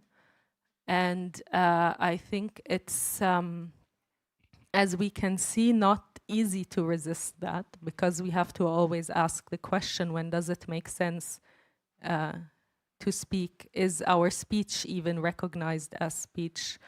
In what moments do you just get silenced, not by being shut down, but by getting no reaction to what you say, by getting ignored? So I think it happens over and over again to movements of liberation. This is not exclusive to Palestine, that people are made to go up against each other, that certain aspects are allowed and others are policed. And we can, and that's the end. Like, I would just say, yeah, the political Palestinian subject doesn't even exist in this space right now. There is no discussion of what would it mean really, Palestinian liberation. And I think because there is a lot of cowardice masked as fear. Yeah. So a lot of what I've been thinking for writing this thing had to do with Belgium, right? And I think, you know, Hannah is really right about you know, what it means to gather together. How do we come together in certain spaces? And when it comes to the collective, I was before talking to Isaias, and I was like trying to say how things have been changing in Belgium as long as I've been there over the past 2 decades. And, you know, what it has meant for me to see the kinds of political mobilizations as they were taking place before and as they are happening now. And I, to be honest, I do see that collective sizing and taking hold and becoming more visible and more present in political spaces, right? Which is not to say that, you know, that visibility can make through the public, you know, and the institutional space. So I would, you know, agree, and I think Hannah has already pretty much said it beautiful. I was also thinking, you know, like I was just saying, a lot of political organizations within universities have been happening, and beyond university in the cultural sphere, a lot of those groups are led by Palestinians or are led by Arabs. And you know, compared to that moment of GUPS, right, where the General Union of Palestinian Students were, you know, coming from a very particular diaspora, a very sort of like, you know, a specific class as well. That moment of the 60s, 70s, when those sort of groups were being put together is very different from what we see in today. And in Belgium, we've had 30,000 to 70,000 Ghazawis arriving in Belgium and coming together, not to come to study, right, but, you know, seeking political asylum.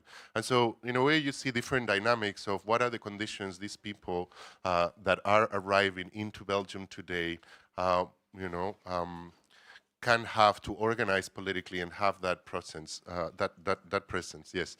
I wanted to say another, just think about guilt. I think we should stop about the guilt thing and the guilt trip. I mean, I think it's important to realize that Israel is an anti-Semitic project a la base. People like Balfour was a rancid anti-Semitic, and if Israel exists today, it was because Europe did not want the Jews here. So I think we should just like stop that whole idea about trying to explain and maybe consider about the political economy that sustains, you know, the Israeli project as a colony sustained and being central part of an empire that is trying to keep the Middle East region in complete disarray, as we've been seeing over the past decades. Merci, Thomas. Merci. Pour une minute, bah oui, une minute. Je suis tout à fait d'accord avec la question qui m'a été posée hein, sur l'Espagne. J'ai pas la chance de parler espagnol, donc je ne regarde pas ni ne lis les médias. I fully agree with the comment about Spain. I unfortunately don't speak Spanish. I should have made it clear that I was talking about the French media, perhaps. Yes, I did. I thought it was obvious. But underlying my presentation, and without actually mentioning it, the question I'm asking is how, in this media configuration I was trying to depict, how the word of scholars can be heard. Many panelists today can testify that they are called upon by the media how to address this, to talk about Palestine without betraying what you want to say or saying, and being true to what you believe and what you have researched. I have no ready-made answer, but I think in France, to the present day, it's quite complicated. I think I said everything in my presentation anyway. Perhaps what's important in Mr. Borrell's point here is that there are very diverse situations, which shows also that it depends on the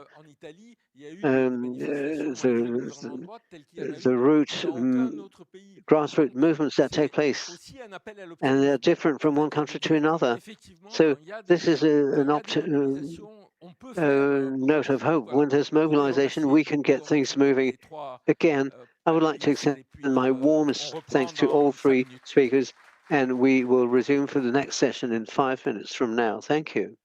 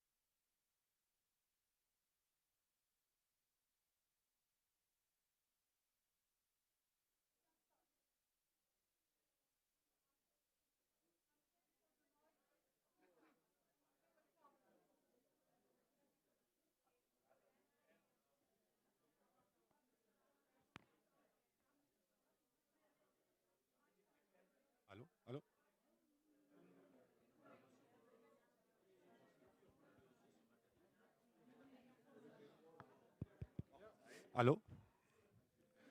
OK.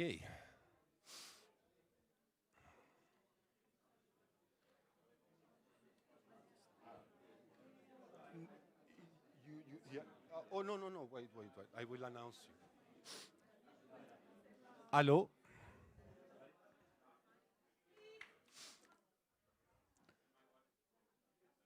Allô, s'il vous plaît. Allô, s'il vous plaît. On commence en ce moment le 8e panel. Je vous demanderai, s'il vous plaît, de rester en silence derrière, s'il vous plaît. J'ai le plaisir de modérer le panel numéro 8, les responsabilités de l'Europe, de l'échec d'Oslo à la destruction de Gaza. Nous avons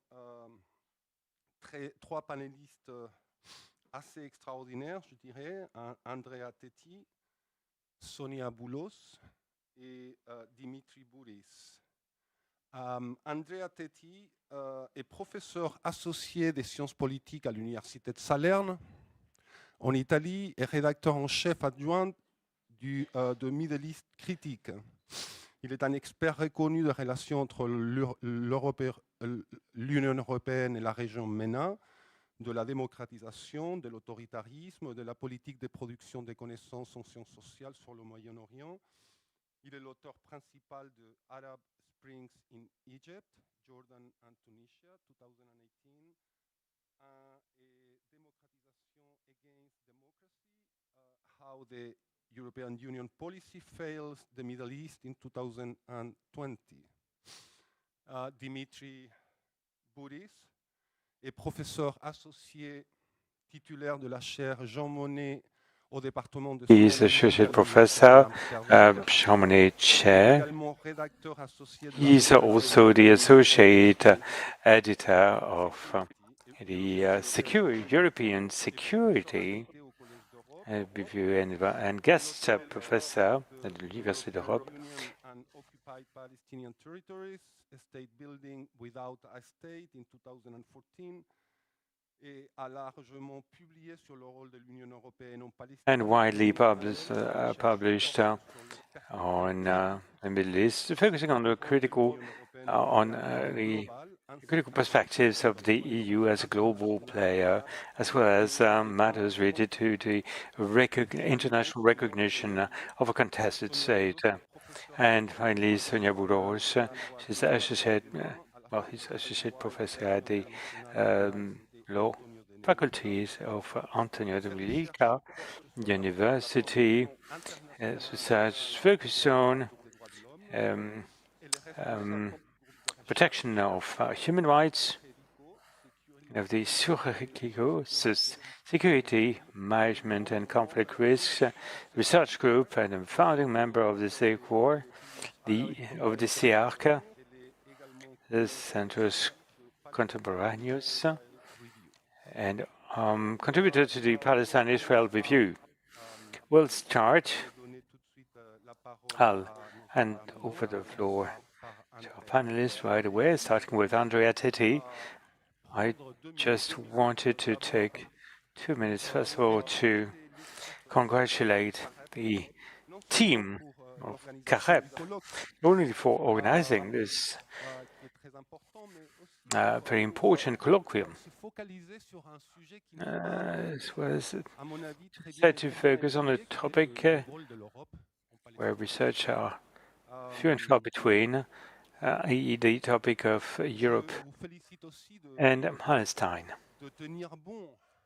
I'd like to invite you to keep the good work going despite the position of the French authorities. My comment is that this incident compels us in some ways to rethink our relationship with law and order, more generally speaking. If you think this through, remember back in the 60s, 70s, 80s, our relationship to law in order was completely different. En fait, on avait une critique du droit et de la loi. We could be critical of law and order. We would organize our political strategies and legal. En considérant la critique du droit. Take into account the being critical of law, Avait une tendance, une origine et une pratique. trend in origin of practice. That used to be very much in line with imperial dynamics and colonial dynamics. So back in the day, we developed strategies, even legal strategies, to, mindful of these criticisms. And we have an example here in France with Vergès, Gilles Vergès. Jacques Vergès is the speaker, and his strategy, his disruptive strategy. And fundamentally, this was about denying the legitimacy of authorities and of law, applicable law, in judging the members of a movement of national liberation in Algeria. And we saw beyond this example strategies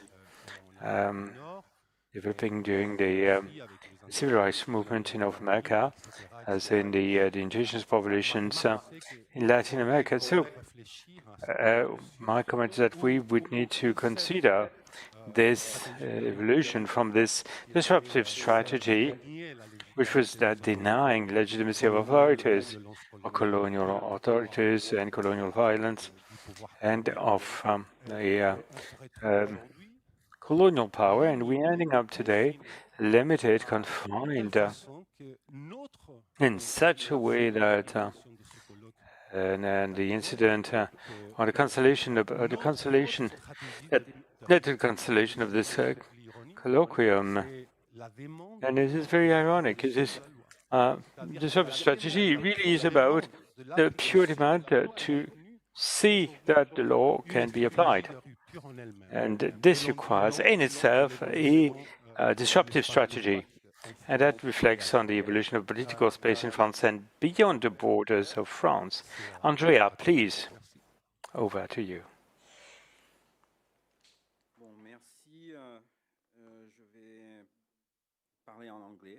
Thank you. I'll address you in English. In terms of the law, I remember that Giovanni Giulietti said the law can be interpreted for friends and applies for enemies. So it kind of maps out how law is applied in terms of on the basis of who's your friend and who's not. Also to the translators and interpreters for what I'm going to do, which is to give part of my talk most of my talk in English, but then say a few things in French. And if I remember to put my glasses on, that helps. So,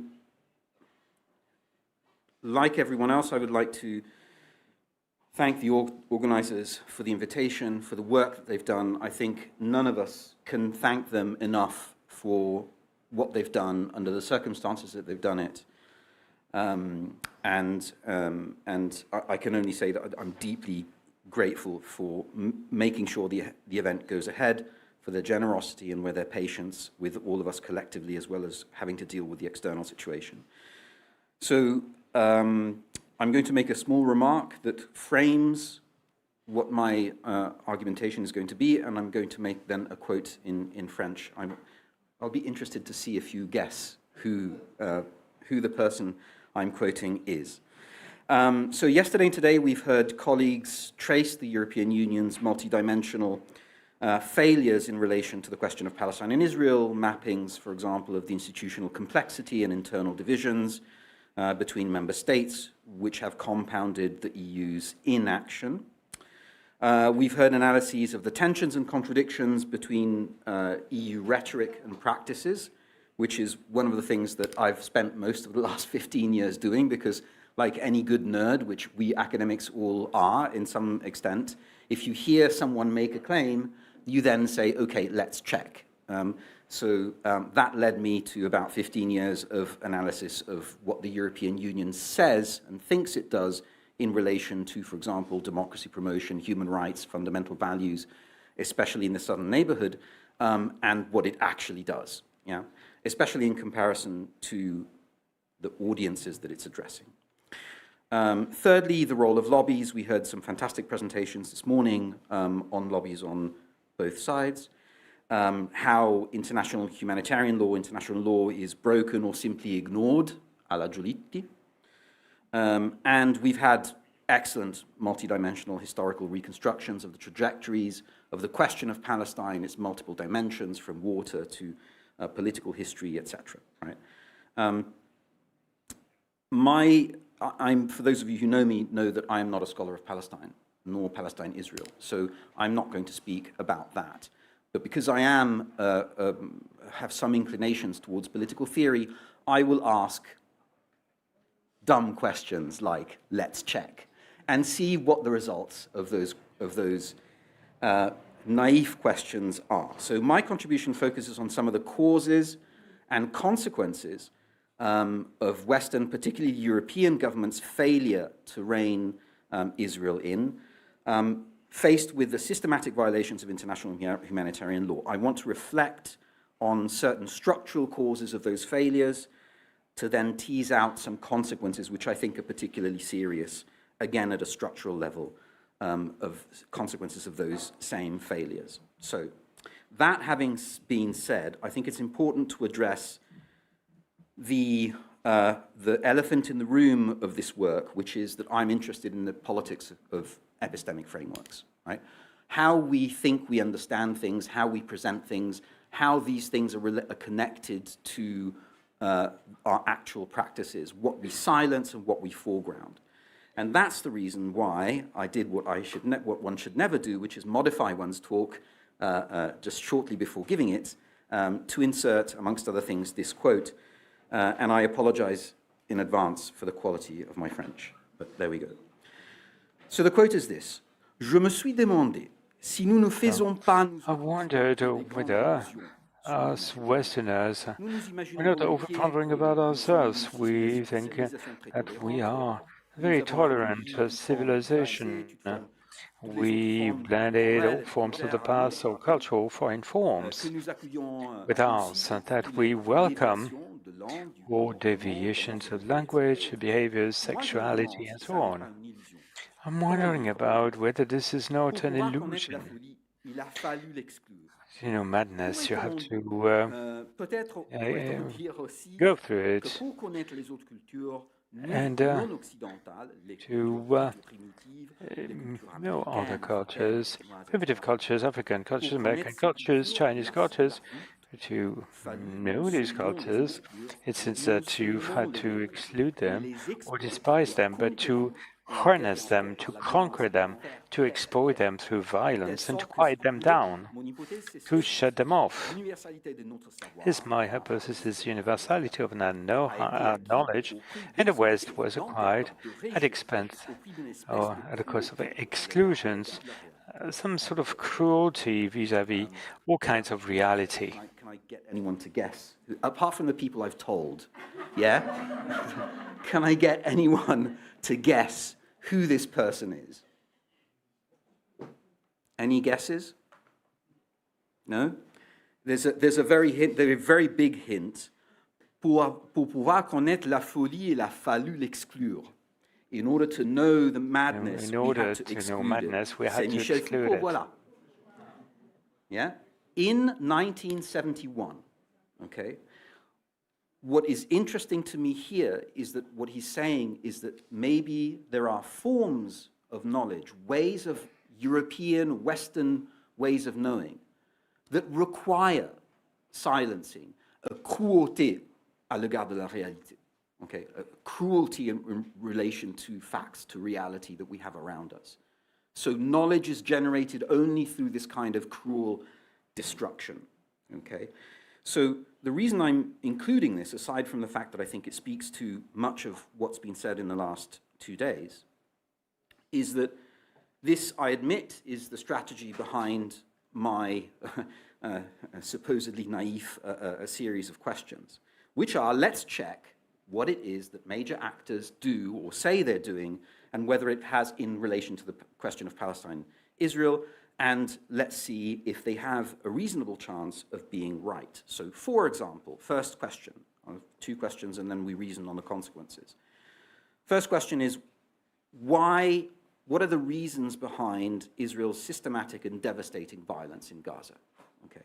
The second question is why it is that European and Arab governments have, by and large, with due exceptions of degree, but I think they are just questions of degree, failed to act concretely to rein in that violence, despite legal dimensions, not to mention ethical and political and so on. So I'm going to set those to aside for a second, problematic operation, for sure, but ask myself, I think we should do this, is ask ourselves whether what actors say they're doing has a reasonable chance of being true and effective. Okay, so let's start with Israel. When one listens to political commentators, politicians, academics, explain why Israel uses the violence that it uses, they will usually say something like, well, one answer one hears is that it's geopolitical, that Israel's use of violence is aimed at achieving security and stability in its immediate neighborhood, and in particular, this violence is said to be necessary to achieve the elimination of A, armed groups, and B, armed resistance as a strategy, okay, now, in itself. One notorious example of this argument, of course, is the so-called Dahiyya doctrine, right? That intentionally inflicting massively disproportionate damage, including on civilian infrastructure and populations, will guarantee that enemies will be delayed, deterred, and think harder about taking up arms. Now, setting aside questions of evident questions and urgent questions and extremely important questions of legality or ethics, I have always found this an odd answer, because we know from scholarship on insurgencies, for example, that mass casualties inflicted upon civilians do not produce, in fact, exactly this opposite effect.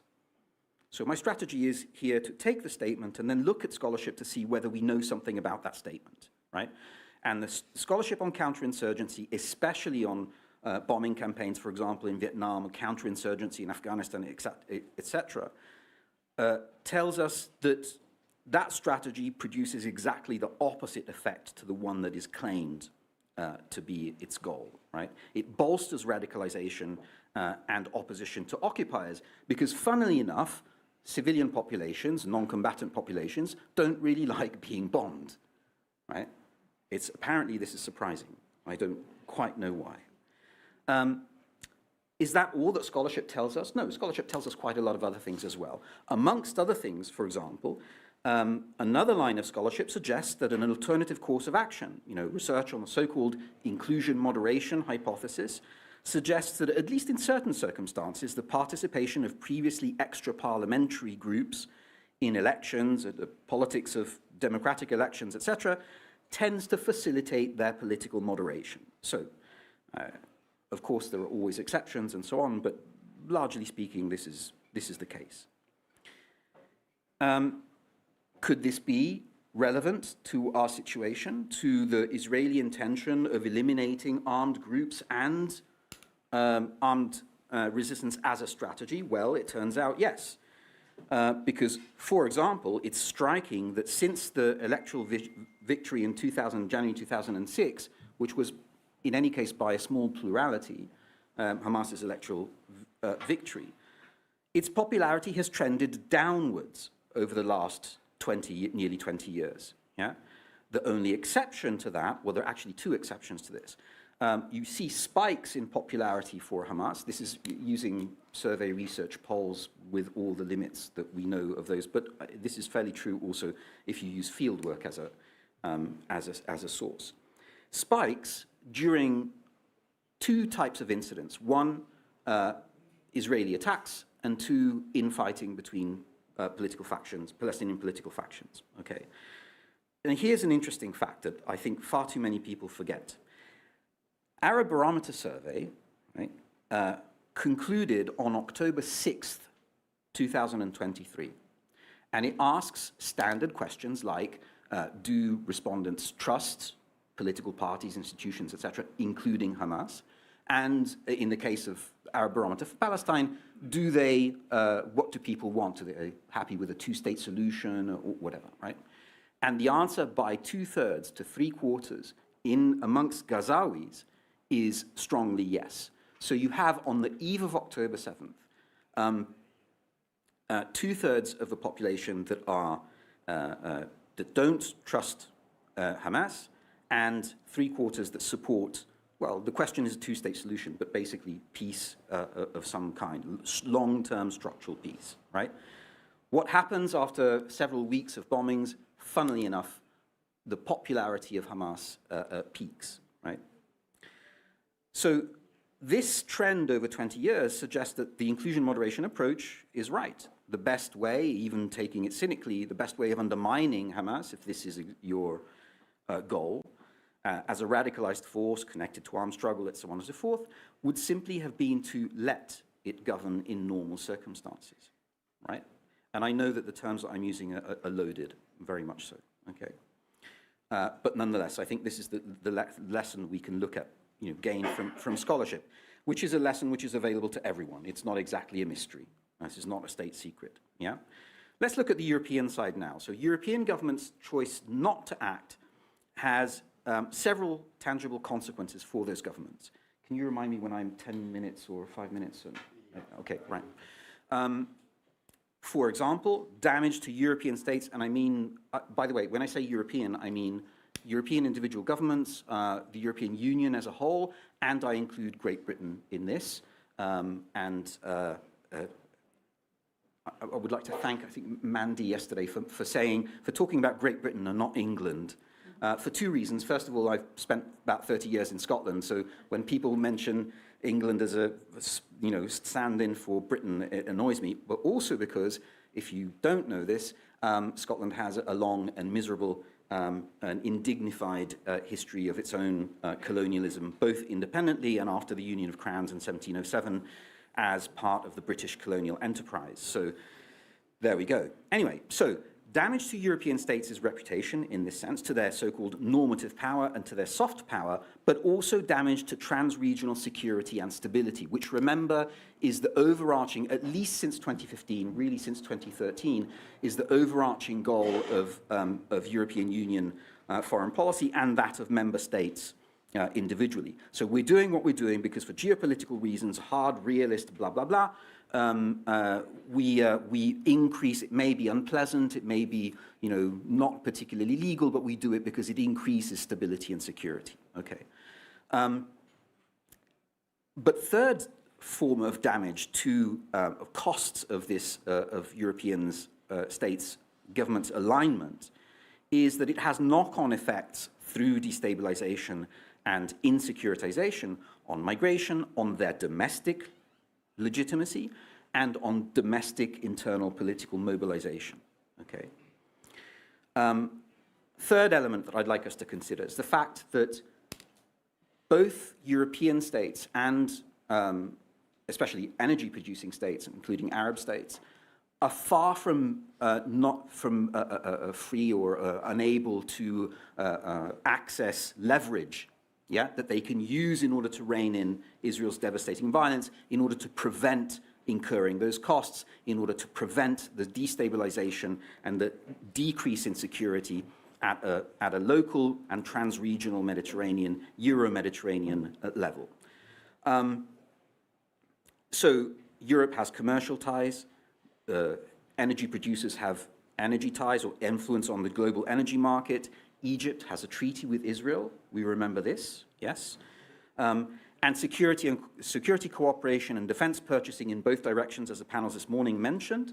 And not to mention, of course, legal obligations, which states and the European Union as a whole are already subject and always subject to, whether we're talking about European Union law, whether in international humanitarian law, etc., right? So, for example, the constitutional crisis that colleagues mentioned this morning exists, and it is born from the fact that at the EU level, it is born from the fact that on the one hand, European Union states have those obligations, and on the other hand, the fact that they fail to pursue them through institutional mechanisms of the European Union, and the question of the EU-Israel Association Agreement is a perfect example of this.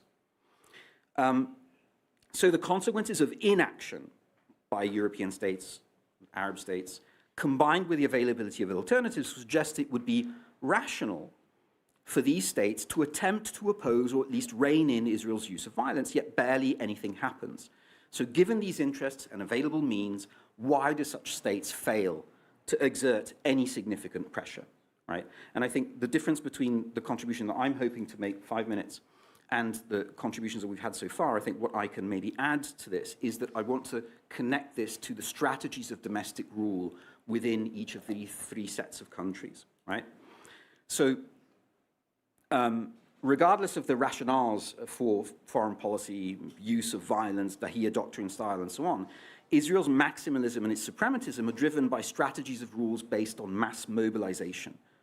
How is politics framed, articulated, governed, controlled? Through mass mobilization. Of course, maximalist, suprematist, so ever towards, further towards the right. This helps explain Israel's political shift to the extreme right and its growing unprecedented use of violence. These positions serve neither domestic nor regional security or stability.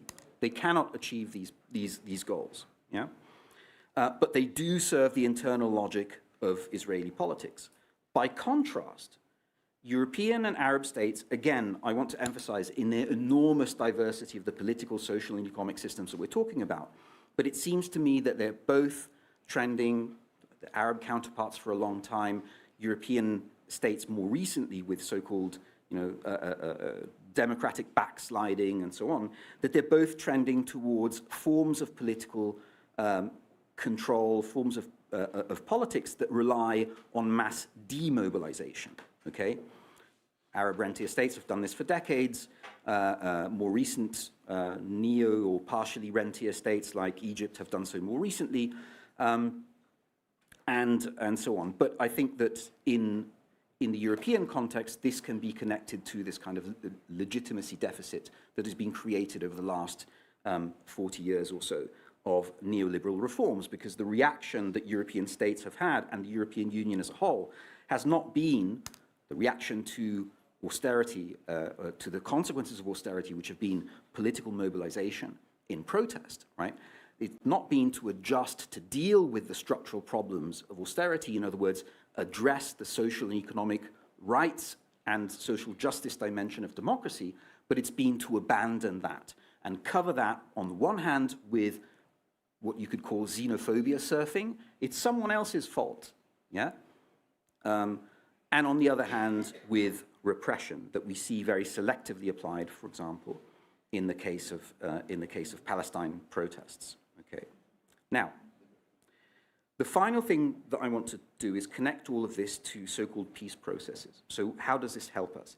It helps us understand why it is that Israel pursues the strategies that it does, despite the fact that they have no reasonable chance of success in foreign policy.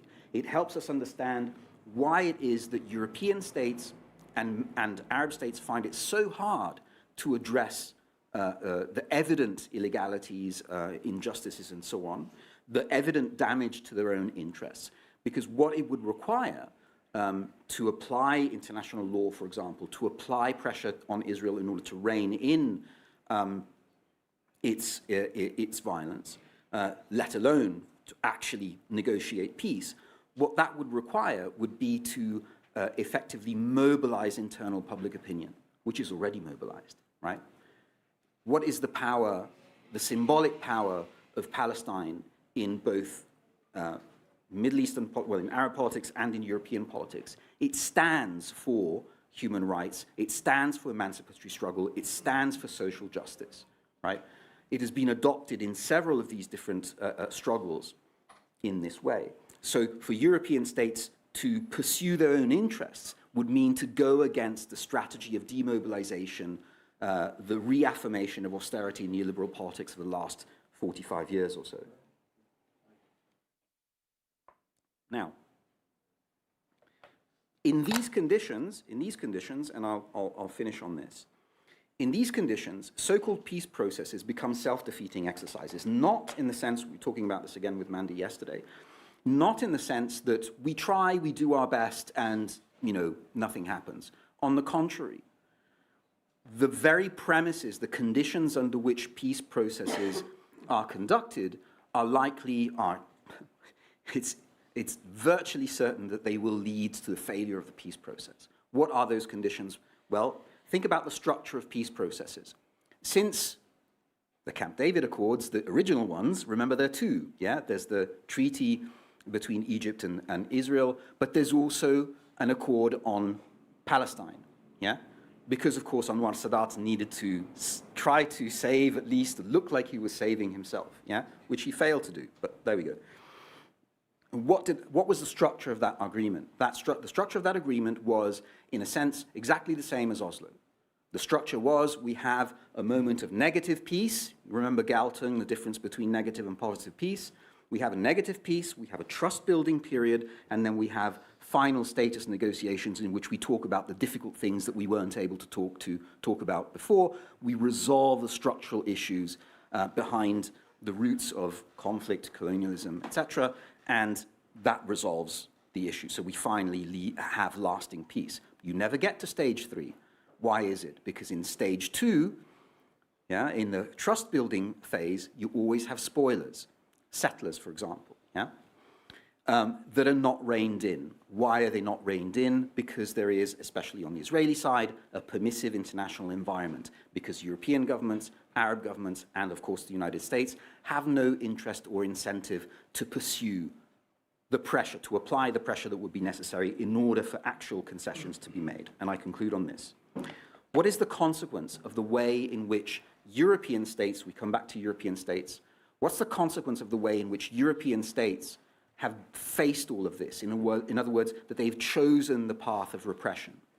The consequence seems to me to be particularly serious, because they have attacked, undermined, or begun to undermine at least 2 pillars of what we call the modern state. The universality of human rights, yeah? And equality before the law, or if you prefer, the rule of law, right? The equal application of the law, the exact opposite of what Giolitti was talking about. You don't choose who you like and who you don't like in the application of the law, that you apply the law equally, right? The only thing I'm going to say in conclusion to all of this is that when European states make that choice, they undermine not just, and this would be serious enough, their own modern state, crisis of legitimacy, etc., so on. They undermine not just the modern state as such, artificial construct, liberal construct as much as it is, but they also undermine and erode the international institutional framework that is built from public law to institutions upon that notion of the modern state, okay? Now, whether we like the modern state, whether we like the international system of institutions or not, the point is that, maybe going back to Gramsci, the monsters that come after it are ones that we should be very, very careful about embracing. So thank you very much.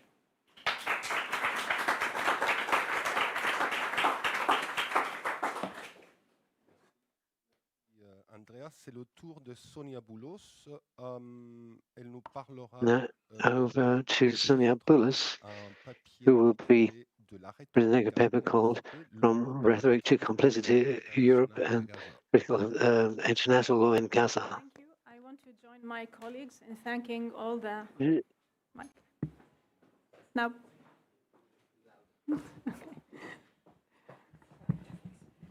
Okay, thank you.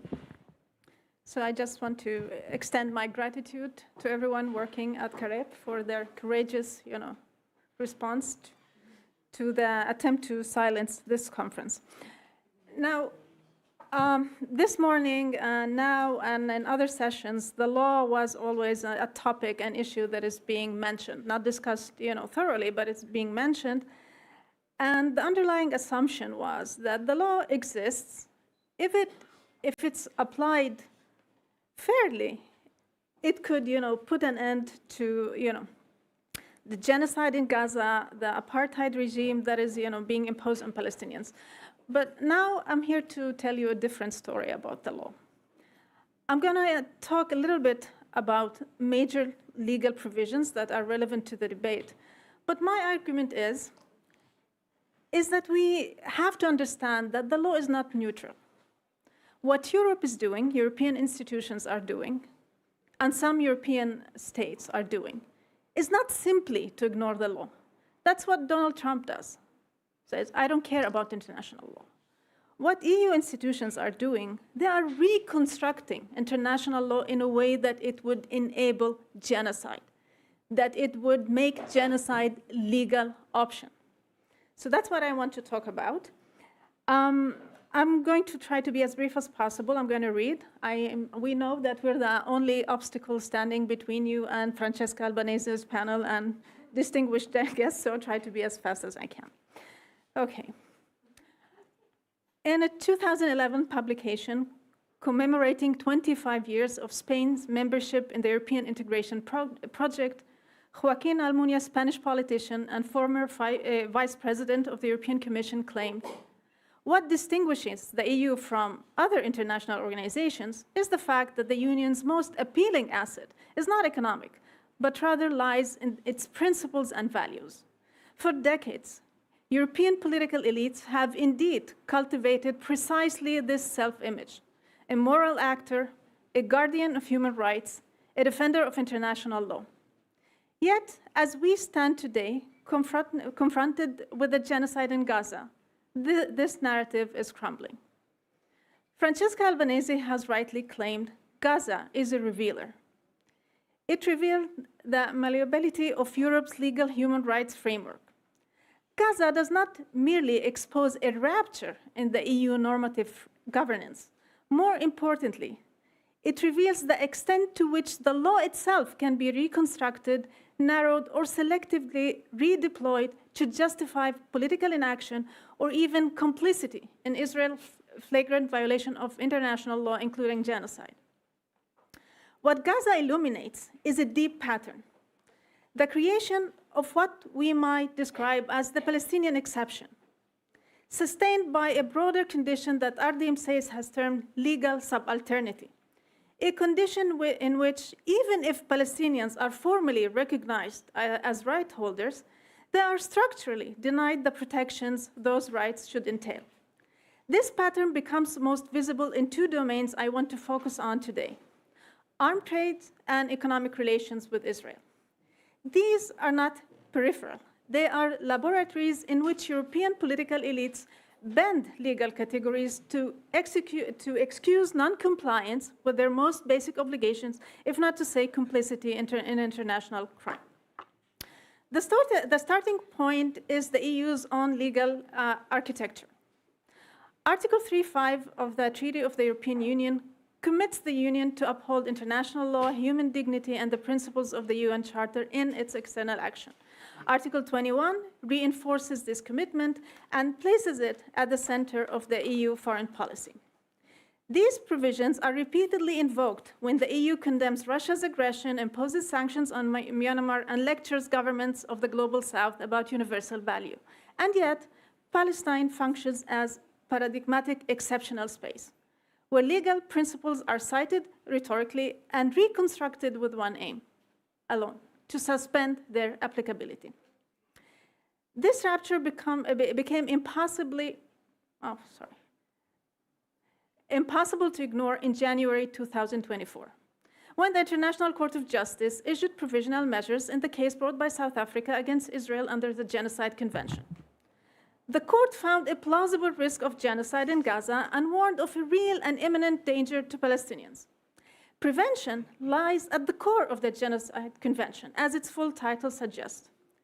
As the court held in the Bosnian genocide case, the duty to prevent requires states to employ all means reasonably available to them to avert genocide, even where the actors in question are not under their direct control. This duty arises the moment a state knows or should have known of a serious risk that genocide will be committed. In such cases, responsibility is incurred if the state manifestly fails to take all measures within its power to avert genocide. when such measures might have contributed to preventing it. In assessing whether a state has discharged its duty, the ICJ emphasized that a crucial factor is the state's capacity to influence the actors likely to commit or already committing genocide. The court also drew distinction between the obligation to prevent genocide and complicity with genocide. Complicity requires that some positive action has been taken to furnish aid or assistance to perpetrator of the genocide, whereas violation of the obligation to prevent results from mere failure to adopt and implement suitable measures. By affirming plausibility of genocide, the ICJ has placed all European states on notice. Given the EU's extensive trade and military relations with Israel, both the Union and its member states have, in the court's language, the capacity to influence effectively Israeli actions. Continued supply of arms to Israel is not only a breach of the obligation to prevent genocide, it may well amount to complicity in genocide in the legal sense. Now, this obligation is salient not only in relation to the ongoing genocide in Gaza, but also to Israel's broader domination of Palestinians in the occupied Palestinian territory. In July 2024, in its advisory opinion, the ICJ declared that Israel's continued presence in the OPT is unlawful. That is, violates the right to self-determination of Palestinians, the prohibition on territorial acquisition by force, and the prohibition on racial segregation or apartheid. Because all these norms are peremptory norms of international law, they generate obligations erga omnes. As the court emphasized, all states and international organizations bear legal interest in their enforcement and are specifically obligated not to aid or assist in maintaining such unlawful situation. The UN General Assembly subsequently translated these findings into concrete prescription, adopting a resolution requiring third states to cease the provision of and transfer of arms, munitions, and related equipment to Israel in all cases where there are reasonable grounds to suspect that they might be used in the occupied Palestinian territory. And yet, the EU and its member states have not acted in accordance with their obligation. This is precisely where the European legal framework should have been decisive. The EU has long portrayed itself as a champion of the Arms Trade Treaty, adopted in 2013. This treaty prohibits authorizing arm transfers where the exporting state has knowledge at the time of authorization that the arms or items would be used in the commission of genocide, crimes against humanity, grave breaches of the Geneva Conventions, attacks directed against civilian objects and civilian protected as such. Now, since the adoption of the EU common position on arms exports, EU member states have been legally obligated to deny export licenses if there's a clear risk that exported military equipment might be used in serious violation of international human rights law or humanitarian law, including genocide. The common position sets 8 criteria that states must apply when assessing export licenses, including 1, EU states must refuse or condition arm export licenses if they would breach international obligations, for example, embargoes by the UN or the EU itself. They must consider whether export would provoke or prolong armed conflict or aggravate tensions in the destination, and also, this is also important, they must take into account the risk of diversion, undesirable re-export or misuse. However, as commentators have highlighted, the interpretation of the criteria varies greatly among member states, leading to contradictory positions. This has led to the development of the user's guide, which provides guidance for national authorities on how to interpret and apply the criteria. This, again, proved to be ineffective. Like any decision that falls within the realm of common foreign and security policy, arms exports policy and activities conducted in this field are beyond the control of the Court of Justice of the European Union, and the European Commission has no power of enforcement. Armed trade decisions remain largely immune from juridical review, even in national courts. What looks like fragmentation in practice is a systematic dispersion of responsibility, a mechanism through which obligations become enforceable by design. Now, the easy way to frame this is simply to say the EU lacks enforcement mechanisms. This framing obscures deeper racist and colonial structures. The core problem is not simply weak enforcement. The problem is that in the case of Palestine, the law is actively reconstructed so that these obligations do not apply to Palestinians. So the Palestinian exception is manufactured at the level of legal interpretation, not merely at the level of institutional capacity. Germany provides the clearest examples of this process. Since October 7th, the German government has articulated an increasingly absolutist narrative of Israel's right to self-defense under Article 51 of the UN Charter. This narrative is offered without engagement with the legal limitations attached to self-defense, mainly necessity and proportionality. In the German discourse, self-defense becomes a totalizing category, a shield against scrutiny. Criticism of Israeli conduct is reframed as an assault on Israel's existence, and because of Germany's history, as an assault on Germany's own moral identity. This reconfiguration of the notion of self-defense conceals the reality of Israel's genocidal military campaign. As Francesca Albanese and the UN Commission of Inquiry have documented and argued rigorously, Israel's operation exhibits patterns of violence compatible not with lawful self-defense, but with genocide, systematic attack on civilians, deliberate starvation, and the destruction of infrastructure essential to human survival. To insist that such acts fall within the unlimited right to self-defense is to reshape international law so that it no longer constrains violence, but rather legitimizes it. Before the ICJ, in the case brought by Nicaragua against Germany, Germany defended its exports by drawing a distinction between lethal and non-lethal items. But this distinction is a legal fiction. Technologies categorized as non-lethal, surveillance system, targeting software, spare parts for aircraft and armored vehicles, communications equipment are essential to modern warfare. They enable drone strikes, facilitate ground operation, and maintain the infrastructure of siege and displacement. Economic relations display the same logic. And it's here that the debate over suspending the EU-Israel Association Agreement becomes particularly revealing. So far, the agreement remains intact.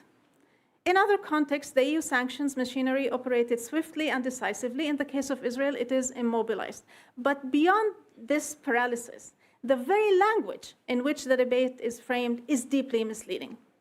When suspension of the association agreement is discussed, almost exclusively in terms of withdrawing tariff preferences or fiscal benefits for Israel, the core legal obligation is silently displaced. The obligation arising from the ICJ advisory opinion and from general international law is not primarily about whether Israel continues to enjoy preferential access to EU market. The core obligation is non-assistance, ensuring that EU trade, financial flows, and commercial activities do not entrench Israel's unlawful presence and policy in the OPT.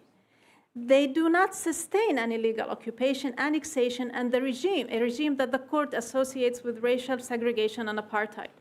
Focusing narrowly on customs advantages empties the fundamental obligation of non-recognition, non-assistance from its core. How much time? Okay. Generally speaking, in the Moghrabi case, the court asserted that the EU may, but not required, to adopt measures in response to human rights violations attributed to its associates. In the Brita case, this time focusing on Palestine, the court reduced the question of settlement illegality to a matter of tariff classification, transforming an obligation of non-recognition into an obligation to label products and leaving it up to consumers to decide whether to purchase them or not. So the court wants to end apartheid by putting a sticker on an apple, and you decide if you want to buy it or not. The 2024 advisory opinion made this minimalism indefensible. The court held that Israel's presence in the occupied Palestinian territory is illegal. It violates peremptory norms. It determined that all states and international organizations must refuse recognition, withhold assistance, and avoid any act that would entrench the illegal presence of Israel in Palestine. Here lies another key misconstruction. That is the persistent attempt to maintain fictional distinction between Israel as a normal commercial and between Israel's normal commercial activity within the Green Line and its activities in the occupied Palestinian territory. Because the Israeli economy and the settlement enterprise are deeply integrated, the idea that one can neatly separate economic relations inside Israel proper from those that support the occupation is largely illusionary. Virtually all forms of cooperation risk entrenching illegality.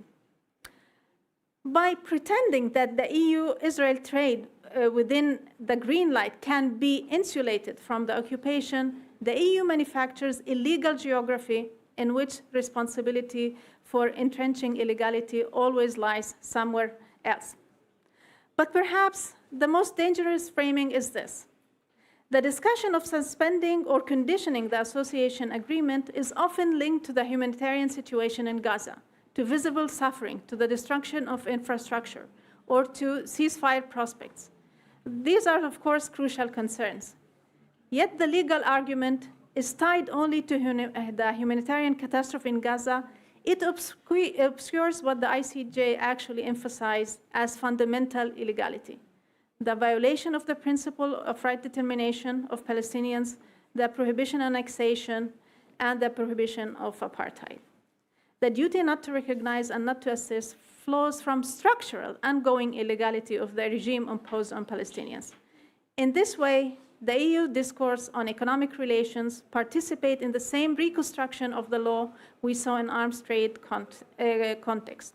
Obligations erga omnes are reframed as optional sanctions, non-recognition is reduced to consumer labels, non-assistance is reduced to question of whether Israel still deserves tariff privileges. To summarize, what Gaza shows us, therefore, is not simply inconsistency. The Palestinian exception shows us how the EU institutions and EU member states reconstruct the law to excuse inaction, to deny protection, and ultimately to enable a genocide. Now, all my colleagues before ended on a positive note. I didn't have a positive note in my speech, but I want to say one. The same time that Europe is reconstructing international law to give legal cover for a genocide, we have to remember that the Global South is doing exactly the opposite. They are precisely doing the opposite by using international law as a counter-hegemonic project. And I assume this mobilization, as we saw in the Hague Group, could give us a little bit glimpse of hope. Thank you.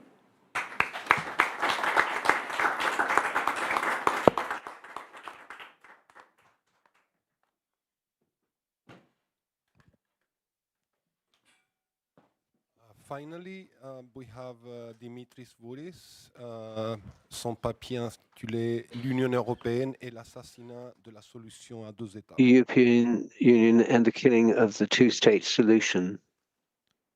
I'll do my best. I'm not known for speaking slowly, but I'll try to.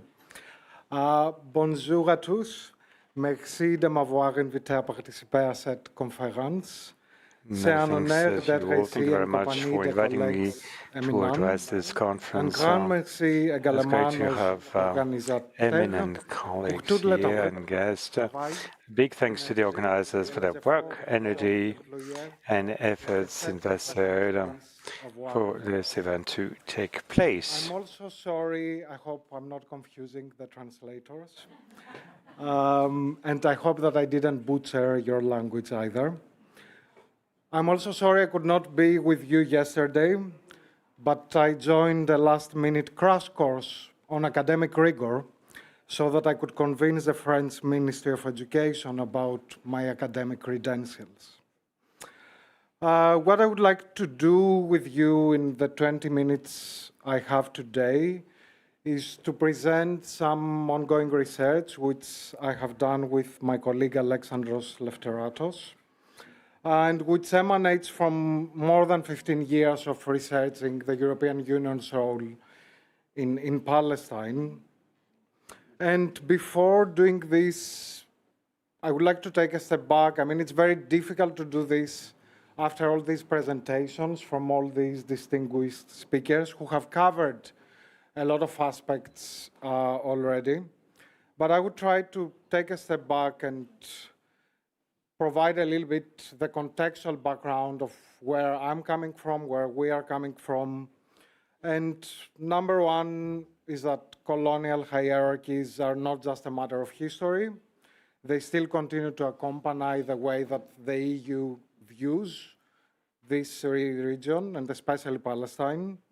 Second, Eurocentrism, the sensibility that Europe is historically, economically, culturally, and politically distinctive in ways which significantly determine the overall character of politics, as Miriam Sabaratnam has put it. Thirdly, Orientalism, which is a conscious strategy and method through which the Orient is socially constructed, produced, and reproduced. All these kind of discourses are not just relics of the past, but they are mainstream viewpoints guiding European decision-making and further bolstering the line between the civilized self and the uncivilized other. Of course, I can refer to the whole analogy of the garden and the jungle, and I will also talk more about this in the very end. So the central aim that we had with this research, which is going to be published very soon actually, was to unpack and analyze how the EU upholds the two-state solution discursively, while at the same time it actively dismantles all the material conditions necessary for a Palestinian state to exist. So it's not about effectiveness, it's not about the EU's inability to bring peace or to forge a two-state solution, but it's about the active killing of the two-state solution. So our main argument is that the EU does not just fail to deliver a two-state solution, but it ensures its permanent impossibility through politics of delay, a hierarchy of survival, and racial politics, provisioning a slow death. The EU is financing the Palestinian subjugation rather than self-determination. And for anyone who is willing to read more about this, I would channel you to the amazing work which has been done by my colleague Mariam Salameh-Pouvogel. So what we say and what we argue is that Palestine is a pivotal locus for theoretical engagement and empirical investigation due to the subjection to terror, forceful replacement, and eliminatory settler colonialism. The European post-colonial management is bringing to light the preference of a temporary management over an actual addressing of the structure, which is enabling this illegal Israeli occupation, settler colonialism, apartheid, as well as the prioritization of certain lives over others.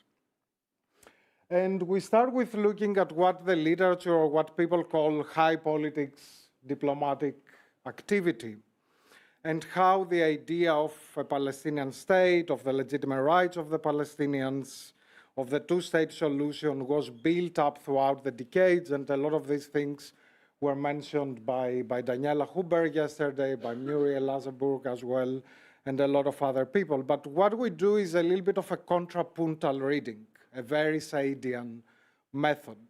And we try to look behind all these statements, also what Andrea was mentioning, what is behind the words. So you see that, I mean, in the beginning, in the 70s, we have the Palestinians who indeed have legitimate rights there being recognized. Then we have the idea of a homeland from the Palestinian people emanating in the European Council conclusions. Then we have the idea of self-determination. Of course, we have the idea of a Palestinian state. Then with the Berlin Declaration, we had the readiness of the European Union to recognize a Palestinian state when appropriate or in due course. And of course, then we have more elaboration on the 1967 borders, et cetera, et cetera. So we try to look behind what lies behind all these statements. And with the Seville Declaration, for example, one of the things which the Seville Declaration said was that the reform of the Palestinian Authority is essential. So Palestinian statehood turned out not to be an inherent right, but something which needed to be proven and gained. With a so-called roadmap in 2002, which envisioned again full Palestinian statehood by the end of 2005, what we see is a change in terminology where, you know, until that moment we had a lot of terminology about rights and justice.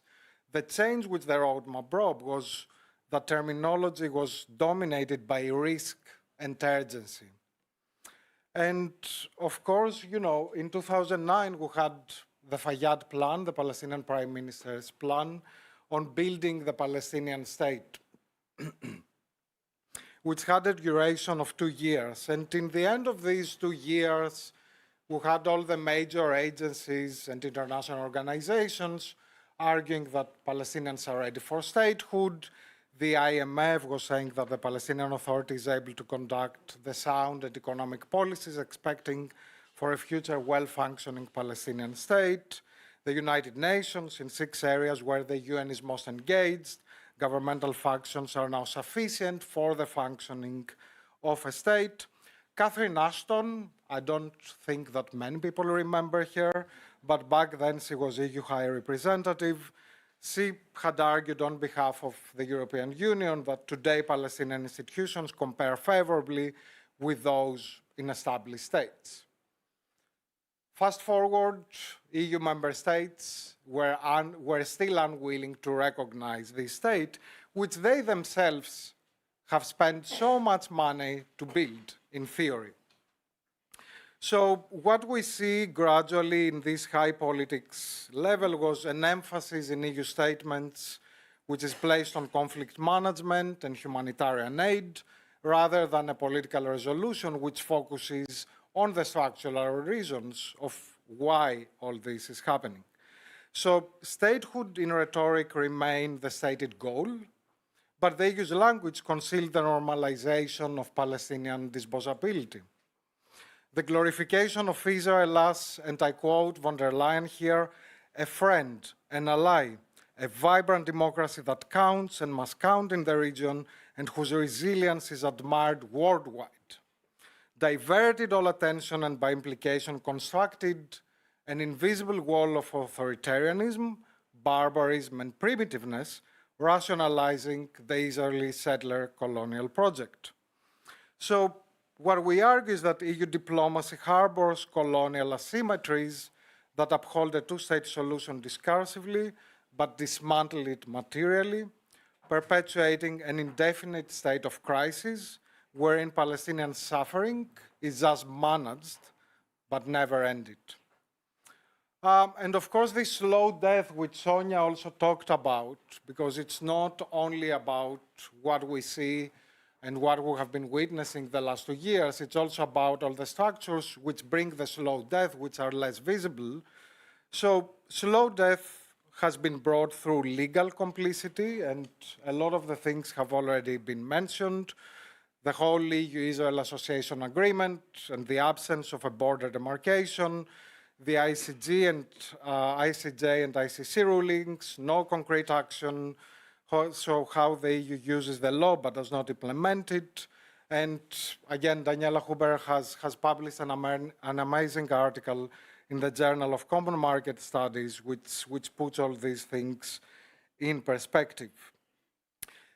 The EU itself conducted 3 formal reviews assessing Israel's compliance with the human rights clause of Article 2 of the Association Agreement.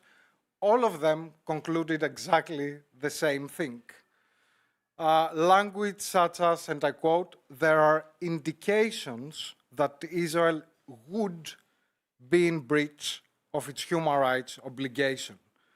Now, in particular, the use of words such as indications and would for what has already been recognized from multiple genocide scholars and human rights organizations is clearly an attempt at relegating an organized and well-executed genocidal war into a humanitarian catastrophe that needs to be monitored every 2 weeks. This is EU language, not mine.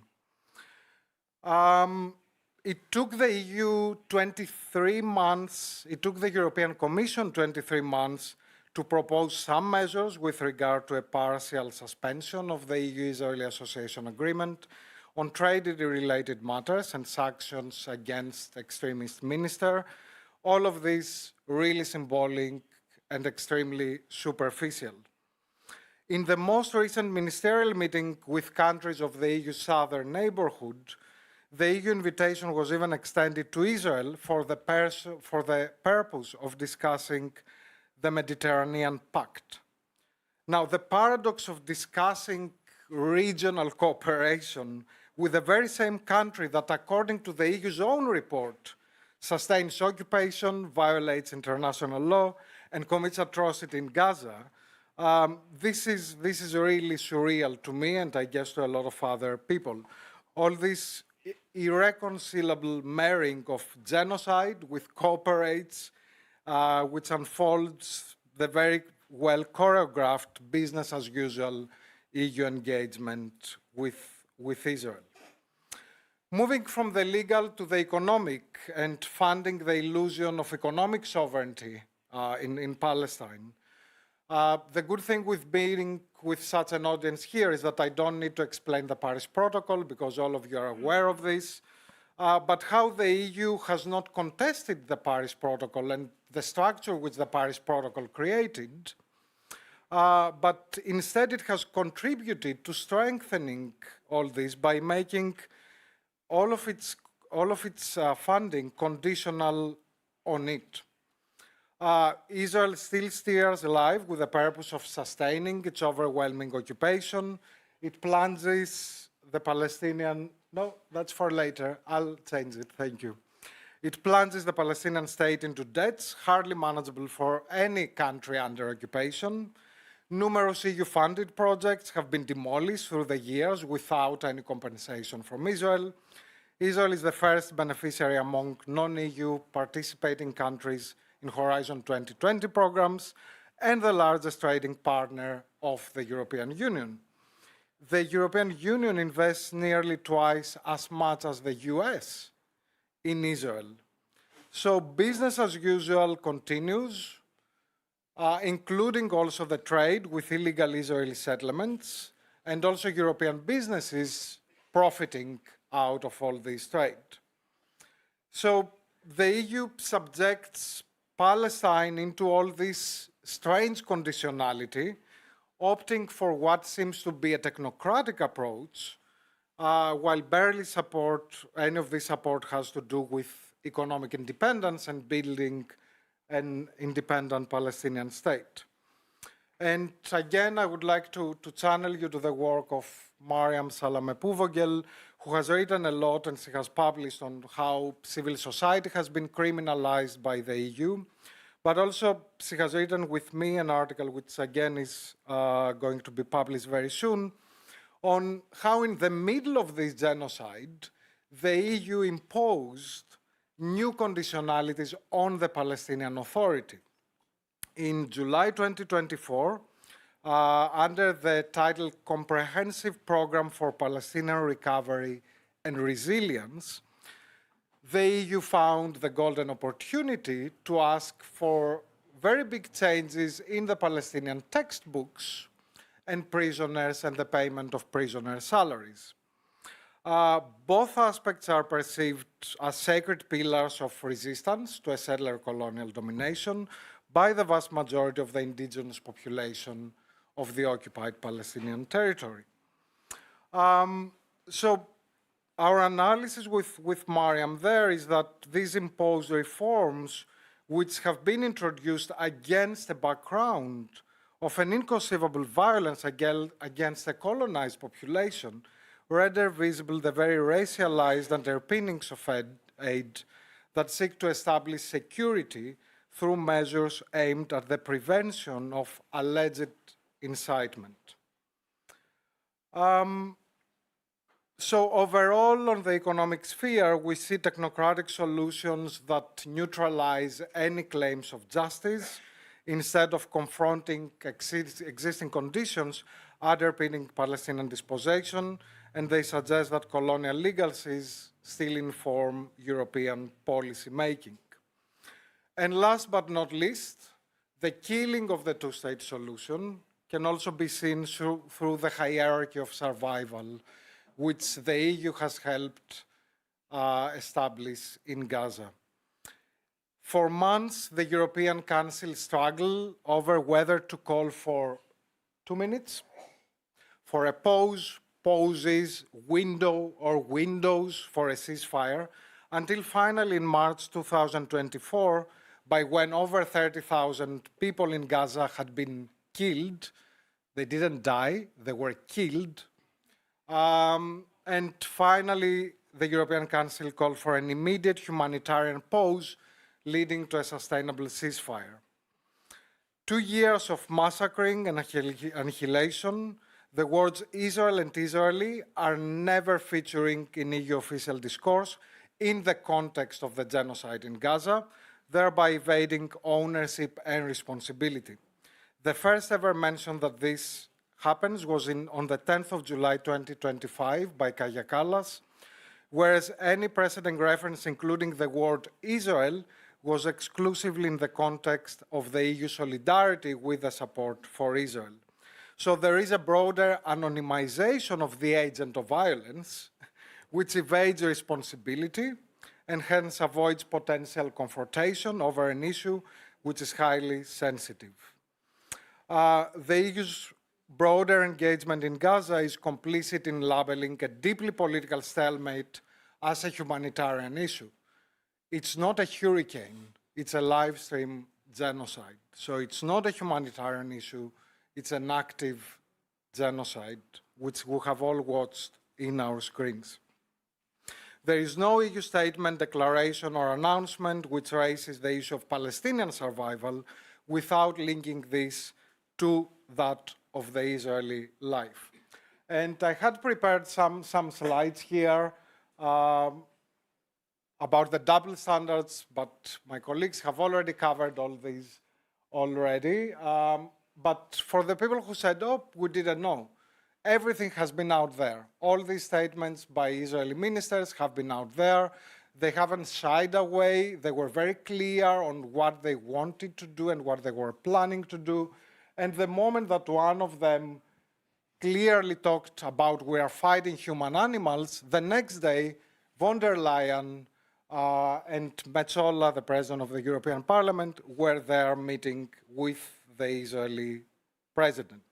I'll skip the rest of the slides, a lot of surreal things throughout, but I'm sure you're aware of them already. The last surreal thing, just 2 weeks ago, Kaja Kallas, the EU High Representative at the Collège d'Europe, saying the key to peace is law. This is what my students who are in their 20s would call trolling. And I'll leave it there.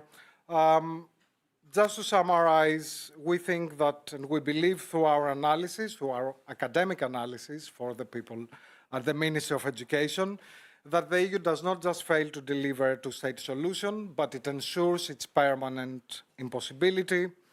Palestinian sovereignty remains alive only as a discourse while being systematically erased in practice. And I'll leave it here, and thank you for your attention.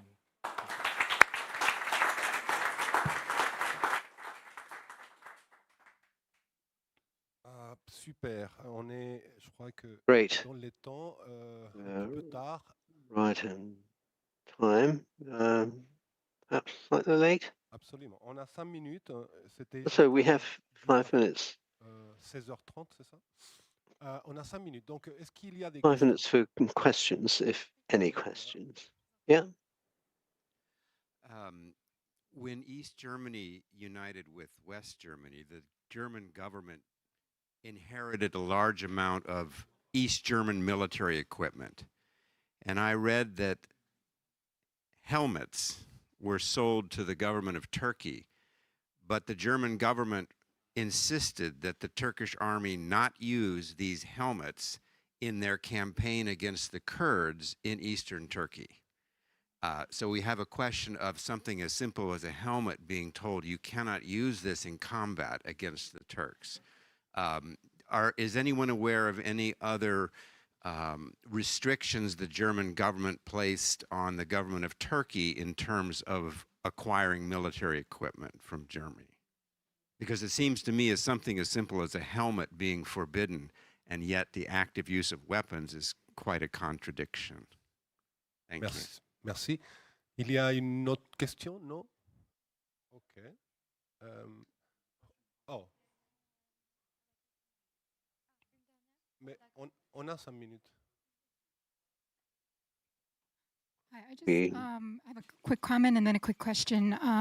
My comment is about how I think 3 speakers I saw throughout the conference have often used Russia as a reference. 3 speakers throughout the conference, Professor Boulos, Professor Boris, and yesterday the professor from Rice University, sorry, his name escapes me. You have all used Russia as a reference in terms of showing the West double standard in terms of condemning, Russian quote-unquote aggression and then being permissive towards or even supportive of Israeli aggression. I just have a question for Professor Boulos. You talked about at the very end, what gives you hope is that the third world, quote-unquote, the global south is using law as a, as a weapon against colonialism, imperialism. Other than South Africa, can you give other examples of how that is the case?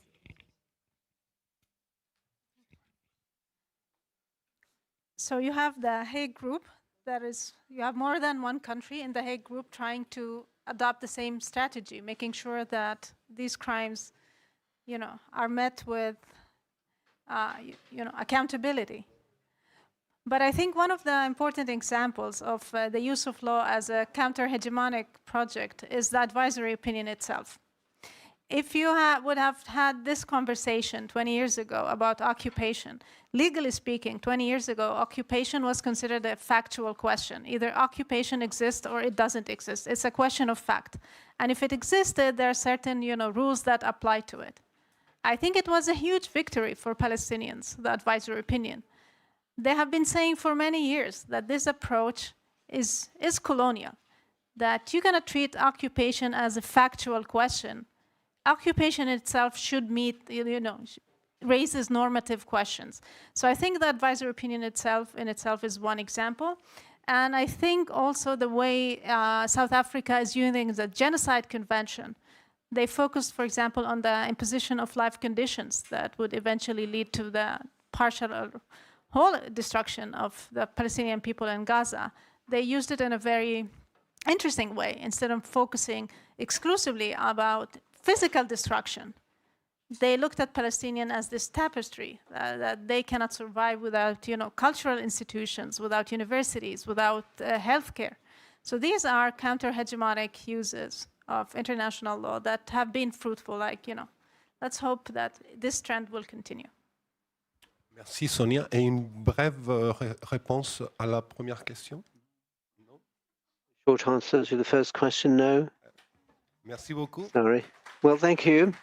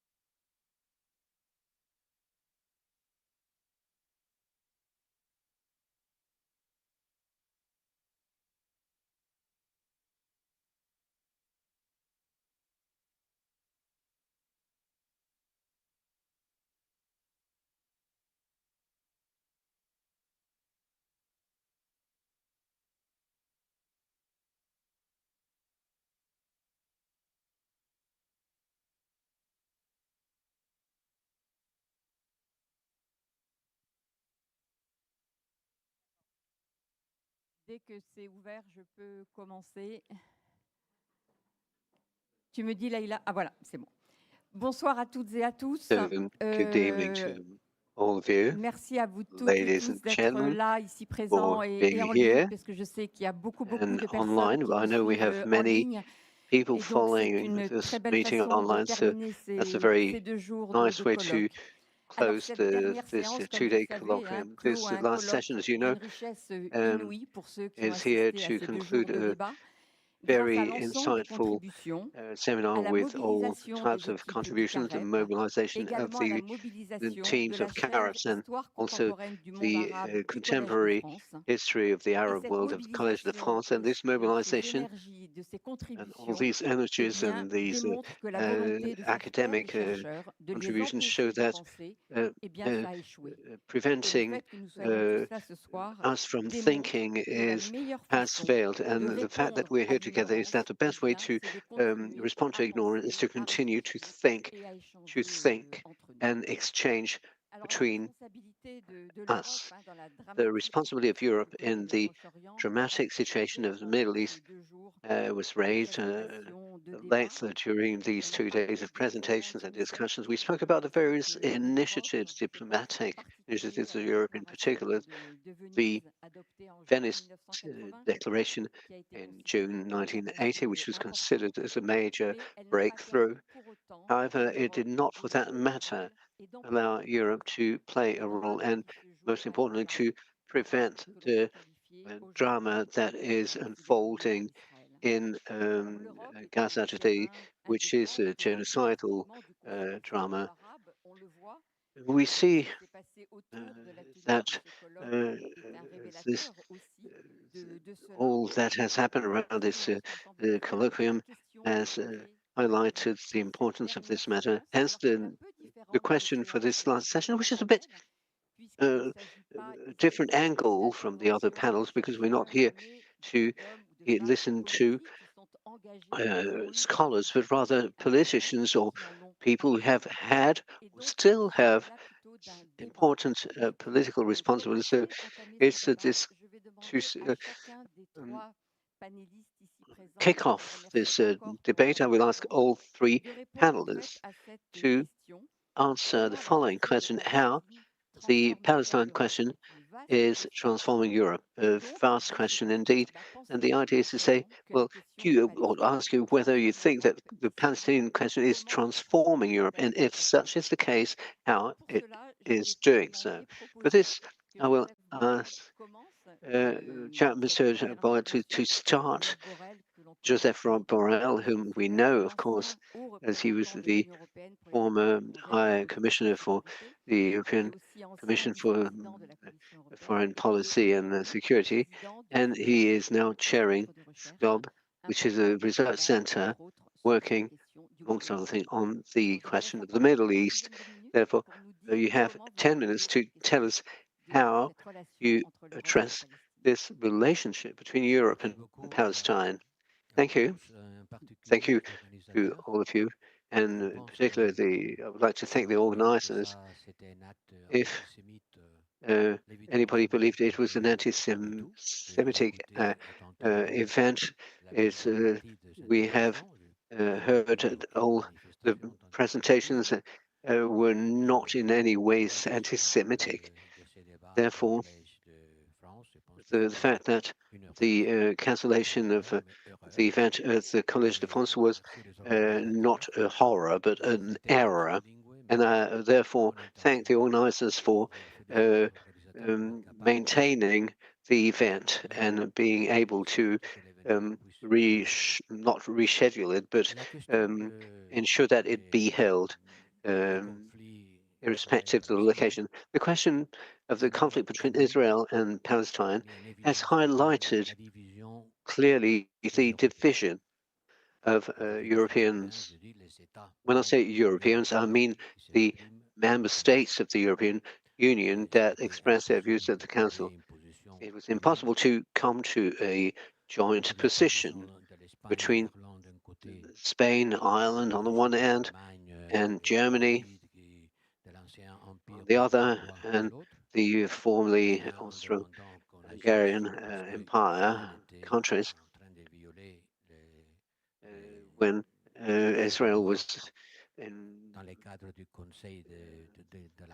infringing on its duties as part of the agreements, and the others said, no, nothing is happening. There's no violation of, so no question of imposing any form of constraint or sanction. Yes, but we should respect the human rights. So that was on a rhetorical level. At the level of the Commission, nothing was done.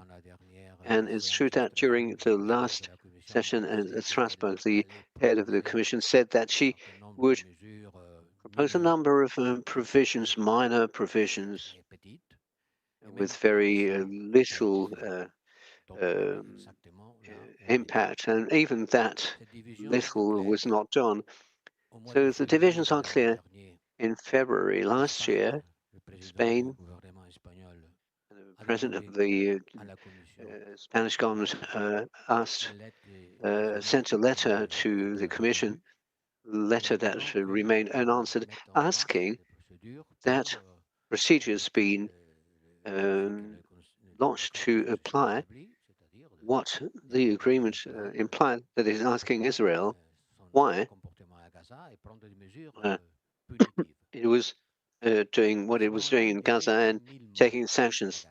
At that point, there were already 20,000 fatalities. A month, a year and a half later, end of 2025, 65,000 fatalities. So it took another 40,000 additional deaths in a year and a half for a reaction to be made, and no action is taken.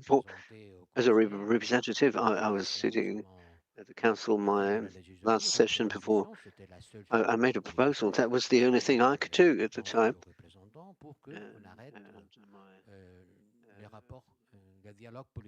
Hope to stop the political dialogue with Israel. The council decided not to go ahead with this proposal.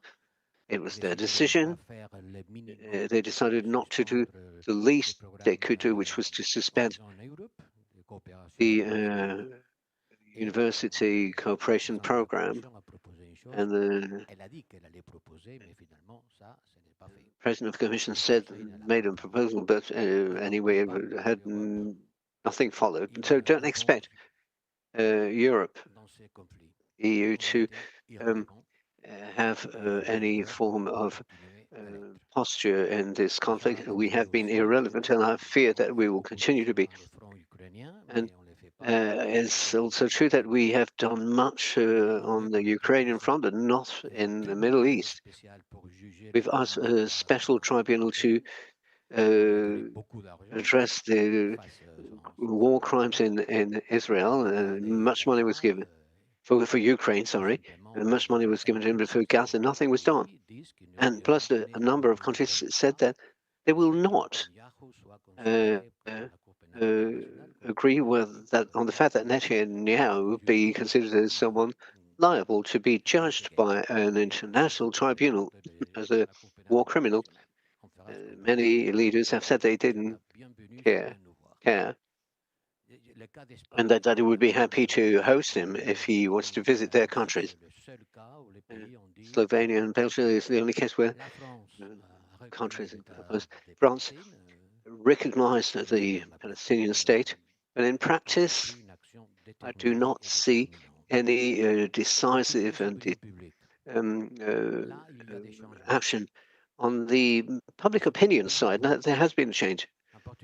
There has been some changes, particularly in Germany, where we see the latest surveys think that 70% of the respondents said that the German government was doing too much in favor of Israel. And that's an important thing to note, that the German population, both on the socialist side or the conservatives, think that there is too much support for Israel. Is noteworthy. There's a group of academics, German diplomats, and academics who have signed a manifesto saying that what Merkel saying that support to Merkel said that support to Israel is a reason of state. It's inconstitutional because nothing above the law. There is no reason of state that can justify this support to Israel. I think it's important to note this. The public opinion is moving, not the institutions which tend to stick to a supportive posture to Israel. The violations of human rights are not being recognized, acknowledged. So in actual practice, the EU sees no reason to suspend total or partial support or cooperation with Israel. Thank you. So I will ask Francesca Albanese, who is the Special Rapporteur of the United Nations for the human rights in occupied territories, who is, if I'm not mistaken, is in Paris also for the publication of her last book, When the World is Asleep, and who I will ask you to answer the same question. Is Palestine, the Palestinian question, is it transforming Europe? And if such is the case, how it is doing so? If you would rather speak from the microphone there, it's up to you. Yeah?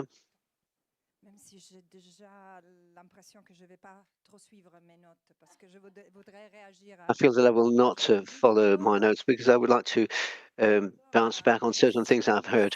First of all, thank you to France. I love to come to France.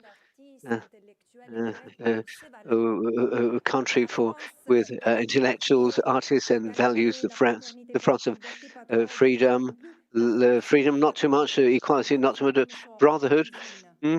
I feel. I don't know if I have many brothers and sisters here, but never mind. As to the question of the war, is this war transforming Europe?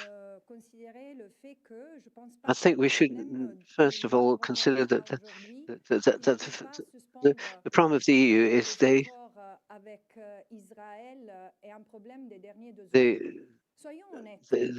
suspension of the cooperation with Israel. To be fair, based on Article 2 of the Association Agreement, it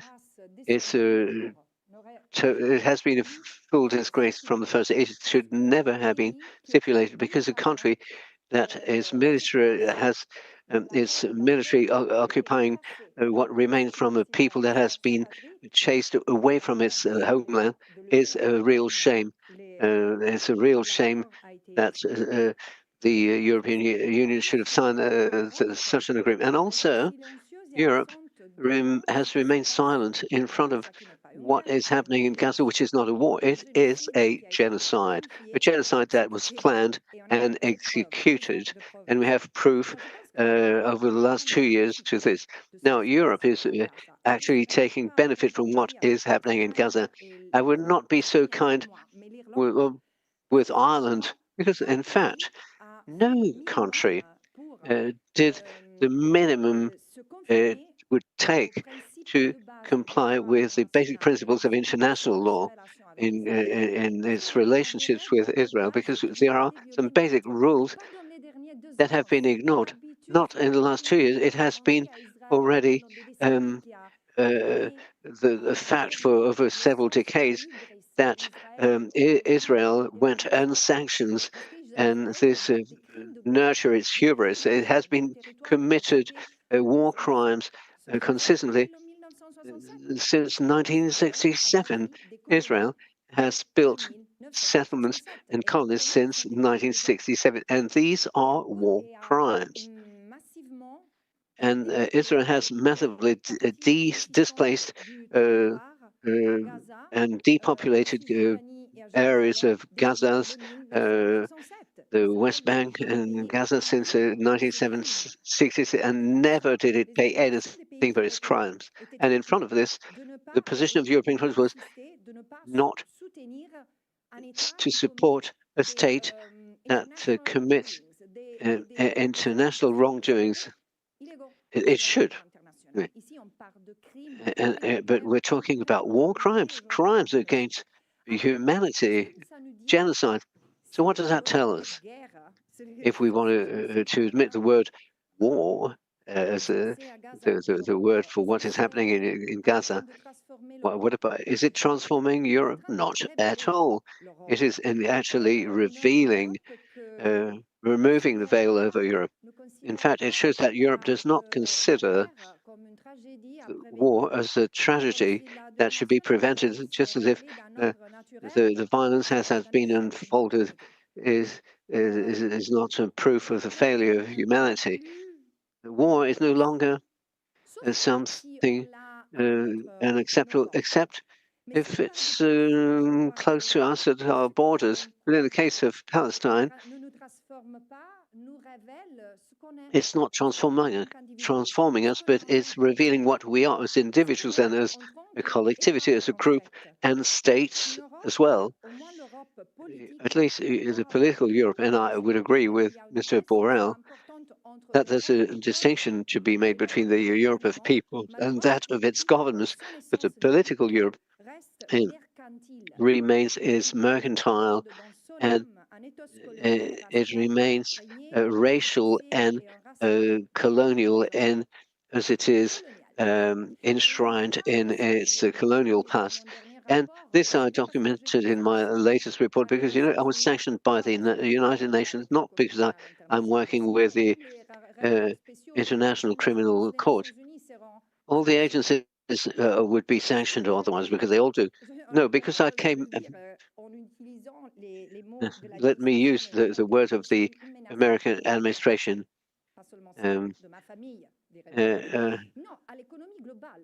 I contributed to the global economy because treating the genocide, not only the illegal occupation of the private sector benefited and gave means and resources for the crimes of Israel, and nothing was done during the genocide. I don't know what is this. The Israeli stock exchange has thrived on this war, whereas the economies of other countries were collapsing. So how come the Americans continue to benefit from the experimenting of Israeli on Palestinians? So nice where all the families have no values, because when you can't deny the need for protection, and we need to stop the crimes against children. If you can't do that, we are the worst of the people. We have already committed genocides on our continent. We cannot see that there is a genocide over there committed by Israel with our support. The support, and that includes your state and my state, diplomatic support, and military support, and economic support, and even in the way humanitarian aid is distributed, we helped Israel continue its crimes. So, but in front of the political Europe that is keeping silent, we see that there's a form of awakening among the younger generations. But they're the only people who still have any form of humanity in themselves. I don't know what is happening with our generation. We've been a total failure from this point of view. And I think what is emerging here as an initiative, the younger generation, and the BDS in particular, which is making progress in spite of the millions of dollars that are spent to try to make it fail and try to silence us.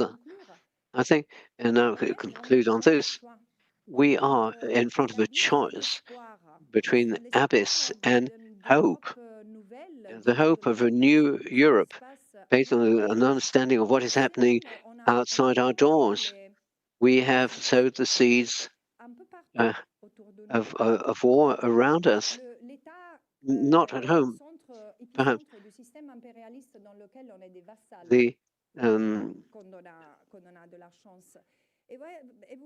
and you see, we hear about Ukraine, but not Palestine. I think the problem today is to understand what is the greater Israel.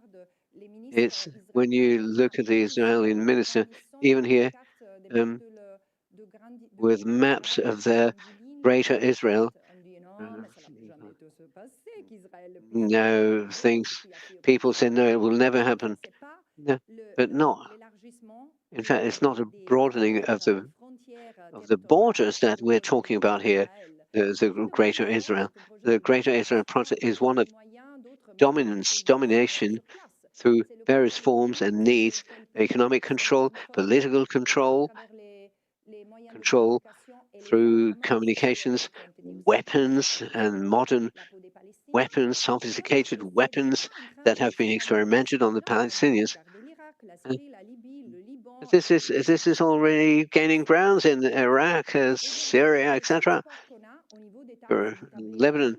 The only hope we have is to have a new form of multilateralism where we cooperate with the global South, away turning our backs on the rhetoric. It's important that France recognize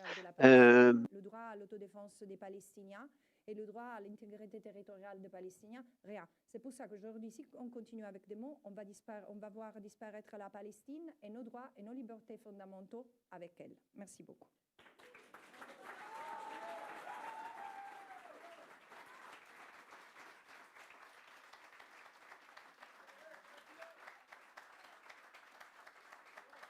Merci.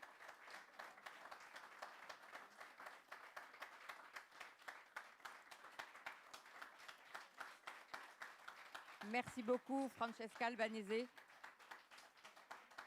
Je vais maintenant donner la parole à Dominique de Villepin, ancien ministre des Affaires étrangères, ancien Premier ministre, et qui a écrit un livre récent, Le pouvoir de dire non. Et donc, est-ce que ce pouvoir de dire non peut s'appliquer dans tout ce que l'on vient d'entendre? Et je vous laisse la parole pour répondre également à cette question.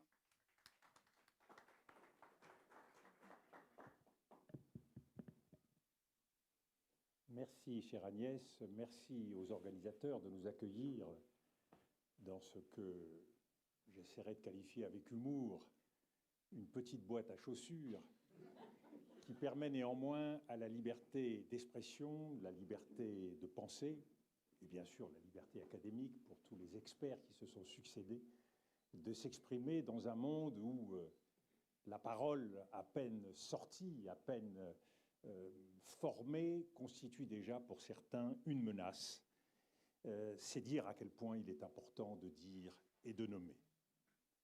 La question, comment la question de Palestine transforme-t-elle l'Europe? Et on pourrait ajouter un pourquoi la question de Palestine transforme-t-elle l'Europe? Est centrale, et c'est une question malheureusement que plusieurs générations qui nous suivront auront à méditer. C'est une question qui est faite pour durer. Il suffit de se pencher sur les années passées. Si on s'interroge comment la question d'Irak, comment la question de Syrie a transformé l'Europe, l'évidence en ces journées tragiques du 13-14 novembre, eh bien cette évidence, elle est là pour nous rappeler que cette transformation, elle n'est pas de pure forme. La première évidence, et que nous fait toucher du doigt cette question de Palestine et de sa transformation, de la transformation de l'Europe, c'est bien évidemment l'importance, le poids, l'évidence de la géographie. L'évidence de la proximité, the evident nature of the surrounding regions and the migratory crisis of 2015 with the issue of the civil war now in Syria.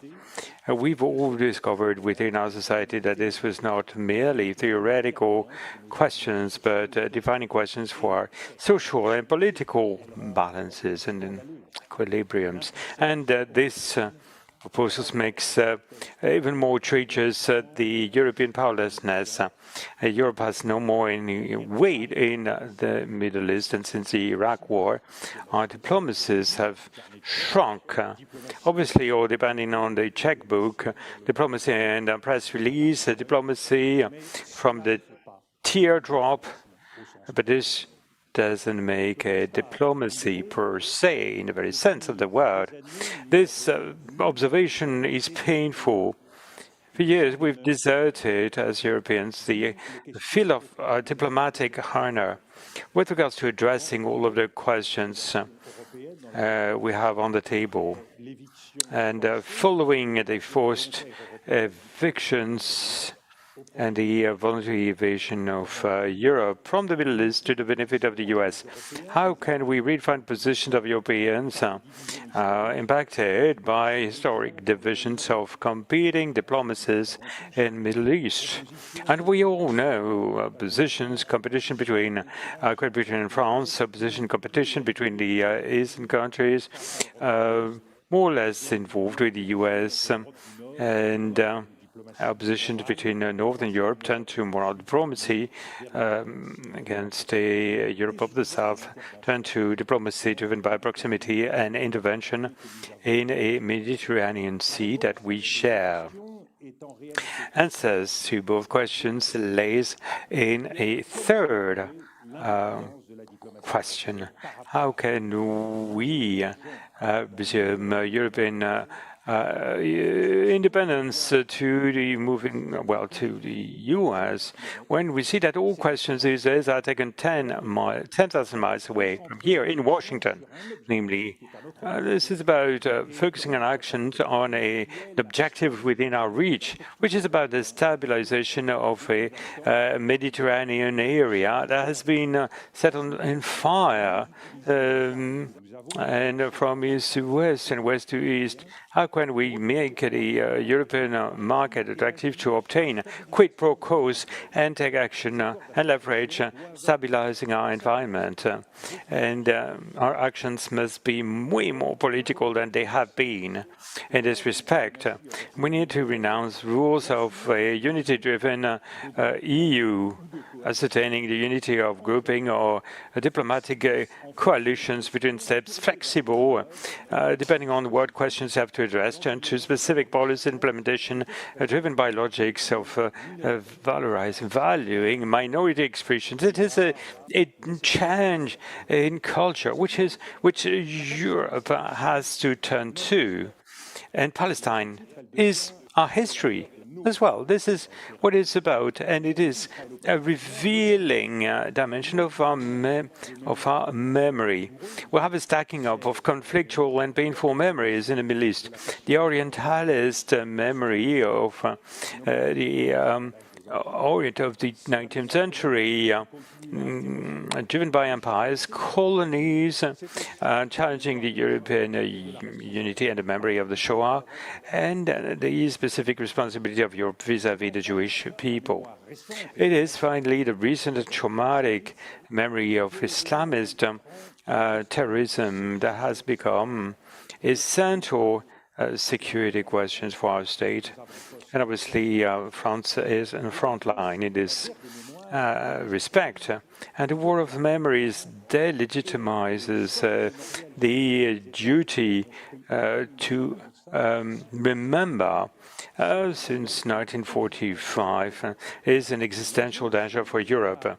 What is at stake is that it can only be a memory. They can only be shared memories, not memories against. And they can only be memories that are interconnected. Because the danger of this war of memories is, I'm going to be a case in Bonn, when the Shoah shatters all other memories. It is then a political weapon when memory is distilled to distill the poison of anti-Semitism. We need to recognize the surge. And memory is then weaponized. And when memory is, or when colonialism is brandished to dispel all forms of violence, all the way to the Islamist terrorism. Obviously, Hamas terrorism and the massacre of 7th of October, we lose our moral compass.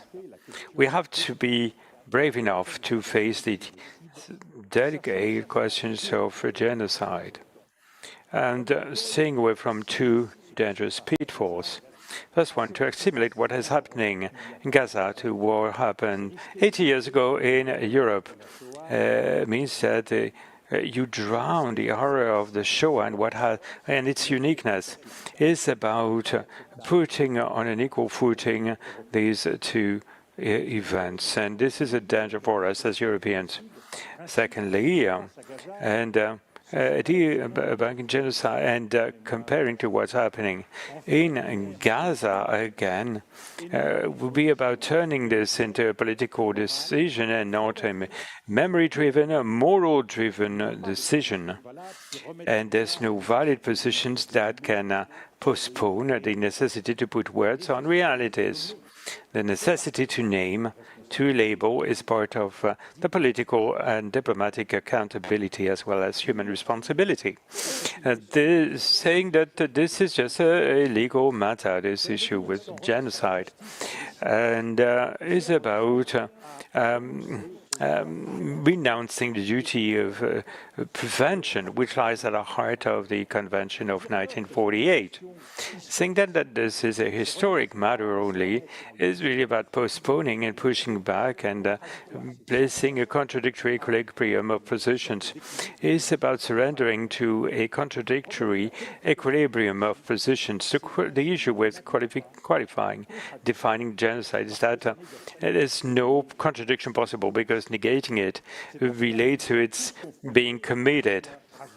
So we're facing a tragic choice on deciding and full conscience that this is about deciding whether what we're seeing, what we're looking at, what we want at all costs to hide, or what we want at all costs to ignore, can meet these definitions. As long as international justice, widely hindered, is not able to decide, to rule, it is for individual responsibilities to make our choice in full conscience. Hence the requirement, the necessity of an enlightened discussion. Hence the significance to open the doors of Gaza. And this is maybe the strongest message we can address to the American authorities and to the Israeli authorities, so that lawmakers, journalists, all experts around the world can see accepting the in-camera boils down to accepting complicity. And Palestine is our present. It is what makes it a political Palestinian question so significant in today's world. The figure of the Palestinian crystallizes the imagination of the existential threat of the West. And this is a standard that is brandished by a number of most conservative countries. You have to be blind not to see in interior and exterior debate interpolate. And the ideas of migratory submissions, terror attacks, barbarians hidden in this project. Ideas of moral suicide of a weak Europe, sometimes defined as effeminate, focusing on human rights and social rights. Europe is at a tipping point. It is a substance in Orientalism to the West. Orientalism was a fantasy embodied by Middle East legitimizing, or through a legitimation of colonial projects to transform the world through colonization, freeing the people from backwardness or Oriental despotism. And now it draws its origins from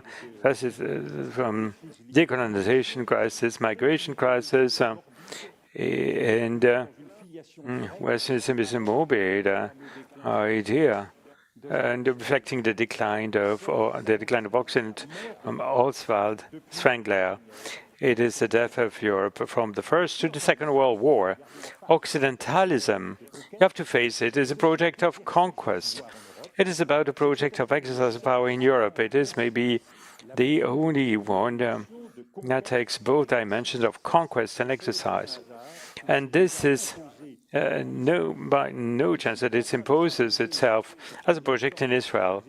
And will it impose for how long? In the U.S., and is unprecedented and reflected by the Gaza war since 2023, turning supporter of Israel a cause célèbre of all the far left, all the far right movements. It's about exclusion and stigmatizing in an ongoing way the other versus the us. It is about control, surveillance, social and moral political cost in terms of human rights. An authoritarian power justified by an existential and stance and overarching all debates and position, and our discussion tonight is a case in point. It's a perfect illustration of that. Palestine question poses issues of maybe, hope and imaginative and audacious choices for Europe, a capacity to take action, a capacity, a compelling and a arduous choice. Look at the look at the relationship between France and Algeria. This is a choice of policy of memory. How can we rebuild a common foundation?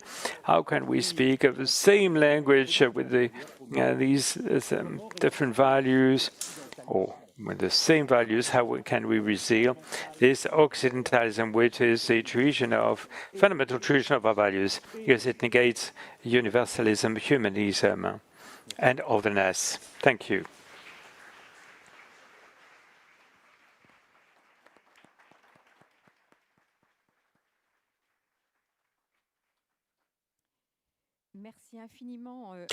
Thank you very much to the three of you for these declarations that open up and further avenues to reflect. I'd like to ask the three of you these following questions. And where could what could Europe do next?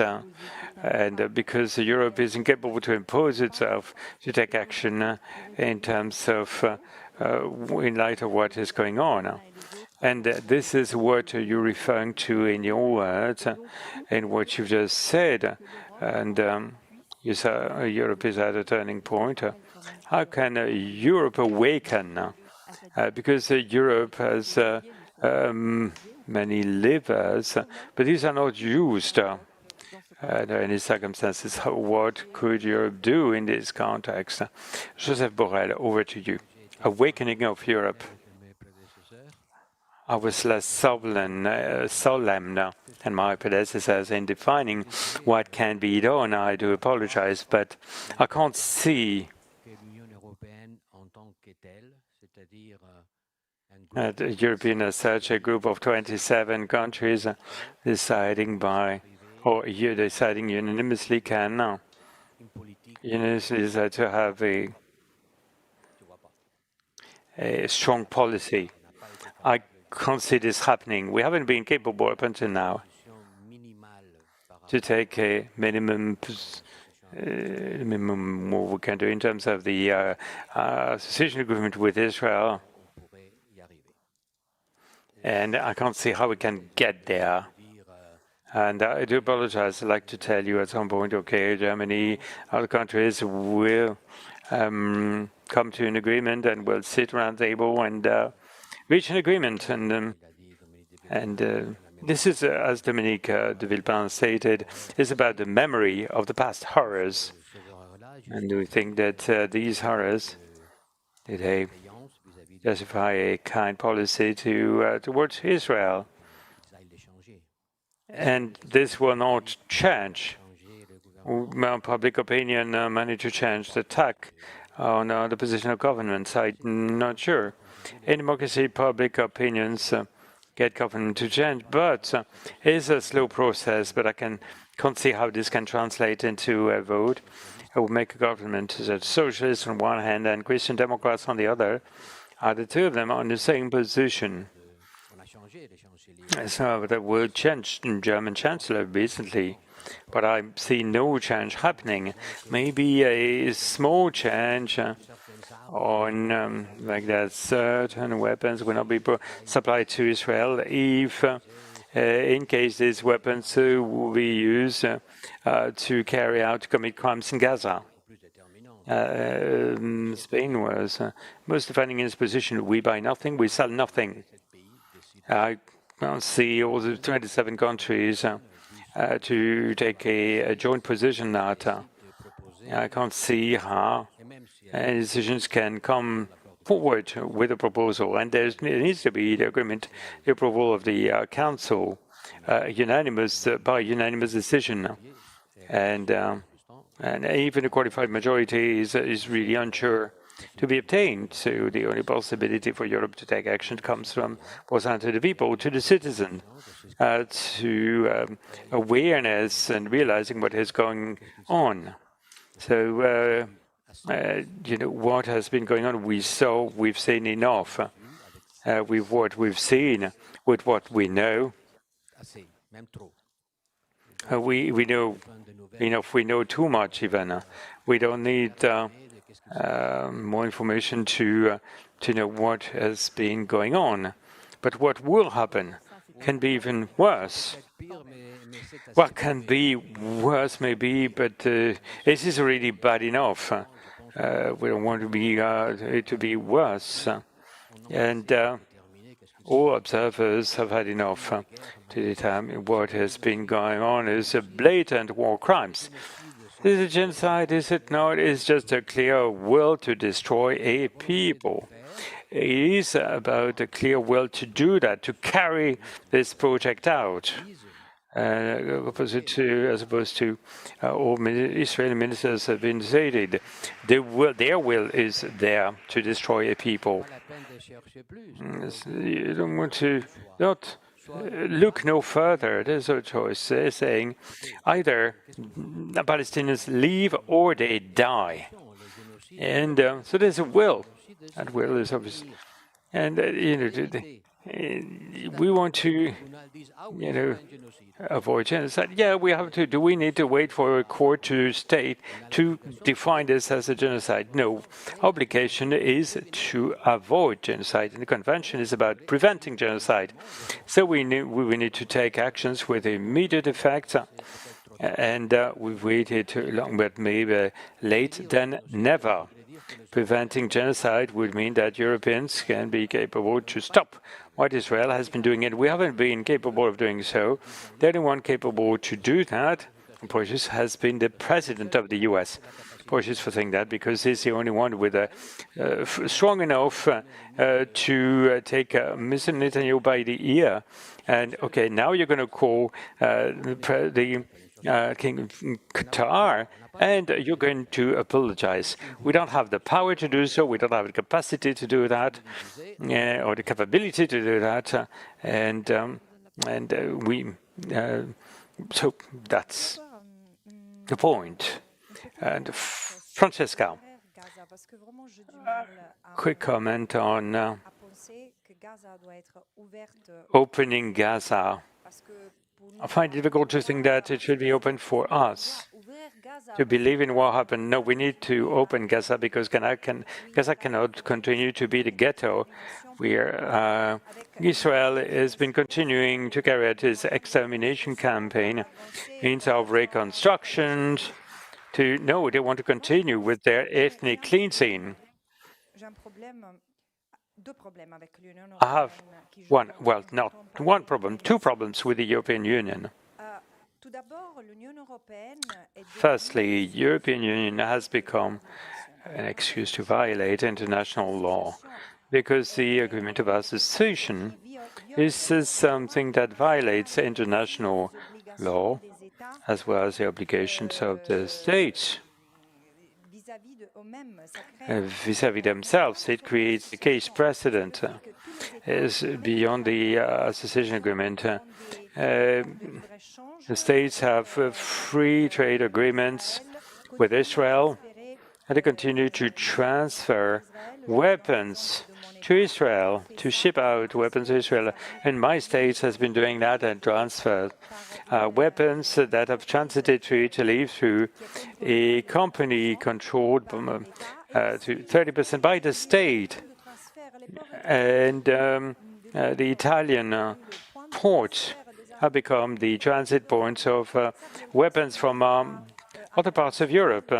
It violates our constitution and beyond international law.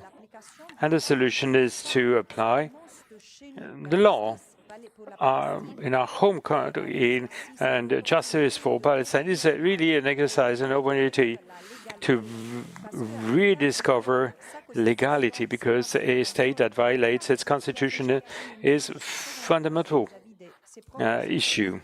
And vis-à-vis its own citizens, even living aside Palestine, I'm in fear of a state of governments that violate their own constitutions, because these states don't make me feel safe for myself and for my children. And beyond that, as a European citizens, putting aside the fact that I'm the special rapporteur or the UN, I'm first and foremost a citizen. I do have this hope of making a difference. And Mr. Borrell, Sue, what you've said, things will take time. But it depends if citizens in Europe continue to protest, to walk, to go out on the street, and to go to the ports where weapons are shipped to Israel, and to block these shipping. What happened during strikes? We forget that we've managed to have the European Union through movements, through people, and the system of human rights reflects that the struggles for freedom are useful. Because if we have rights and constitution, international treaties, now that at some point the states decided to be kind vis-à-vis their citizens, is about these rights were gained by men, women who fought against slavery, served slavery, women, the fact of being burnt alive as witches, oopsie, and to still be considered as a minor part of the global population. That's what I'm saying. We need to make sure that rights prevail and are upheld. And it is a kind of a backward thinking. It is, what will it change? It will change, things will change faster than we think. Because in many European countries, and leaders, my country is a case in point, have been brought to justice for their complicity with the crime of committed by Israel. The ICC received a complaint against 2 members of the Italian government, and I would like to see Italian judges continuing their work in giving response in a quest for justice. This is a challenge. That's not to be taken for granted, but the fight goes on, and the fight still is on.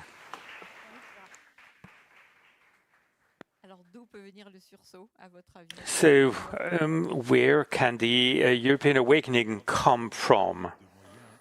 Well, Europe has significant resources. Firstly, Europe has instruments. Europe is the leading commercial partner of Israel. So if Europe wants to make use of these instruments, it has very significant capacities to apply pressure on Israel. Not mentioning anything about strategic scientific cooperation and technological cooperation that are significant as well. Secondly, and this is something that hasn't been considered in European diplomacy, Europe tends to consider itself as an island. And faced with a problem that is here today in Gaza or happens somewhere in the Middle East, Europe only sees the world as in its relationship with the states and with all constraints that loom upon itself in terms of having careful approach to Israel. But Europe is a major partner of the Arab world. Europe is a special partner of the Global South. Europe can work with Global South. Europe can organize within itself. And I think we need to step out of the unity myth of Europe and of the necessary myth of the European unanimity. But this is what we did with the Germans during the Iraq War. What can stop Ireland, Cyprus, Europe to work together and to define access to reflect commitment. It changes the balance of things and changes the way things are. What lies at the heart of European diplomacy is that Europe no longer believes in diplomacy. It doesn't believe in the efficiency and effectiveness of diplomacy. Diplomacy can start slowly, and if it's well managed, it widens up. It rallies people, countries. It is the best shield of states in the face of great tragedy, in the face of terrorism. Your diplomatic strategy protects way more than many security measures because it creates unity. Today, the biggest danger for Europe is unity, and through diplomacy you can bring a population together, proud to uphold the rights we love. We are attached to defend a certain idea of human rights and international law. Europe, it means that Europe underestimates its possibilities. It doesn't look in physical capacity. It has to act through diplomacy. And we can apply this to many different areas. And Europe is kind of swimming in a form of,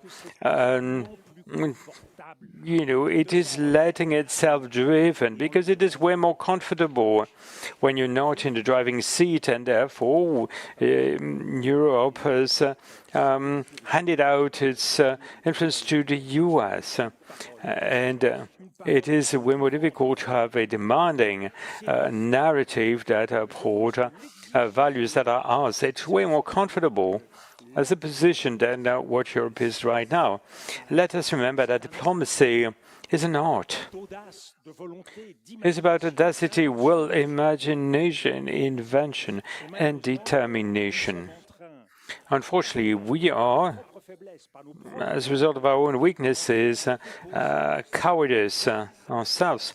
We are laying the arms of diplomacy at the foot of what we regard today as the new empires or the new emperors. And this weakness is the primary milestone of vassalization of Europe as an underling, breaking up and stepping away. The power will be transferred to other capitals.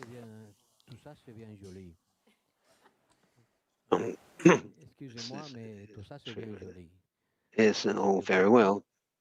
Words, of course, but let's keep our feet on the ground. And just let me remind you that in 2003 and 4, these were not nice words, and we did it. It's not because it was not done in the last few years that it was not possible to do more than it was done. I'm not saying it's impossible or that it's not possible, but let's look at the options seriously. I can tell you that European states don't have a free trade agreement with Israel. The member states do not have a free trade agreement. It's the EU that has a free trade agreement. None of the state members can have. It's the European Union as a whole that has a free trade agreement with Israel. If we want to change this with sanction, like was proposed and Mrs. van der Leyen suggested she would be doing, it had a cost of 200 million euros per year. Do you think that Netanyahu will be impressed with 200 million by a year? No. To do something in the trade arena, you need to have a qualified majority. And how do you get this? If you can't find it, you will have no change with the current governments in place. And it could be worse. It could become worse. We'll see. We'll see who are the next governments in Europe. But I haven't finished. So, to change the rest of the trade agreement, we don't need a qualified agreement. You need unanimity. Forget about this. There will never be any unanimous approval. It might be nice to think of something, but with the current rules, we cannot do something else.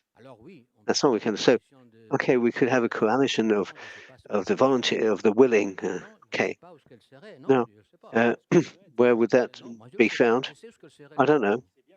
I know what Spain would do, but I'm sorry for you, but you're French. I'm on the other side of the border, but I don't know what France could do because, of course, they recognize the state of Palestine.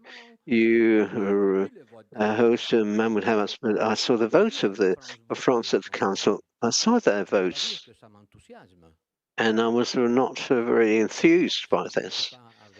So, if you can't count on France, who remains? Can we imagine that in a near future, there will be a change in the position Germany, Austria, and Hungary, and the Eastern European countries? Fairly, I don't believe so. Fairly, with all that has happened, what we have seen in Gaza with 70,000 fatalities, they continue to say, well, but Israel has the right to self-defense. Oh, but Israel should respect the international, but they don't. That's the relevant question. They should comply with international. Everybody should, under any circumstance. So if Israel does not comply with international law, what happens? That's the question. Nothing happens. And that is the problem. You can work with diplomacy, but that's the question. What happens if Israel does not respect international law? And who says whether it's respecting international law or not? For the time being, the Council is saying nothing is happening.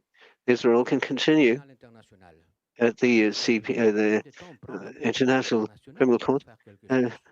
We need it to take how long? Was it ago?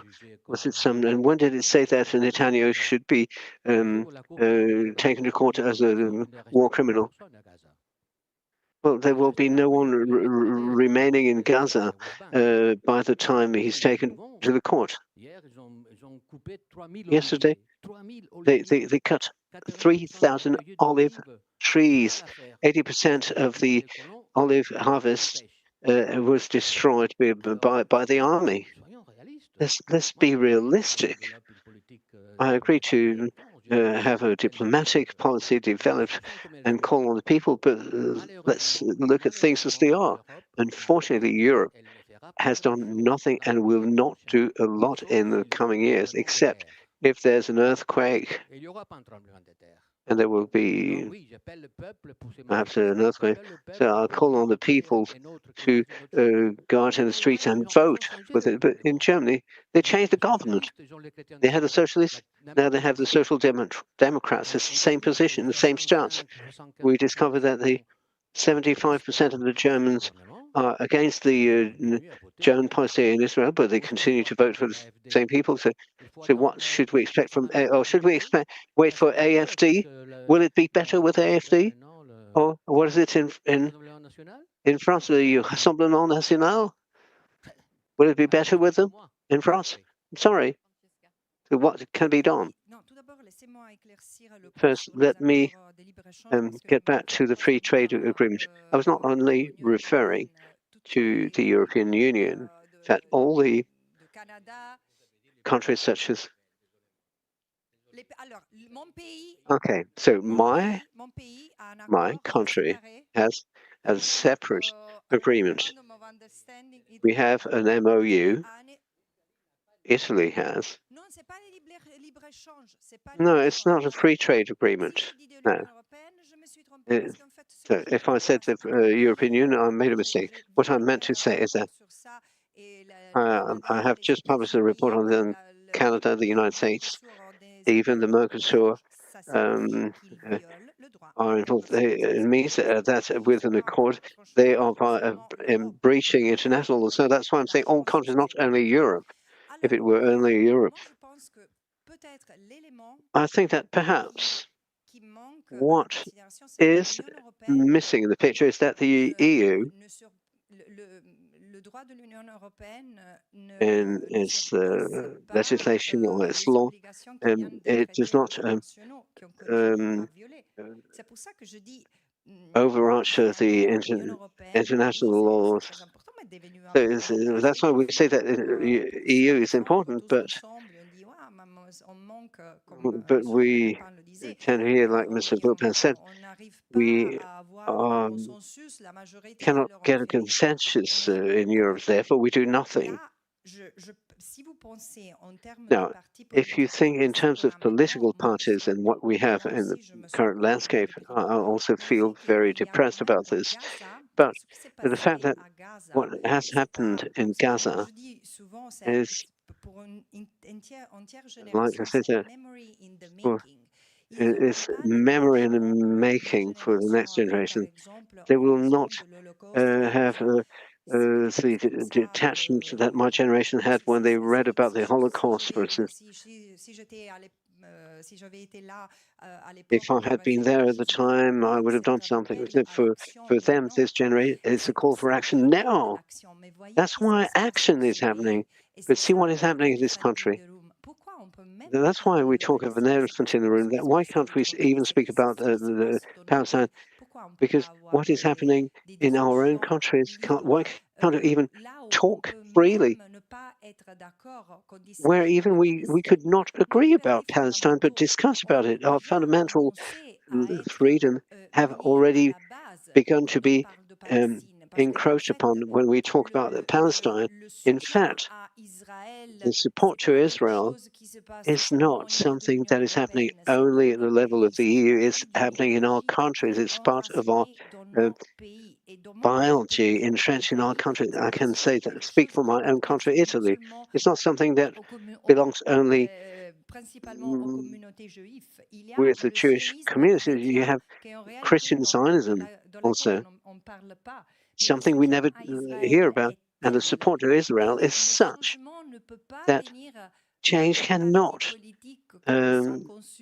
be originating with political parties as they are now, because they are afraid of losing votes, they are afraid of losing funding. And this is the reality that we should be talking about, that we should understand, and that we need to respond to, because otherwise we'll continue to have this type of situation. Our meetings, our encounters, instead, they were planned in a shoebox. At least we can still talk in this shoebox, as you said, but increasingly we will find it more difficult. That's why the Palestinian question today, beyond the idealism, is about our liberties, our freedoms, and our, again, abilities in the space for freedom and for freedom of speech and academic freedom is being a threat. That's why we speak about Zionism, because Zionism is an ideology that has nothing to do with the religion as such. Before we can solve the problems of the EU, because what happens in the EU is a reflection of what's happening in our countries, in the fact that the political parties today and politics in general are fallen hostage to the Zionist rationale that refers, if you see what is happening in the American administration, there's a constellation of political players there. For them, the conquest of Palestine is so close to them, so dear to them, that they have their shows in Palestine already. You see what is happening? We are in a different state. It's not only about colonial conquest, which means that we can now, as a result, no longer enjoy our own liberties.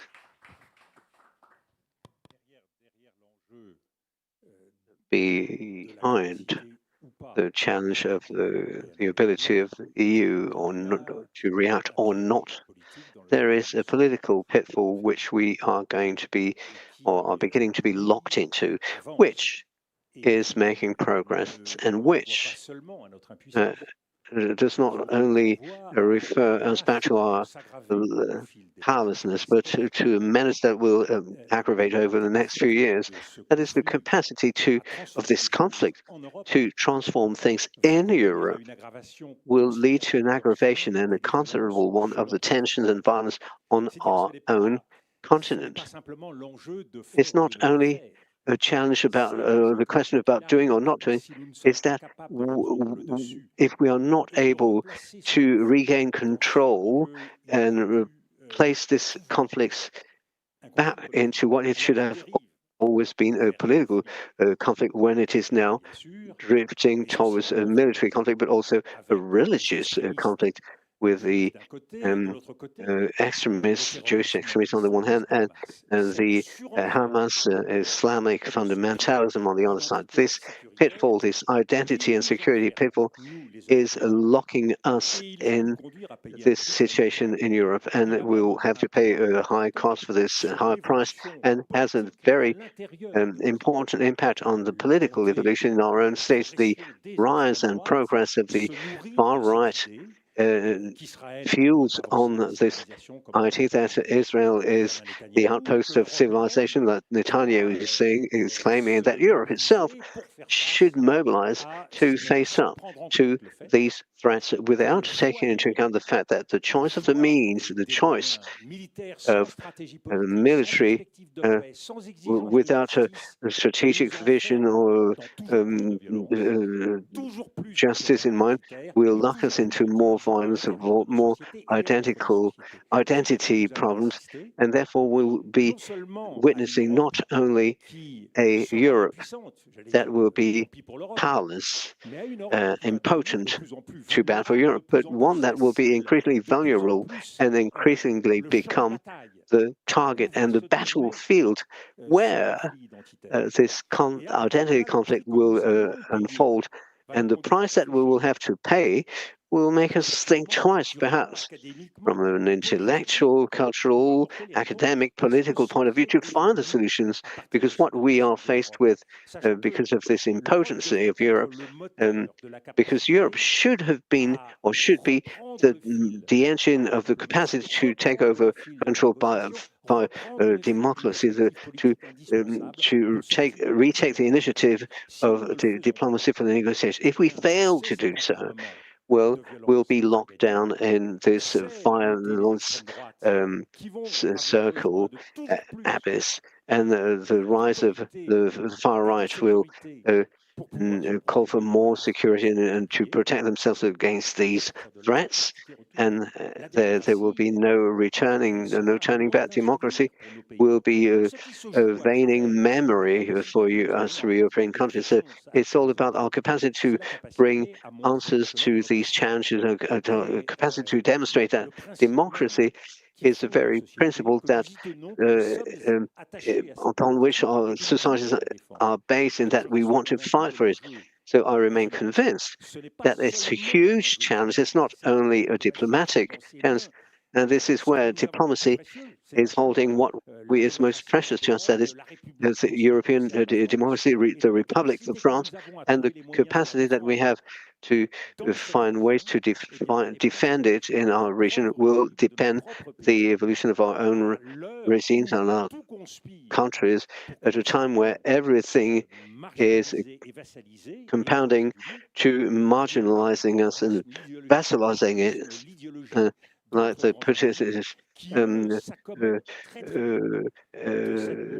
ideology is very comfortable with this rise of the identity, the rise of identity parties, ideologies, and populism, because it gives them the means of their ambitions, and it's a big challenge for us. and for us all beyond what is happening in Palestine, unfortunately.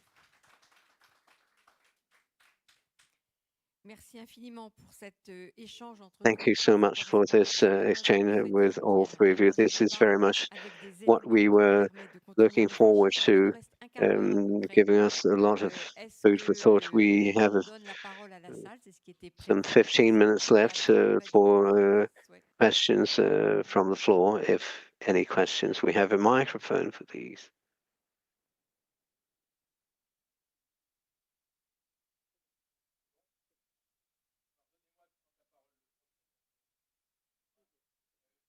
This cannot be heard for the time being. Unfortunately, the question cannot be heard because it's not spoken into a microphone.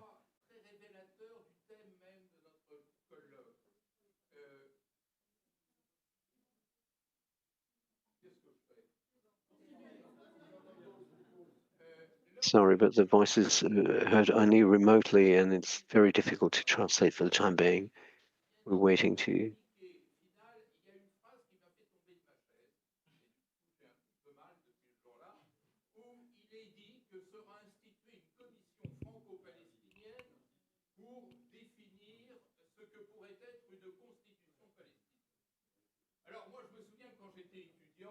I remember as a student, I was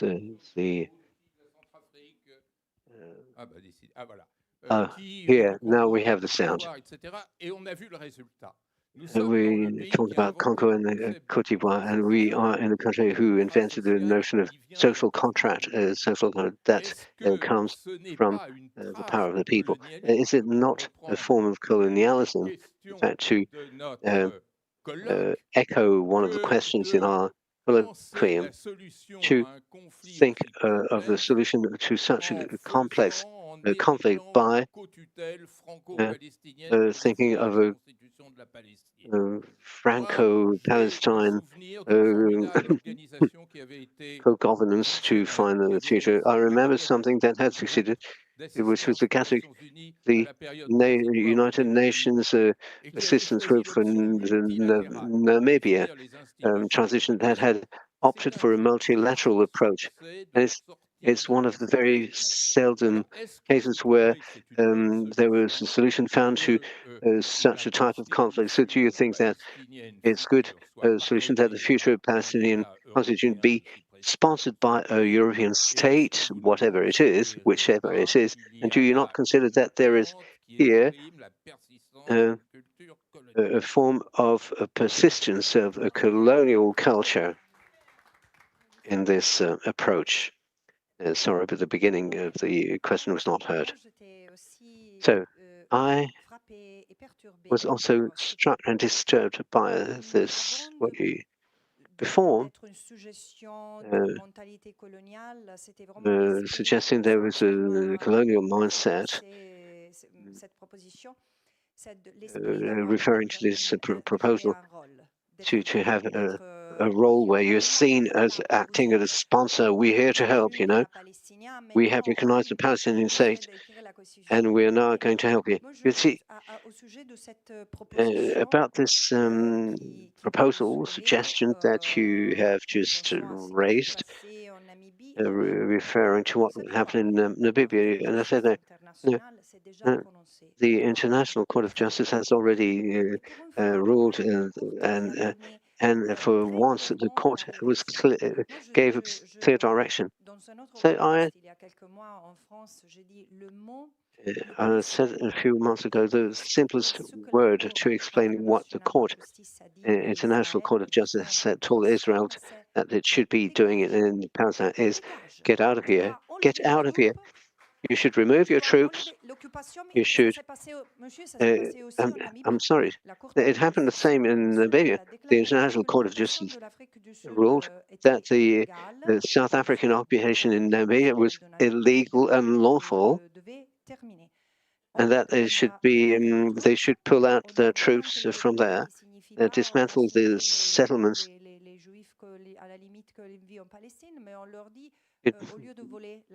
Saying that instead of stealing the soil, you could perhaps start by paying a rent if you want to stay here, as a settler, as a Palestinian citizen, provided there is a Palestinian state, you stay there, but you pay a lease. And they need to cease to exploit the Palestinian resources, the soil, the water, etc. Why is not the state conforming to this? Because this is what the solution is. Not inventing solutions, because it is a political willingness, and we agree on this. There's no political will. It's not the way to do things. No state wants to stand in the way of the United States, which with Israel have a preferred point of access to the resources they want. And this is precisely this lack of political will that we should be working. I'm fully against a purely Eurocentric approach. There are other countries in the world that have tried to work towards a solution. South Africa, Chile, Brazil. So with these countries, we need to establish alliances between these willing, perhaps like Spain, Ireland, Slovenia, Belgium, who are closer to the principles than other. I refer to my country, which is not perhaps sticking to the principles. It will take time, okay? But 60 years back, we in Europe, the people from Pointe Noire, you remember? There was a genocide that took place in this continent, in Pointe Noire. There were no protests. There were genocides in Rwanda. Was there any popular reaction? So that's why I'm saying this is the first genocide which has awakened humanity, and this in a very unprecedented fashion, and it comes from the young generation. This is so. Therefore, my hope is that there will be a political change that will follow the generational change. Palestinians are fully capable of writing and drafting their constitution without our help, because why should the French draft the Palestinian constitution for the Palestinians? Why?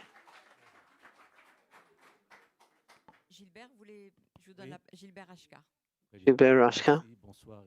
Thank you, good evening, and thank you to all three for your contributions.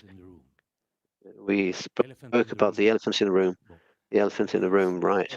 In fact, if there's an elephant in the room in this discussion between Europe and Israel, Palestine, it's the United States. The United States is the elephant, and a huge elephant in the little room here. And the main problem here is the vassality of Europe to the United States. This is the main problem. And this vassality is because Europe failed to oppose the various successive U.S. administrations in the ostracism of Russia and starting a new Cold War, which, with the question of the Ukraine, has further increased the dependency of Europe towards the United States. And at the time of this Ukraine war, this is when the genocide in Gaza takes place, and with the two pro-Israeli United States Presidents, Joseph Biden and Donald Trump. And this is where the main problem lies. And secondly, to concur with Mr. Villepin, let's talk about the European states short of the EU. France in 2003 opposed the invasion of Iraq with Germany. The invasion of Iraq was both a breach of international law as that of Ukraine by Russia. Now, what are the sanctions that were taken by France, by Germany, the United States what, in actual practice, in concrete terms, you were in a best position to know this, to condemn the invasion of Iraq, which was a blatant breach of international. France didn't even dare close its airspace to allow the American aircraft, Air Force to access Iraq. So if we don't take a firm stand vis-a-vis Europe will never take a firm stand towards Israel for as long as the United States is behind Israel. Let me take issue there on what you have just asserted, because France did much better than that. Much better. It prevented the United States from obtaining the agreement of the Security Council to engage in Iraq.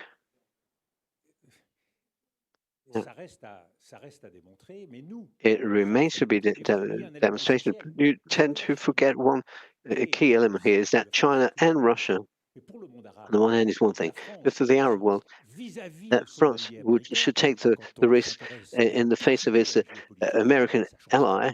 It changes the whole picture. It changes everything. Believe me, I know the world, and it changes everything. For Vladimir Putin, yeah, but it so happens that I conducted a number of discussions with Vladimir Putin and the Chinese authorities on these questions, and they could not think that France could envisage to veto against the United States, and it changes everything with the global South, in particular for vis-a-vis Russia and China. Therefore, I believe that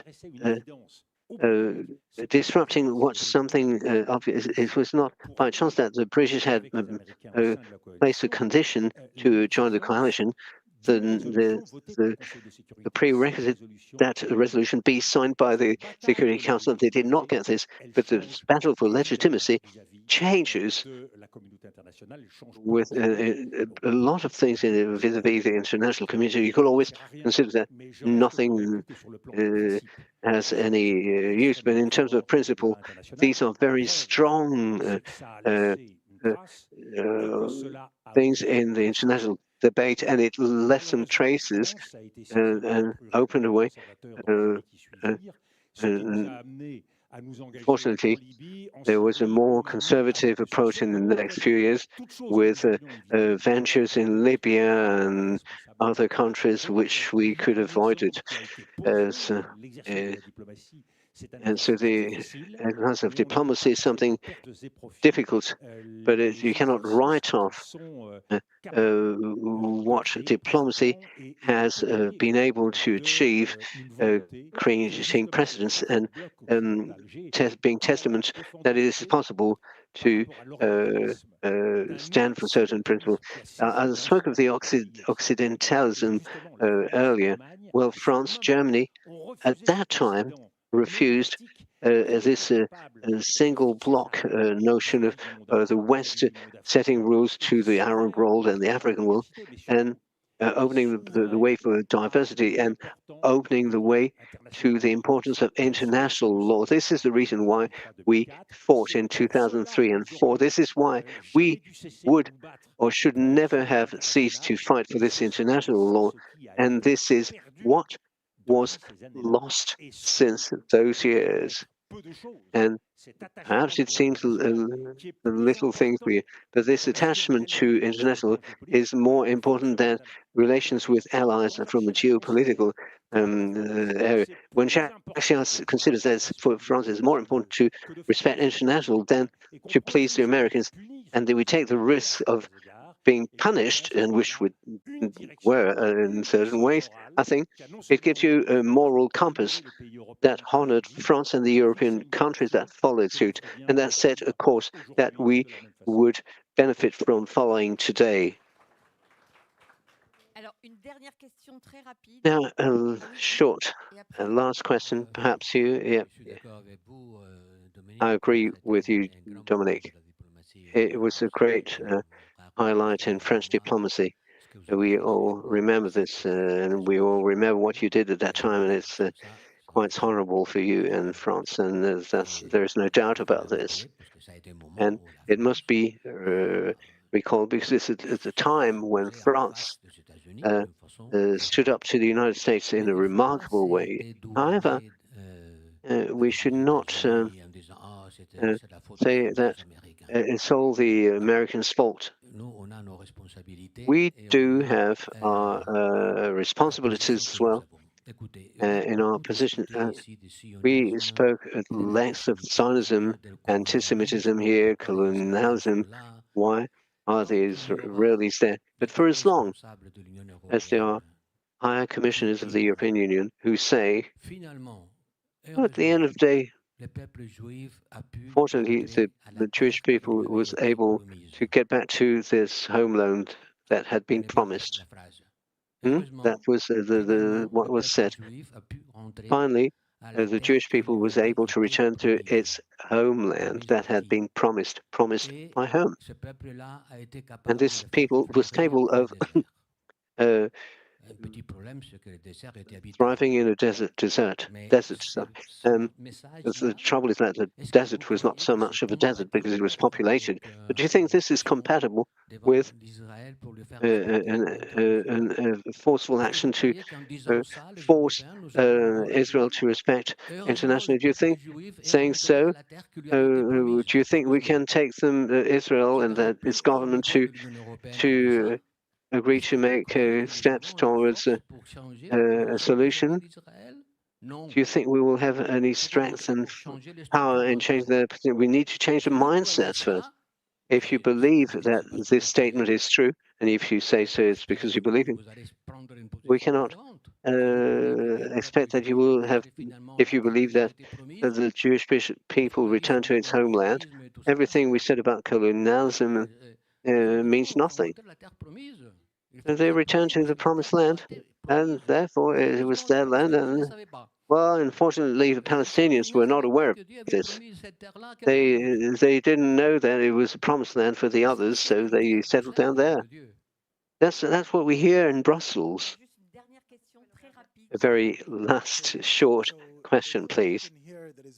My perspective is the absence of Palestinians from the story, even when we're talking about international law. Yes, Israel the laws have to apply to Israel. Of course, they've always been broken from the minute the state was set up, actually from the minute the Balfour Declaration was set up. However, the laws are also broken in relation to Palestinians because we haven't recognized Palestine in Europe as a national liberation struggle with legitimate aspirations, and that has also the rights of a national liberation struggle. The French allow themselves the appel de 18 juin. They allow themselves all these commemorations of struggle. And you have heroic French people that have exposed the complicity, like Stéphane Assel, for example. You know, he was a fighter for national liberation. For Palestinians, it doesn't apply. We have to talk about terrorism. We have to talk about fundamentalism. Hamas existed in 1988. Before that, we had secular organizations. They were also called terrorism. Before that, we had Muslim Christian associations. They were called terrorism and troublemakers. When will Europe recognize that it created a settler colonial enterprise and refuses and criminalizes any attempt to change that reality on the part of a people that will not give up, actually? And we are here to stay. We will stay. Palestine will always be here.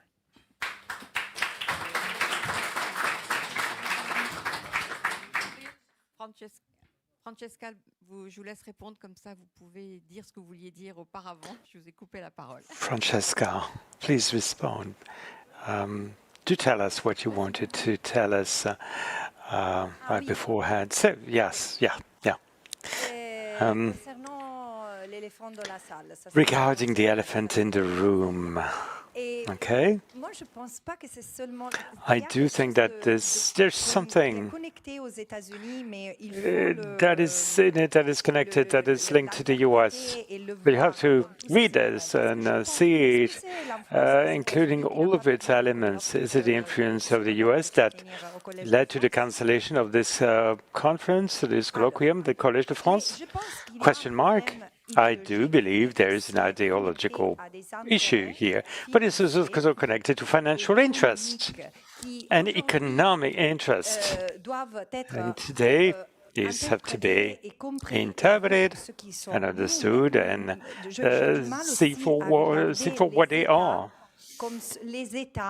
The state, can be doing kudos as citizens, right? And sometimes you say that the states take decisions, decisions of governments, and it seems more and more obvious for what has been going on in Palestine. Decisions are taken resulting from the pressure driven by economic and financial interest. And I always say that you should look at where power is concentrated, power of weapons, financial power, and the power of algorithms. Financial powers, and maybe the headquarters of that is in the US, but they are proxies, and they are points of decentralization all over the place, including in Europe. And this is what doesn't make us independent of what the US is deciding. Colonial Europe was still a colonial feeling, and I would say beyond that, a mercantile Europe.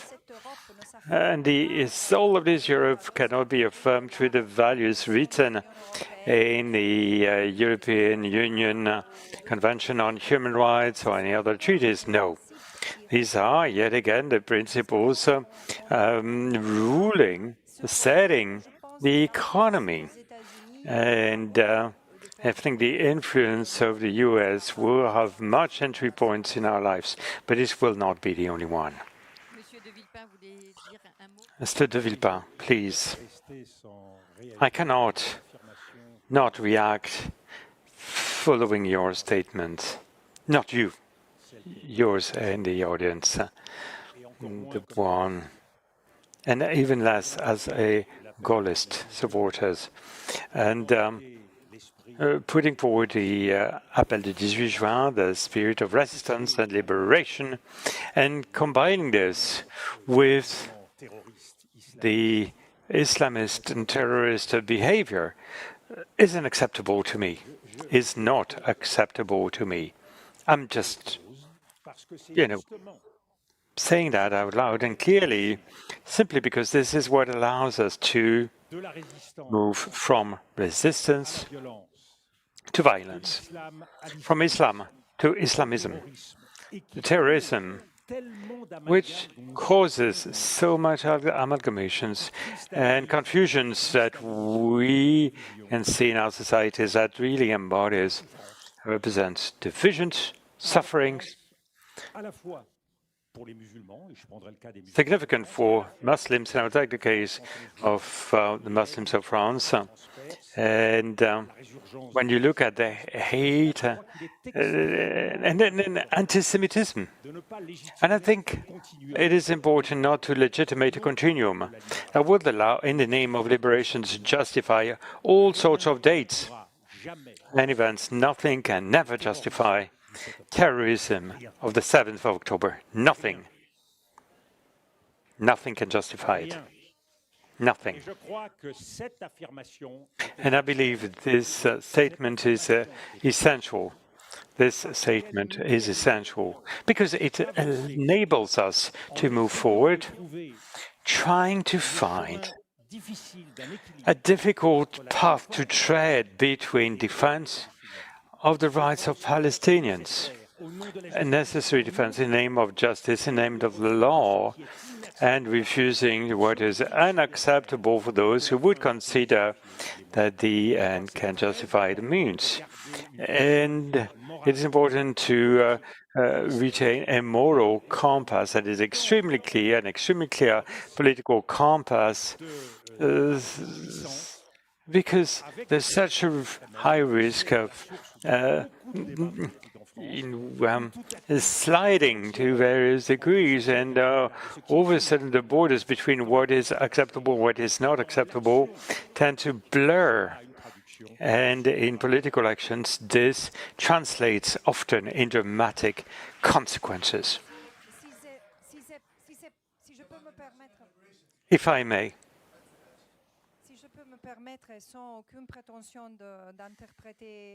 Without wanting to fully interpret to read into your questions and thinking, there's also a risk of sliding into a misunderstanding. Whenever you talk about Palestinian resistance, you go back to the 7th of October, because Palestinians have been resisting since the 1930s. The first Intifada lasted for 3 years and took place against the British and between 36 and 39. And this movement of liberation of Palestinian people. Waves of protests, and Palestinians have always tried not to resort to violence. It's been 30 years that in the West Bank they try to peacefully resist whilst clinging to the olive trees. And that's what, when we talk about movement of resistance, I can't necessarily think of the reference to the Hamas.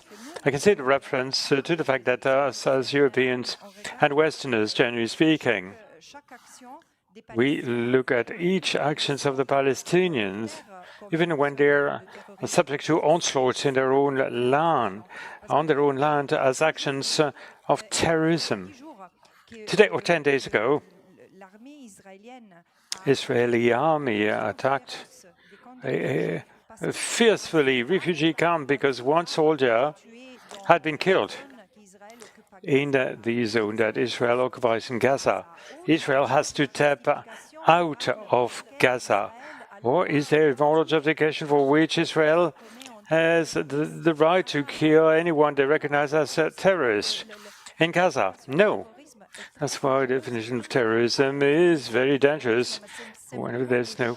It is simply about a choice of a state with its allies and accomplices to determine what is terrorist and what amounts to an act of terrorism.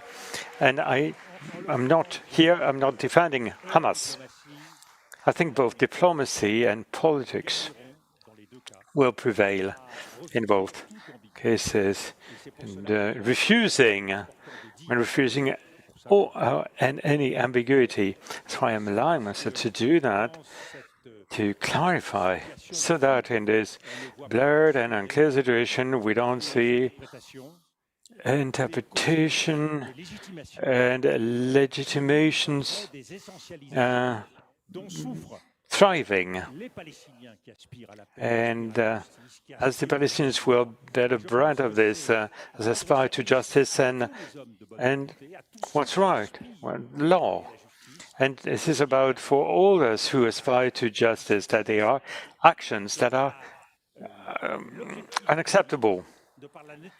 The objectives that serve nature, and from the means that are resorted to. And it will take decades, if not more, to be able to go beyond that. So our duty is that of clarity in this. And ideology and the spirit of politicizations is trying to, interpret situations that are just to be simply condemned clearly and to free up much wider space for reflections. Thank you very much. I believe we're going to close on this. Many thanks to the three of you for accepting to participate in this closing sessions. So we have now brought to an end this debate. Thank you for participating. Many thanks to the three of you for participating in this discussion. That will now wrap up. Thank you very much indeed. And many thanks again.